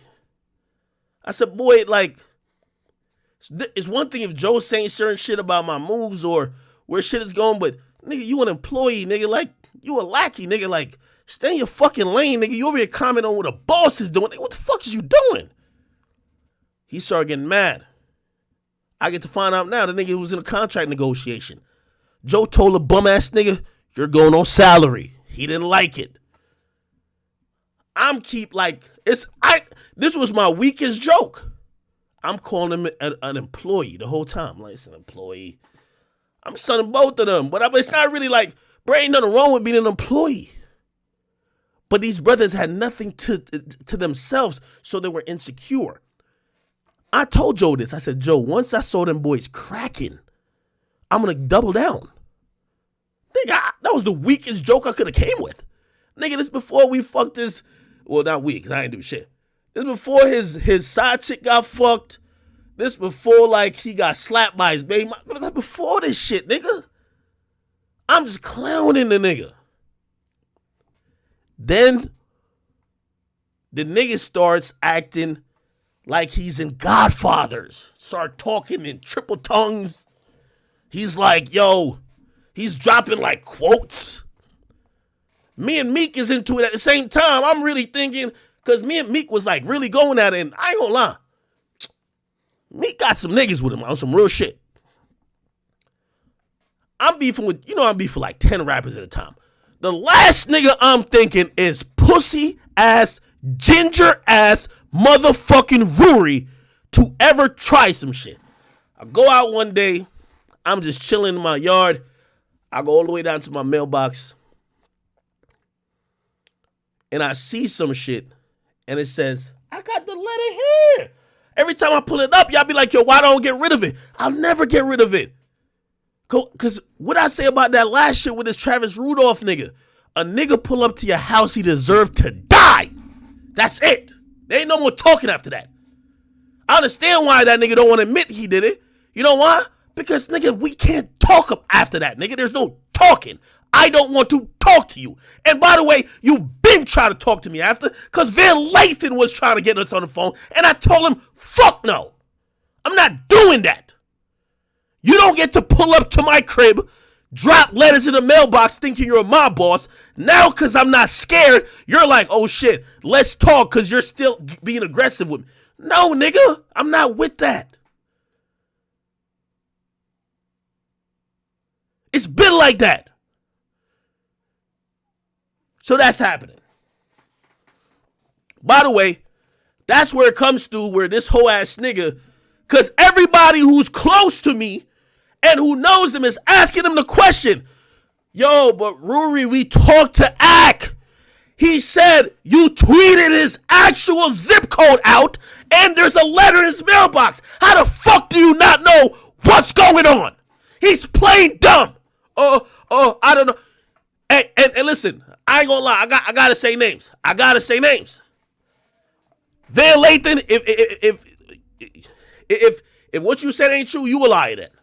But I put it all on the table. He said, I said, bro, stop talking to me about this Rory shit, bro. Please stop. Me and you, we got our own. Stop talking to me about it. I'm not stop. He said, yo, I've talked to Rory. I said, bro, there's no conversation. The nigga put a joint in my mailbox. He said, I talked to Rory. Rory says he believes this is from his girlfriend's side of the family. I was flabbergasted, nigga. A straight pussy. You blamed your girlfriend?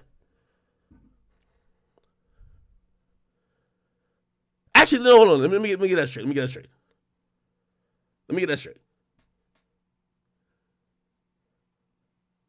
Yes. Because apparently the girlfriend was like, there's some Guyanese killers. And I remember like Van tell me, I'm like, yo, Van, you know, I'm a grown ass man. I'm Jamaican, nigga. Yo, let me tell you this.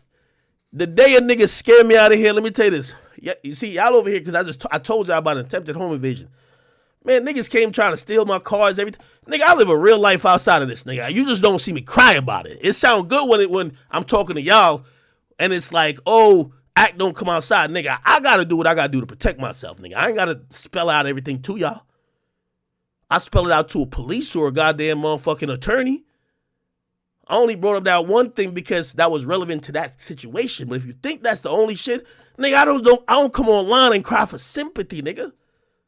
I just do my thing. It is what it is. Nigga, I'm living a good life. I'm blessed. But the pussy blamed it on his girl. Then he tried to tell people that, oh, his only problem with me is because I brought his girl into it. And I said, bitch, stop putting yo, listen. Y'all trying to put the chicken before the egg.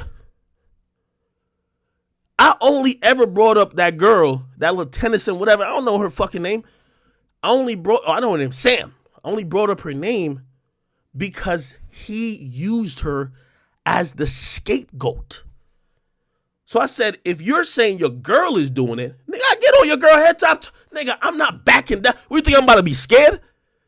You gotta have your girl send them niggas to do what they want to do. I'm not sitting here and just being unfair. I refuse. I paid Danny $2 million for my crib. I refuse to sit here in fear. It ain't gonna happen. It will never happen.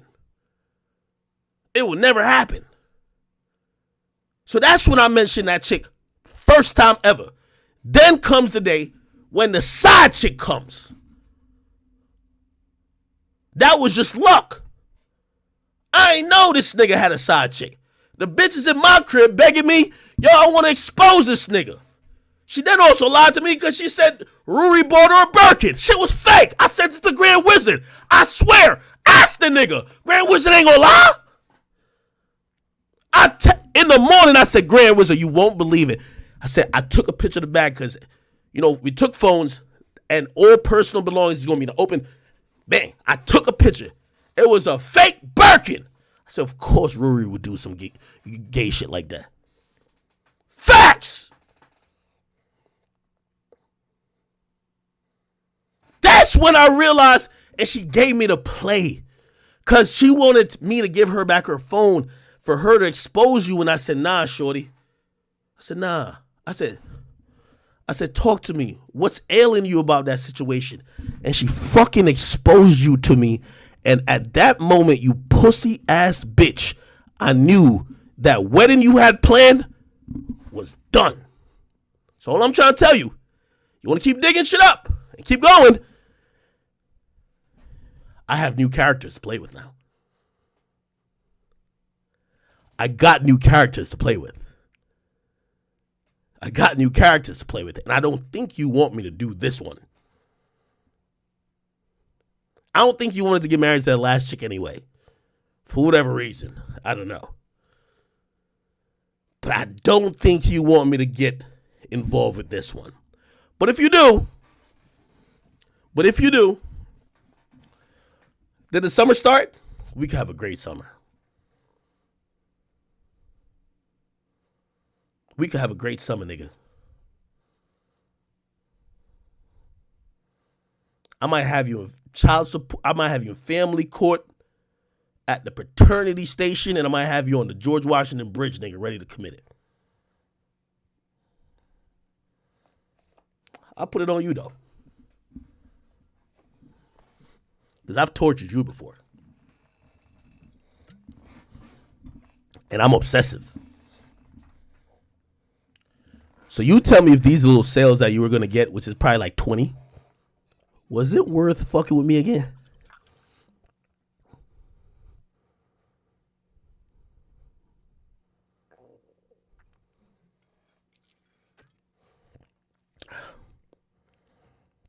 They told me after the serious deal you signed, which you lied about. I got the details on that. And I heard you was trying to come on Spotify. My man's over there told me they deaded it off the strength of me. Facts. Promise you. He not with Spotify anymore, so you can think about who told me that.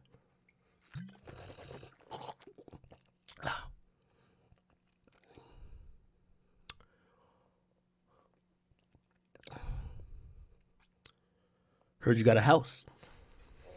It's good. Because as you probably knew,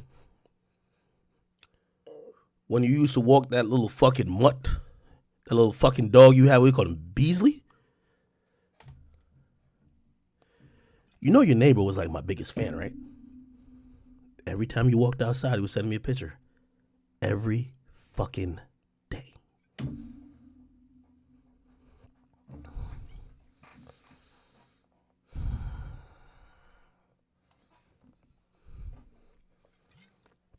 I heard you got a house. Hope you paid it off. Paid mine off.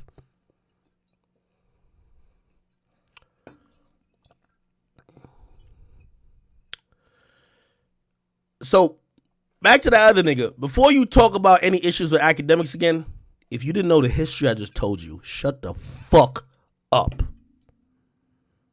If you didn't know the history of me and Freddie, shut the fuck up. You just another bitch ass nigga baiting for views, just throw my name into the mix. Do your fucking research at least, nigga. Have some fucking decency to yourself. But Rory,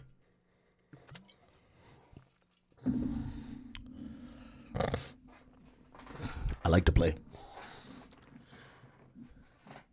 This is my response.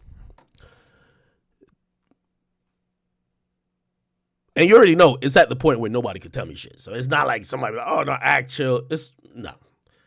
You should either let it go because there was a time I was down to do content, but now you're trying to do the slick shit. Oh, I'm happy that nothing happened to him. I'm going to put you on the edge. You're going to have to do something.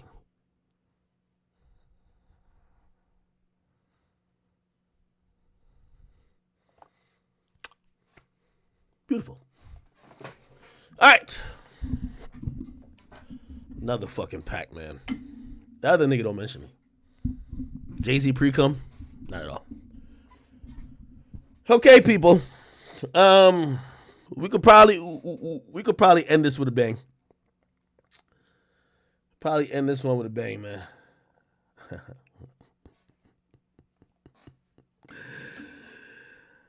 Oh, man. Oh, no. Let me play what the fuck they were saying. Because I jumped the gun. I seen it already. I was seething, nigga. I was trying not to respond. Pop media for a sec, but like, how do you kind of see? And I'm happy those. This is not going to come across. I know people are going to think this is a sarcastic shot. I'm very happy that he was not harmed in that home invasion, because that could have went really bad. So I'm. This is a real thing. He said horrible lies and weird shit about me. I'm very happy. Nigga, this is why I don't like bitch ass nigga like this nigga up here. Y'all asked them the lies. Hey, did you have a side bitch named Dash? Did she get piped out on Academic's motherfucking pool deck? Yes, sir. Like, we gonna answer real questions. Did she used to share a location with you, gang? Did your relationship pretty much end in the next 2 weeks after Act exposed it? You're gonna have to answer these questions. If I'm lying, and you know me, I'll go to the utmost. And listen. And by the way, I hate to have even named that shorty, but I told people from day one, when people fuck with me like that, there's gonna be some casualties of war. And I might have to apologize later for the casualties, but if it's war, it's war. So that's why I got no problem with names and receipts. So let's see if I was fucking lying. Because if I was lying, somebody was lying to me. And I would like to know who. Because I wouldn't fuck with him either. So Rory, or by the way, Sam, if you need any closure, talk to me. He was not harmed in that home invasion. That could have got really bad. When was the home invasion? From my understanding, recently, 2 people tried to break into his house with guns. Yeah, very recently, and they were arrested. He could. I don't know if he was making that up or not. But wait, didn't you send him like a Christmas card or something? I didn't. See the lies, man. The lies. Didn't you send something to his house? The lies. Oh man, they like we're like people were like, oh, that's bullshit. Yes. Okay. Listen, I would just like for him to admit it, not for my person, but at least why niggas could understand why I'm on his head top. That's the type of back and forth he wanted. That's the type of back and forth he wanted. By the way, let me give you another detail in case Bozo over here didn't realize. He literally tweeted hinting at the same concept on the card. Bro, it's not like if he never knew, I never said nothing about the card. There's been mad things that has occurred with me that I don't talk about until I know exactly what's going on with it. I'd be an idiot if I did, because shit, I got too many niggas who don't like me. Shit, everybody would be like, whatever. This was 100% this nigga. Shit, there's also surveillance footage of a nigga with his skin complexion swinging open the door and putting the shit in the mailbox. It was a Kia! Then it spooled up. It was like, I guess they were trying to like, they stepped on the gas, they floored it, but like, it was like, it's all good, bro. Okay.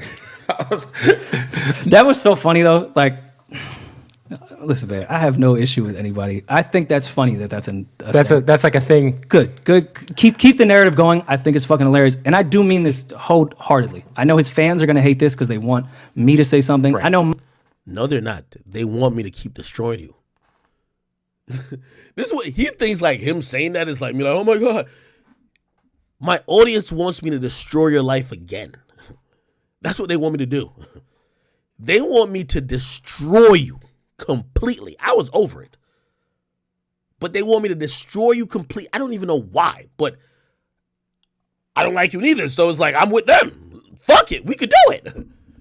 My fans are going to be like, was this some pussy shit? Like the amount of personal things said. I'm so glad with what's been going on. People that he was not harmed in that home invasion. Because from what I read, It could have been those guys was ready. So was he just not home? It's a lot of people ready.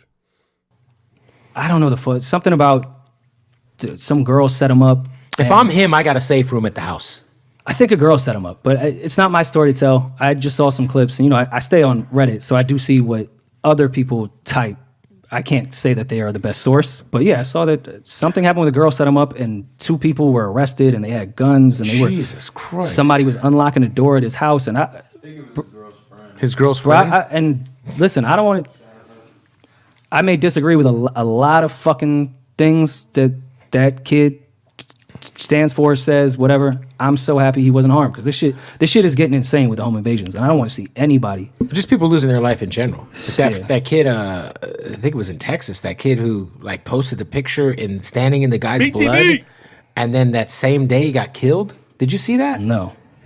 And even what he was saying, I think Ax's mom was in there, like that. All right, pussy, stop playing. My mother was not here, nigga. My mother was not here, nigga. You better stop the fucking plane, nigga.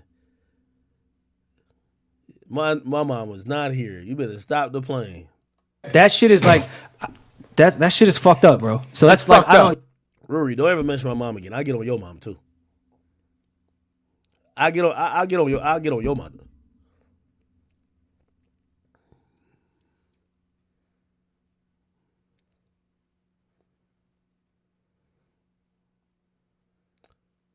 Yeah, that's just not funny. It's just not cool. Like, I feel for bro. Yeah, are you like some would say he may deserve it, but I don't think.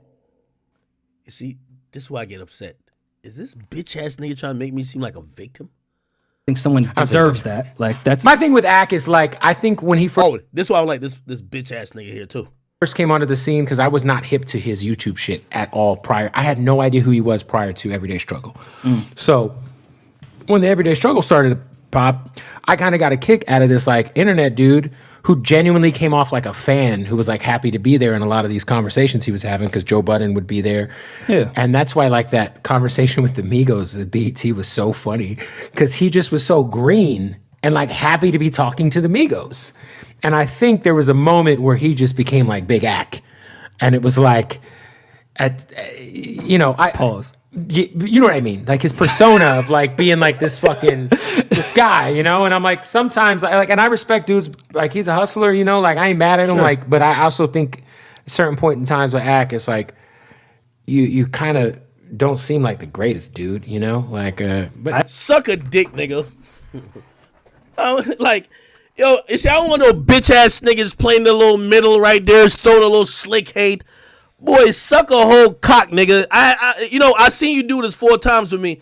I had to put the disrespect out there that you can stop speaking nice about me. I don't need no sympathy. I never wanted your sympathy. I don't need your little nuance. Fuck you. Suck a dick. You take that how you want to take it. Rory already know. I ain't got time for you, nigga. Nigga, you doing what me, Vlad, and Adam been doing, nigga. You a bitch ass nigga who try to do radio, you like in this weird ass space. You are fucking kids, nigga. Okay? So you sit there and you watch the greats like me, and all you do keep sucking dick to get interviews with bum ass niggas like Rory and motherfucking, what's that nigga name? Spready Gibbs. While I'll do the other shit, nigga, alright? I'll do the other shit. But now you don't gotta keep it nice with me, because I seen slick hating. Fuck you, nigga. I ain't got time for it. Alright. So this nigga's a hoe. Rory's a bitch. Let me get off of here. And another successful stream. We'll be back tomorrow. Listen, all love. Big W's in the chat. And Kev, if you wanted to, I got one rant for you too. So I'll give you a chance to respond. I'll flame your ass up pretty good too. Pause.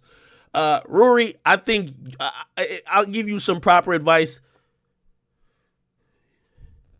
You crossed the line already with me. You got a kid, baby mama. You don't want to keep doing that. It's the reason why I don't have kids, because like I be on some other shit, and I would have to be too protective over mine. So, Rory, you should probably just pipe down. Enjoy your flop for this week. Don't mention me again. I don't need no well wishes from you. We're not cool. I don't like you. I'll never like you. I don't want no sympathy. Fuck you. Okay? And to the other nigga, told you already. All right? Chat, I love y'all. I'll be back tomorrow. Give y'all how many hours? Oh yeah, four and a quarter. Hey, plus, hey, no. Hey, we're gonna do 2 hours of Rumble exclusive tomorrow. So 2 hours of Rumble exclusive tomorrow. Don't y'all worry. Salute to all my people on Rumble. By the way, salute to all my gifted subs. Thank all you guys. By the way, also salute to the Miami Heat for doing a good job. I'm gonna try to see if I could find a way. Y'all gotta find me some shit that I could do IRL streaming, because I could have streamed that Power Slap event on Rumble. And as I travel around more, I will be doing a lot more stream. By the way, I will be at the motherfucking we call it again, Roots Picnic. I'll be at Roots Picnic in this weekend. And yeah, you know, Diddy gonna be there, Young Miami gonna be there. Who knows, right? So I'll be in the building, man. Listen, remember, this is little old act. Act don't come outside, so we'll see. Listen, peace. Thank y'all. Love y'all. Chat niggas, we up. Lord Breezy, thank you. It means a lot for you to say I had a good stream. We'll react to the Vic Mensa freestyle tomorrow, because that might be an energy shift. We'll do it tomorrow, okay? Love you guys so much. Somebody says Saucy Santa. You never know. Jinx, love you as well. I'm out of here. Catch y'all tomorrow. Remember, keep at me with new topics, but I'm going to start off with Vic Mensa freestyle tomorrow, okay?